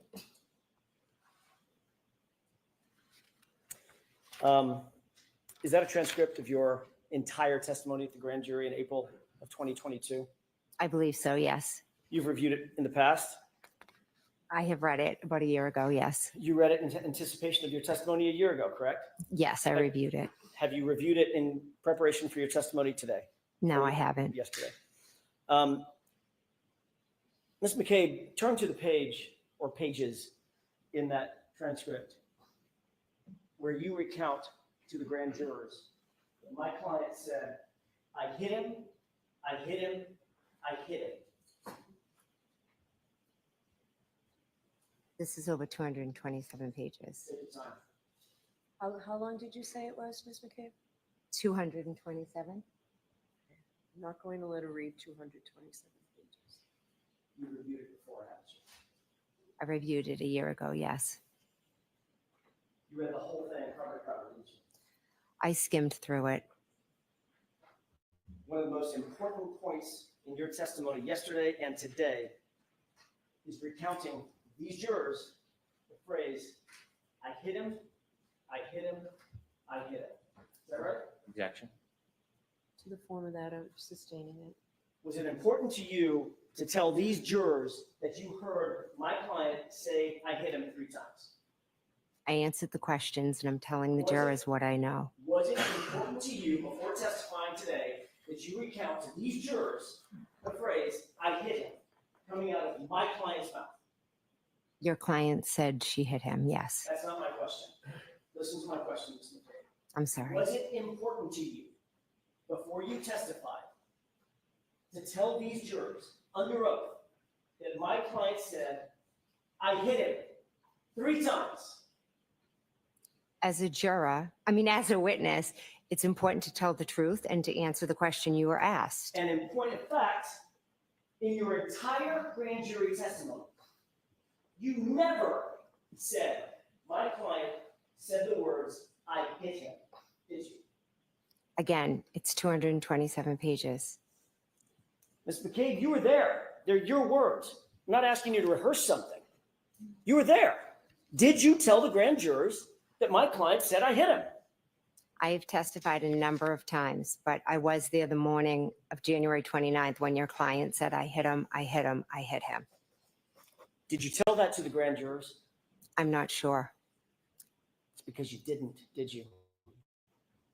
Again, I'm not sure. Ms. McCabe, you were asked in your grand jury testimony no fewer than 12 times, 12 separate times, you were asked to repeat words that my client said both before, going to, and at the scene at 34th Fairview that morning. Correct? Objection. Do you know the answer to that? No. You were asked multiple times what my client's words were that you heard her say going to and at the scene, correct? I was correct. And you recounted those words truthfully and honestly at that time, correct? Correct. Because you were under the same oath that you're under today. Correct. And things were much fresher in your mind then than they are now 3.5 years later. Would you agree with that? I hit him, I hit him, I hit him is just as fresh today as it was 3 years ago. Turn to page 190, if you wouldn't mind. Sure. For court and counsel lines 10 and 11.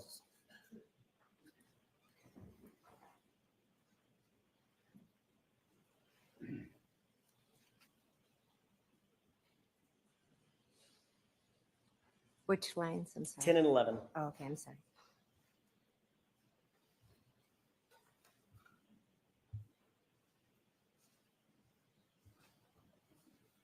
You recounted what Ms. Reed said to you over the phone to the grand jurors, correct? Correct. And what she said at 4:53 a.m. was, did I hit him? Could I have hit him? She didn't say it. She asked it, correct? She didn't say that at 4:53. Did you testify that what Miss Reed said to you that morning over the phone was, could I have hit him? Did I hit him? Yes, I did. May I approach? Yes. Yeah. Oh, sure.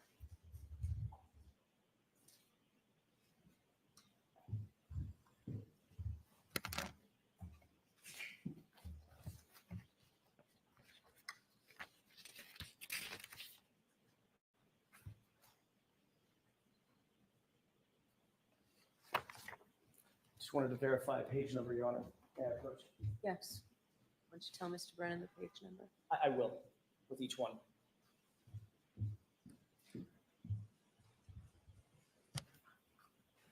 If you turn to page 192.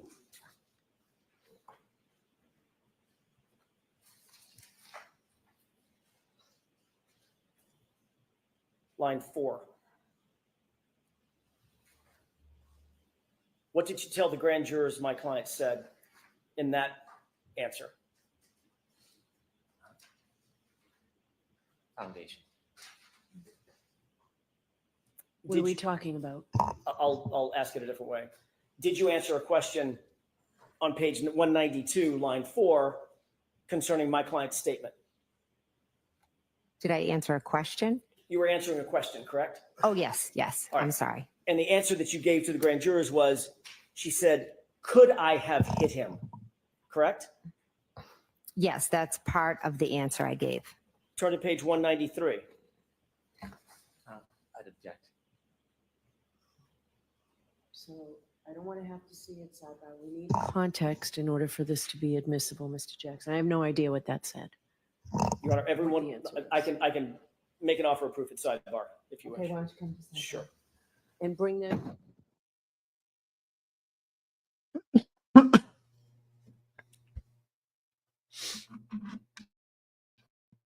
So it looks like he wants to go through all the 12 times that she was asked. And never did you say in the grand jury that Karen Reed said affirmatively, I hit him, I hit him, I hit him.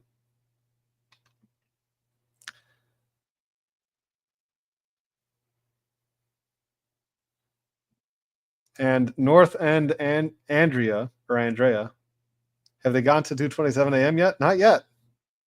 Nope, not yet.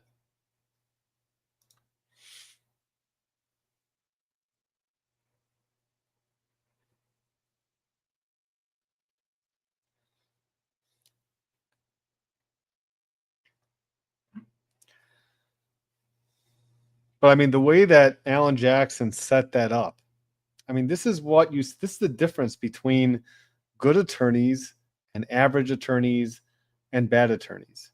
Okay, so setting up this line of cross-examination, first he lays the whole foundation of how memorable that statement is, how it's something that you would never forget, never overlook. He set that up just beautifully. And then, oh, look at this. In the grand jury, you forgot about it. Yes. Do you have an extra copy for yourself, I have Mr. notes. Jackson? I have Okay, notes. thank you. I think my notes is.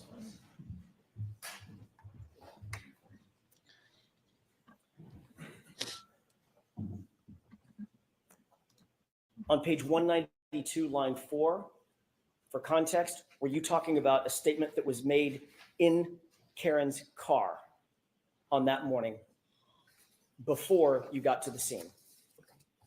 192. 192, line 4.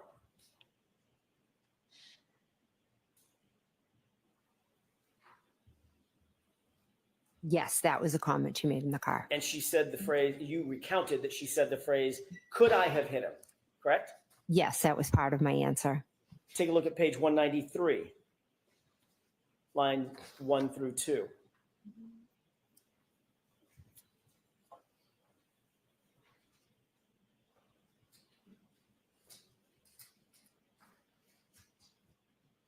This was also in the context of a conversation that was in Karen's car, correct?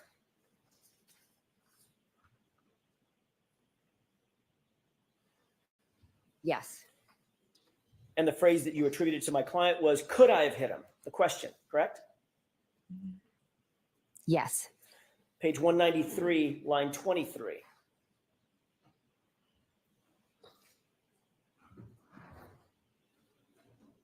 In the context of being in John's driveway at One Meadows, Yes. and you attributed the statement, and she's asking if she could have hit him, correct?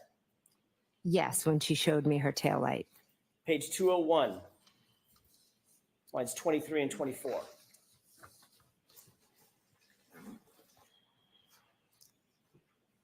This is driving to Fairview. She asked, what if I hit him?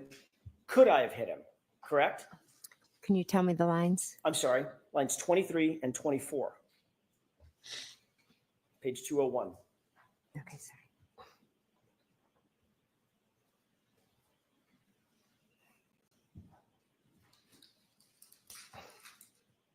Okay, I've read it. She stated, according to you, what if I hit him? Could I have hit him? Correct? Yes, she did.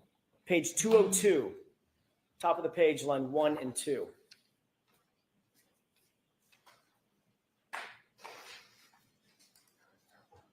Again, in context, this is driving to Fairview before you arrived at Fairview. And she again asked, quote, according to you and your testimony in front of the grand jury, could I have hit him? Correct? Yes, I see that here as part of my answer. Then turn to page 208, lines 24 and 25.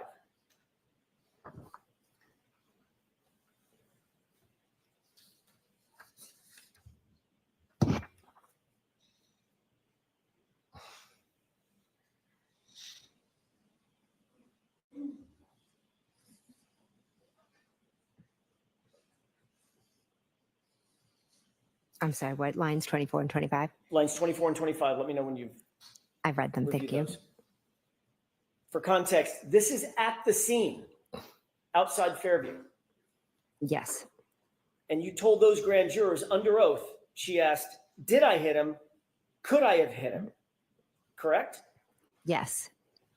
On page 208, lines 24 and 20, I'm sorry, 208 and 209, going on to page 209, lines 1 through 3.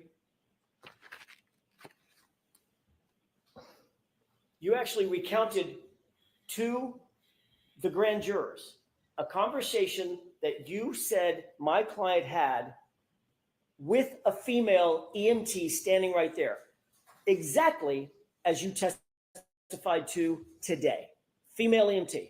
You see that? I do, yes. And what did you say my client's statements were in front of that female EMT? In this, I say that she said, could I have hit him? Is he dead? It's actually, did I hit him? Oh, sorry, I missed that part. I apologize. Did I hit him? Could I have hit him? Is he dead? Is he dead? Is he dead? And that was at the scene in front of the female EMT, exactly the scene that you're describing. You attributed the 3 statements to my client to today, correct? There was many different times when we were talking to different EMTs, the female EMT, the men, the police officers. May I approach? Yes.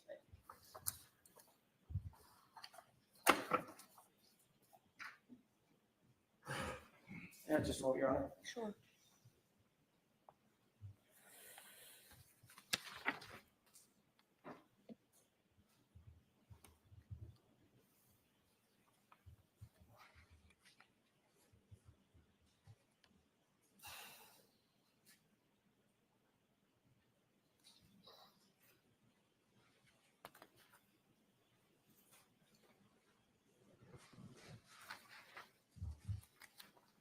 Ms.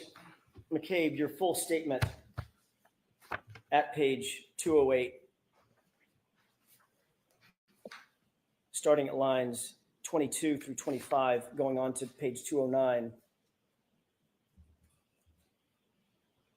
down to line 4, was, quote, so there are different, police officers getting statements from us.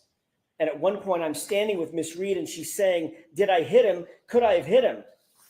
And there was, I believe, an EMT, a female, standing right next to me, listening to her yelling, "Did I hit him? Could I have hit him? Is he dead? Is he dead? Is he dead?" It was pretty nonstop, pretty much nonstop. That was your testimony in front of the grand jurors, correct? Yes, it was. And that was April 26th, 2022, correct? Correct. Not one time. Not one time, Ms. McCabe, did you utter the phrase, "I hit him," as it relates to my client in front of that grand jury on April 26th, 2022, did you? Not once.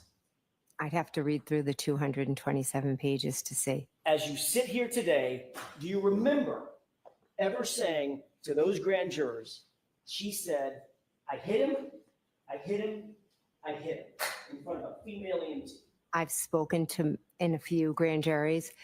What I said specifically at different ones, I don't recall at this moment, but I do know that morning your client said, "I hit him, I hit him, I hit him" 3 times, and there was a female EMT there. But that's not something that you would overlook, right? You just established that. That's not something that you would ever forget. It's still right in your mind today, years afterwards. But yet you did forget it at the grand jury. Let's see if that's how Alan Jackson goes about it now.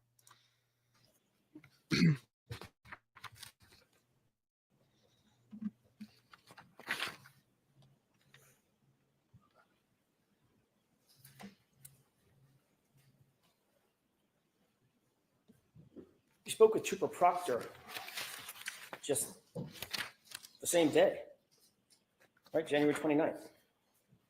Yes. Trooper Proctor was taking notes Yes. about your conversation? Yes, he was. You reviewed those notes, as a matter of fact, at some point. I didn't review his notes. I think I've seen a report at one point or another. On that very day, January 29th, 2022, when you were asked to recount what happened at the scene, who was doing what and who said what, you never told Trooper Proctor that my client said, "I hit him," either, did you? Oh, I told him. Yes, I did. He just leave that out of his report? I'm not responsible for his report. No, you're not. But you have read his report. So again, no comments, Mr. Jackson. You have read his report, right? I have seen it before, yes.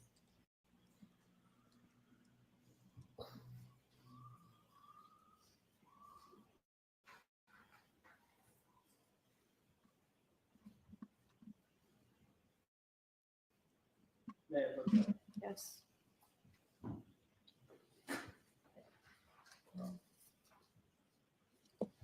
Thank you. You looked at that report for another particular this morning. Do you still recognize it? Yes, I do.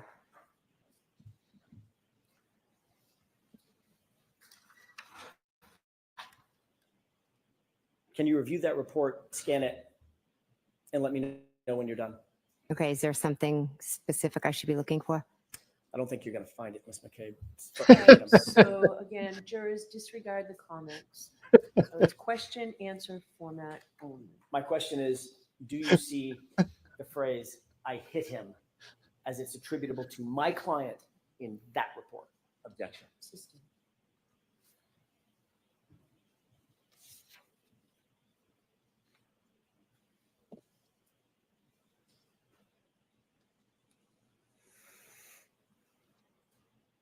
Do you recall telling Trooper Proctor that my client said, "I hit him, I hit him, I hit him"? Objection. Do you recall that? Yes, I told him. He was taking notes at the time. He was taking notes, correct? You told him like you told the grand jury? Or maybe you forgot to tell him like you forgot to tell the grand jury. Those notes ended up being memorialized in a formal report. I'm assuming he, The report that you hold, I object. Sustained. does that appear to be a report of the January 29th, 11:35 or so a.m. interview that you did with Trooper Proctor? Yes, it does. You said you reviewed that report in the past, Yes, in the past. and you're aware in no place in that report does the phrase "I didn't show up" anywhere, correct? Objection. Sustained. Can I approach you? Yes.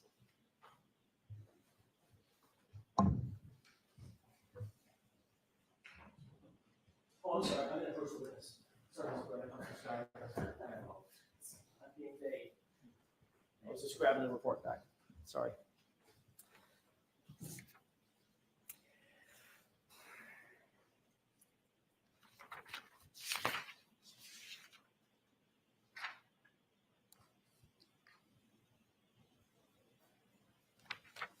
May I have just a moment, Your Honor? Sure.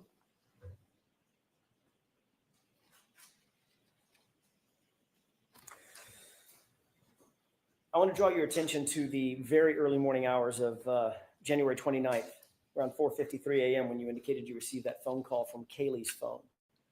Do you have that time and date in mind? Yes, I do. My client told you that John had not come home, correct? Yes. And you knew that Miss Reed at that point was awake and looking for John. I didn't know what, I just knew that she was awake and screaming. Right, because she was worried about where John was. Objection. Sustained. You've been asked who you communicated with first thing that morning after you received that first call from Miss Reed. Is that right? Yes. You were asked by Trooper Prince in her formal interview. Trooper Prince interviewed you on February 1st, about 3 days after the incident, correct? I met with a lot. I don't really remember specific Do days. you remember a female trooper Yes, I do, actually. in your house? Yes. Or I should say at your house? Yes. That was around 3 days after the incident? Was it Tuesday, maybe? Yeah. I don't know. I wasn't there. I think so, yes, if Okay. it's the one I'm thinking. You were also asked at the same grand jury who you communicated with on the morning of January 29th. Do Okay. you remember that? Not specifically. Would it refresh your recollection if we were to take a look at that, a specific page of that grand jury transcript? Sure.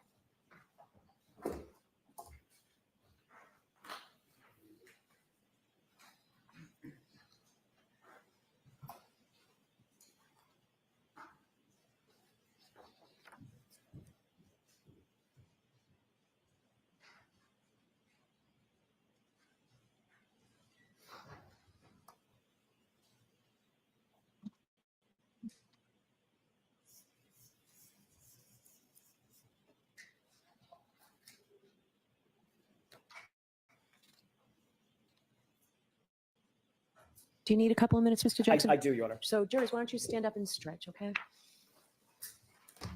You can too, Ms. McCabe, if you want to. Thanks.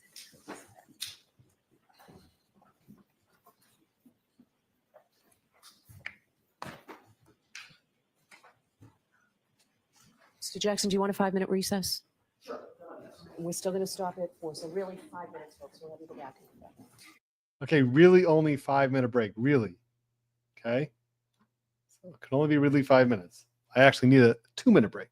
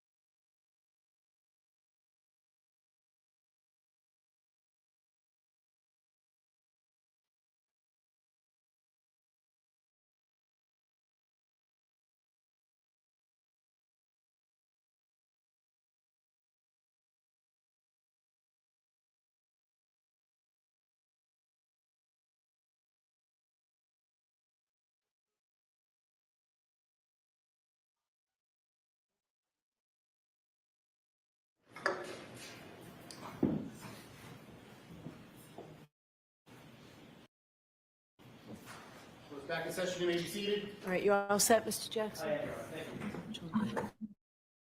All right, we're bringing the jurors over. Are we still on schedule? We are. Okay.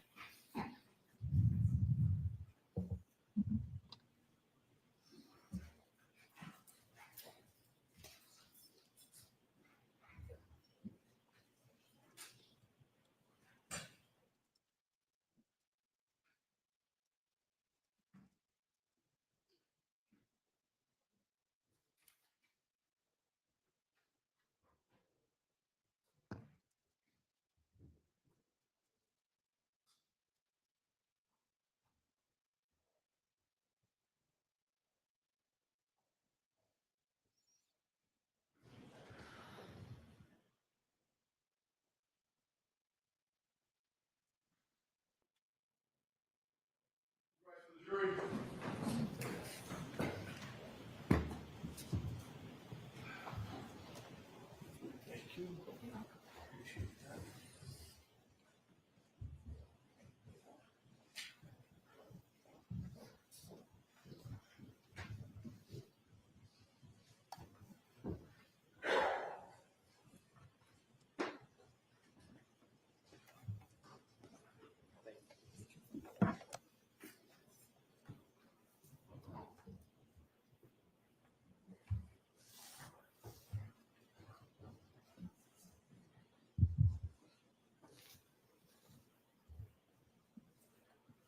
This court is in session. Please be seated. All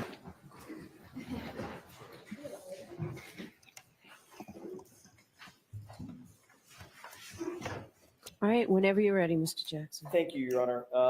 Ms. McCabe, I want to draw your attention back to the morning, later in the morning, after you're back at 34 Fairview, after the police have already cleared the scene, and you're back with your friends and family inside the home at 34 Fairview.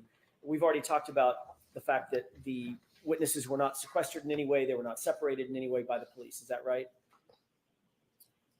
We were just sitting together with friends Right. and family. So yeah, no. Everybody was free. All the friends and family that were in there were free to talk amongst themselves, which you did do, correct? Yes. All right. Everybody had the opportunity to say their piece and to listen to others say their piece as well. We had conversations. It wasn't really nothing more than that. At some point you did, I think you mentioned this on direct examination, you did reach out to Mike Lank. Is that right? Yes. Remind us who Mike Lank is in your world, in addition to being a Canton police officer, police sergeant, I think he was at the time. Who is he in your world? He was just a local guy that I, knew, was friendly with. And had gone to high school with? No. Was he ahead of you in high school? We weren't in high school at the same time. Got it. He was about 5 years ahead of you, is that right? Yes. Okay. But you'd known him or known of him from basically childhood or young adulthood. Yeah, just knew him from around town. At some point, you decided that you were going to call Sergeant Lank back to the scene because there was a piece of information that you wanted to provide him again. Sorry, provide him so he needed to come back again. Yes.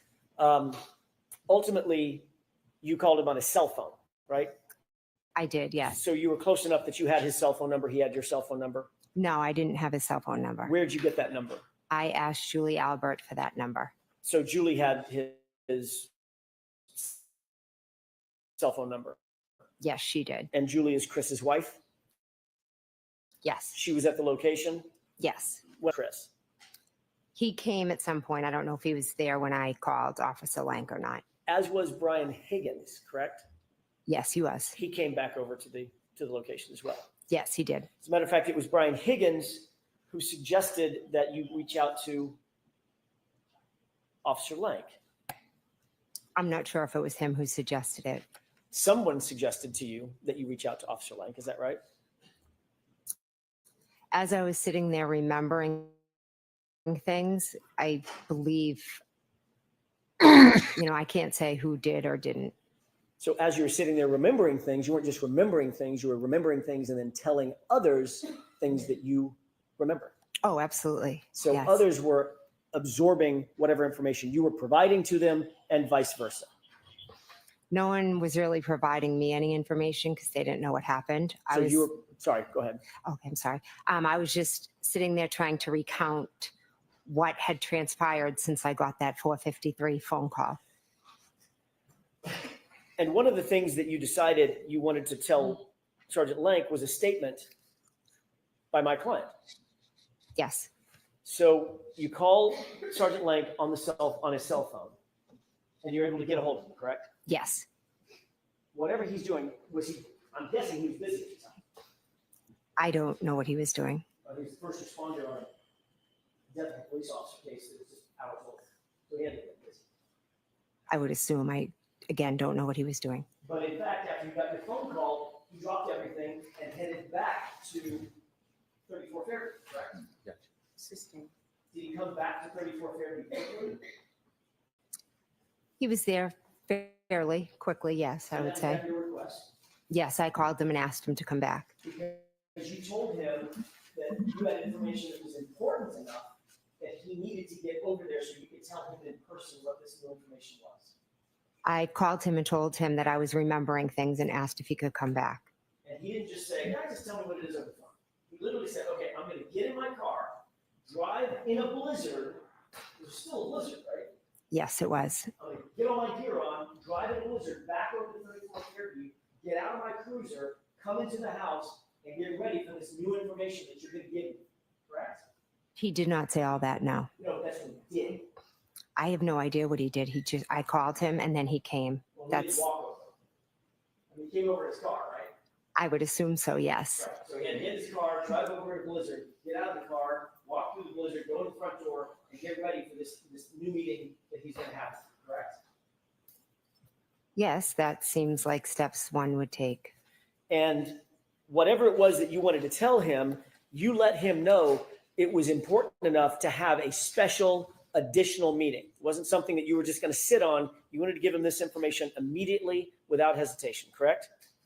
He said if I remembered anything to give him a call, so I did. So when he came back over, he obviously had a notepad and a pen in his hand, correct? I believe he was taking notes. And you told him, you testified this morning that what you told him was Karen Reed said, "I hit him, I hit him, I hit him," right? Correct. But when he wrote this report, you said, she said, "I hope I didn't hit him." Correct?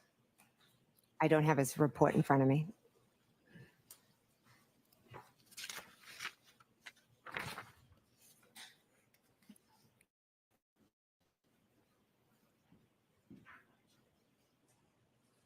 Yeah, just wondering. Yes.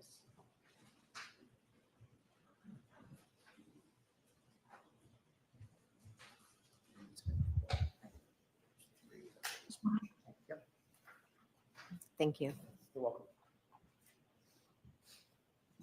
You could turn to the orange tab.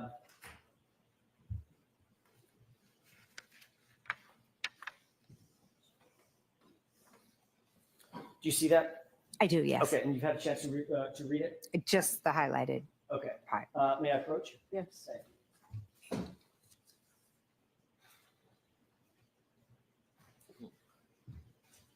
In fact, what you told Officer Lank was something to the effect of, "I hope I didn't hit him."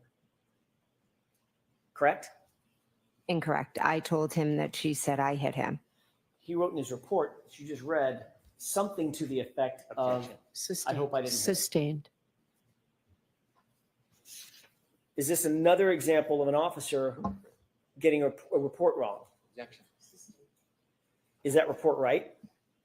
Your Honor. Objection. Sustained. Move on, Mr. Jackson.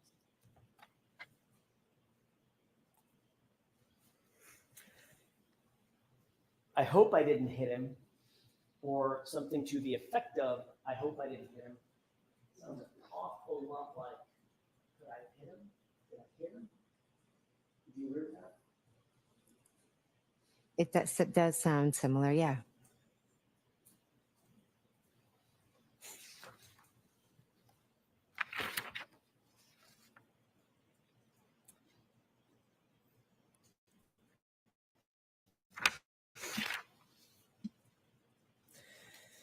You testified yesterday that during that first phone call, that first phone conversation with Ms. Reed at 4:53 a.m., she told you, according to your testimony, that in that phone call, in that very first phone call, Ms. Reed said she had gotten into a fight, her taillight was cracked, and she asked, could I have hit him or did I hit him? Correct? Incorrect. Tell me where I'm wrong.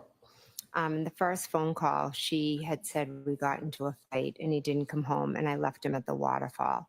In the second phone call, once I told her that I saw her outside of my sister's house on Fairview, that is when she said, could she have hit him, and talked about her taillight.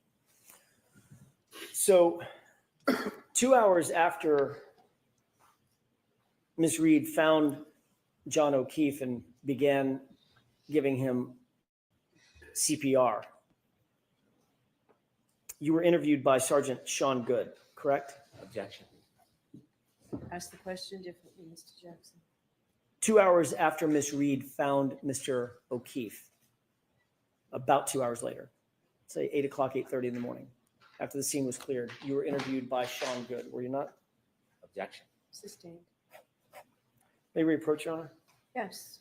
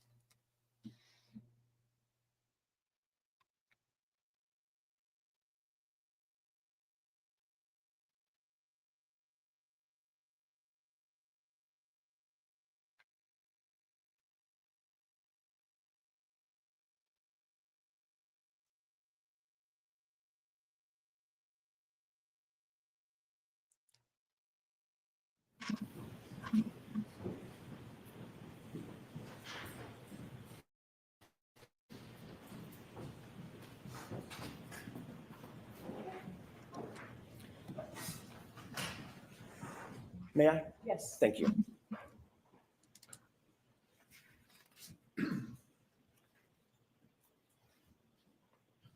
While you were at the scene, after Ms. Reed had been giving CPR, Sean Good interviewed you, correct? I don't remember a formal interview with Sean Good. Do you remember talking to him? When he arrived at the scene, I do remember briefly talking to him after all three of us gave John CPR. And he asked you certain questions about what you'd seen, what you'd heard, what had happened, correct? I have to tell you that I remember seeing him there and I remember talking to him, but I do not remember specifics of any conversation or any questions that he asked me. Do you remember him do you remember him asking you about any initial calls you had and you telling him about that 4:53 call and the early morning calls thereafter, the initial calls before you met up with Ms. Reed? I don't recall. Did you tell Sergeant Good, by the way, he was a sergeant at the time. Sean Good was a sergeant, not an officer. I'm not sure. Okay. By the way, you knew Sergeant Good, did you not? I didn't know him. I knew of him, like I knew his name, but that was it. How'd you know of him before that day? Because his sister is a year or two younger than me, and I knew she had a brother that was younger, that was a Canton cop, just through the town, but I didn't know him. Okay, friendly but not friends. I wouldn't even say I was friendly with him. Okay.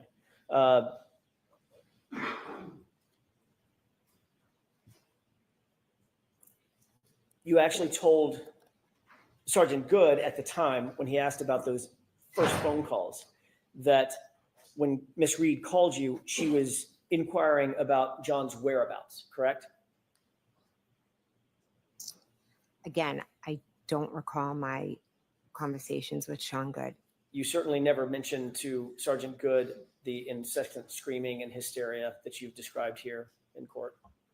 Objection. Did you ever mention anything about an argument or a fight to Sean Good? Objection. Sustained, Mr. Jackson. She said she didn't remember. Next question. I have to go through the series of machinations. I don't know what she remembers and doesn't remember. Next question, Mr. Jackson. Did you mention anything about a cracked taillight to Sergeant Good? Objection. Sustained. Do you have no memory at all about what you talked to Sergeant Good about?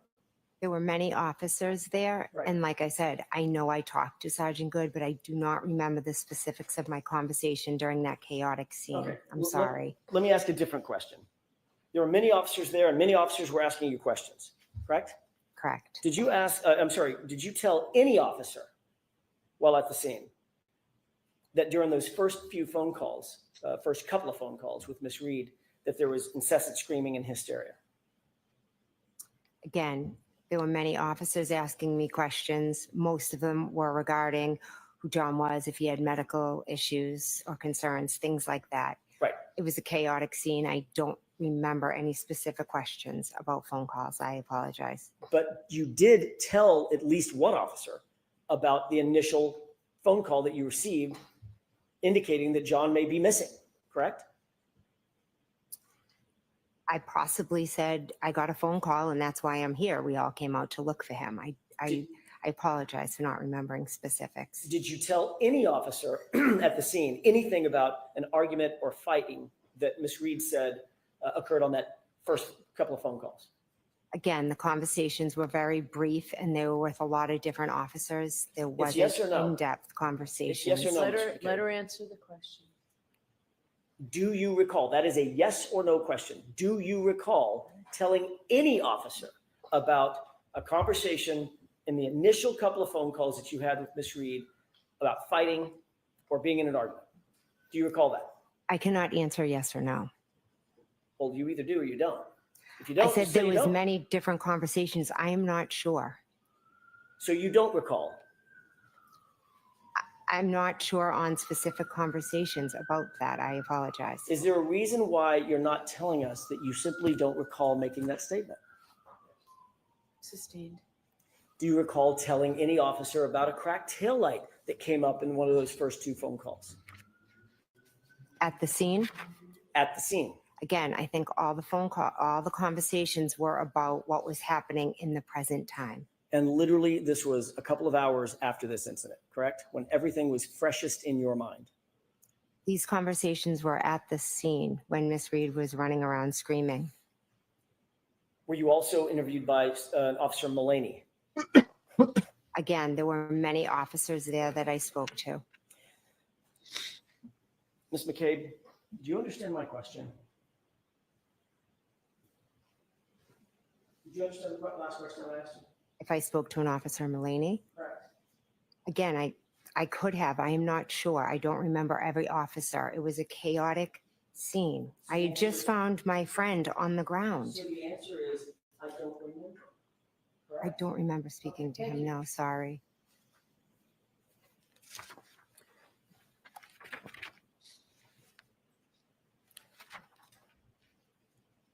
Later that morning, you did have a conversation with Officer Lank that you actually do remember, correct? Yes, correct. What you told Officer Lank or Sergeant Lank was that you received a phone call from Kaylee's phone and that Karen Reed was distraught because John never came home, correct?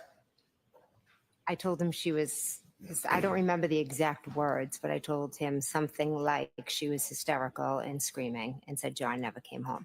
You never mentioned that she said anything about a fight during that initial phone call, correct? Again, I'm not sure what exactly was said during that initial phone call.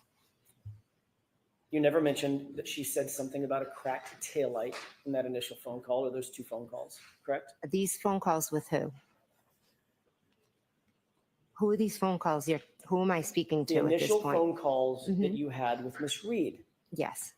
you never mentioned to Officer Lank or Sergeant Lank that Ms. Reed mentioned anything about a fight or an argument, correct? I don't remember. You never mentioned anything about having Ms. Reed saying anything about a cracked taillight in one of those two initial phone calls, correct? Again, I don't remember all the things that I told Officer Lank. And you certainly never mentioned that Ms. Reed said anything about could I have hit him during either of those initial phone calls, correct? Again, I don't remember my specific conversation with Officer Lank. So you don't remember the conversation that you had with Officer Lank when it was the clear light of day, you'd had a chance to take a beat and a breath, catch your breath, because it's now 11:30, 11 o'clock in the morning. You don't remember anything about that conversation, but according to your testimony, you remember in detail what my client said, waking you out of a dead sleep, correct? So I didn't speak to him at 11:30. It was earlier in the morning when he came back to Fairview. Let's call it 9 o'clock, whatever. Okay. Right? Whatever. It wasn't the same chaos as my client screaming into the phone that John never came home, waking you out of a dead sleep, correct? Correct. But when you recounted that conversation or those conversations to Sergeant Lank, you didn't see a thing about Ms. Reed saying that there had been an argument, did you?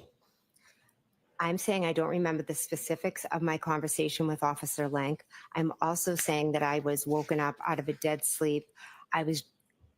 Karen showed up at my house screaming. I went out to help her look for John. And then we found one of my closest friends on the front lawn. And she was saying crazy things and acting crazy and Ms. McCabe, acting that's not my erratic. question. And so every Ms. McCabe, police that is officer not my that I question. spoke to, Let her finish. every police officer that I spoke to, I tried to answer their questions the best I could. It took me hours and in some cases days to remember all the things that Miss Reed had said. My mind, I was in a state of shock. But the minute I remembered, she said, I hit him, I hit him, I hit him. I called Officer Lank. And your memory is getting better even as we sit here today, correct? There are certain things I will never forget, Mr. Jackson. Including the fact that you never, ever, ever said, she said the words I hit him to a grand jury when you were asked about it 3 months after the incident, correct? She said, I hit him, I hit him, I hit him. You never told that to the grand jury, did you? I don't remember specifically that every grand jury and everything I said, but I can tell you with 100% accuracy, she screamed, I hit him, I hit him, I hit him. You never said that to the grand jury. I don't recall if I You were did. there to get the truth, correct? The truth is, she said, I hit him, I hit him, I hit him. You were asked that specific question at the grand jury. What did she say at the scene in front of the female EMT? And you know what your answer was? You do, because you just read it. I wasn't asked what she was said at the What was scene. answer to that question? I'm objecting. The objection sustained. Ask one more clear question, Mr. Jackson. What was the answer you gave in answer to the question about what was said by Miss Reed to the EMT, the female EMT at the scene? What did you say she said? I don't know if I was asked specifically what she said to a female EMT. All right, we're going to end this now. Your Honor, may I have one more question? Go ahead. I can't end it like this. You said Okay, she jurors, said- ignore the comments of counsel. Ask one question, Mr. Jackson. You said that she said, could I have hit him? Did I hit him in the presence of the female EMT? That's what you testified to under oath at the grand jury, isn't it? Yes, because she also said that. All right. So, folks, we are done for today. You remember tomorrow is the day that we're not in session. So we will see you Friday. Friday is a full day. And I have to give you those cautions. You can stay and file out after the jurors. Please do not discuss this case with anyone. Don't do any independent research or investigation into the case. If you happen to see, hear, or read about the case, please disregard it and let us know, and be very careful with your social media. Have a great night, a good day off tomorrow. We'll see you on Friday. Thank you. Rise to the jury. Goodbye. Okay, well, She said that you're off tomorrow. So I guess there's no trial tomorrow. I'm not sure why. Maybe we'll find out about that. But it was very clear that this is what happened, by the way. I mean, it was pretty clear. And I'm still letting it go in case that there's, after the jury leaves, there's something more something more that the judge is going to do on the record. I'm not sure, but I've got it here. As soon as something happens, I'll let you know. But what was very clear was what was happening is that the last word to the jury. So Jennifer McCabe very much wanted the last word to the jury, saying the absolute truth is what she said. That she said, I hit him, I hit him, I hit him. Oh, hold on. Mr. Jackson, I'm not rushing you in any way. I just want to know, how much longer do you think you'll be? I appreciate that, Your Honor. 10 seconds to end the question. Sure, take your time. I would expect that I would say an hour and a half to 2 hours. Okay. Mr. Brennan, do you have any idea how much longer you will be? With Mrs. McCabe, Yes. it depends on how the rest goes, but Right. certainly at this point, 20 minutes or less. All right. So that will hopefully take us to the luncheon recess, maybe, I mean, the I think morning recess or the luncheon recess at most. You have witnesses lined up for Friday afternoon? I do have a number of witnesses ready for the next 3-4 days, and I've Okay. given notice to them, and I will try to tighten the order tomorrow morning, and I'll let the court and the defense know. Great. All right. And nothing you need to see me about right now? Not for the Commonwealth. All right. All right. We'll see you on Friday. Okay, so the day's off tomorrow. I'm not sure why, but the day's off tomorrow, so we can get some work done tomorrow. But yeah, what I wanted to just point out is that what was happening that last back and forth between Jennifer McCabe and Alan Jackson. And this is where, again, there's the difference between the good attorneys and the average attorneys. The good attorneys always want to end the day with something strong in the jury's mind. Jennifer McCabe wanted to end the day as, look, I'm telling you what the truth is. The truth is that she said it. And the absolute truth, regardless of all these questions and all these tricks, Mr. Jackson, this is what the truth was. So that was how Jennifer McCabe wanted to end the day. So Alan Jackson quickly had to say, that's not what you told the grand jury, though, was it? That's not what you told the grand jury. In fact, what you told the grand jury was, is it possible that I hit him? Could I have hit him? That's what you told the grand jury. So that's what he wants the jury walking away and sitting on for the next day until they come back to trial on Friday. Jennifer McCabe wanted it the other way, but that's what you find with some of the good attorneys. They always try to end the day on a strong note for themselves, and that's what we were watching there. So some really very interesting stuff today. Some great lawyering by Alan Jackson. I mean, the way that he framed the issue, the way that he set up the cross-examination, the different parts that he hit was very good.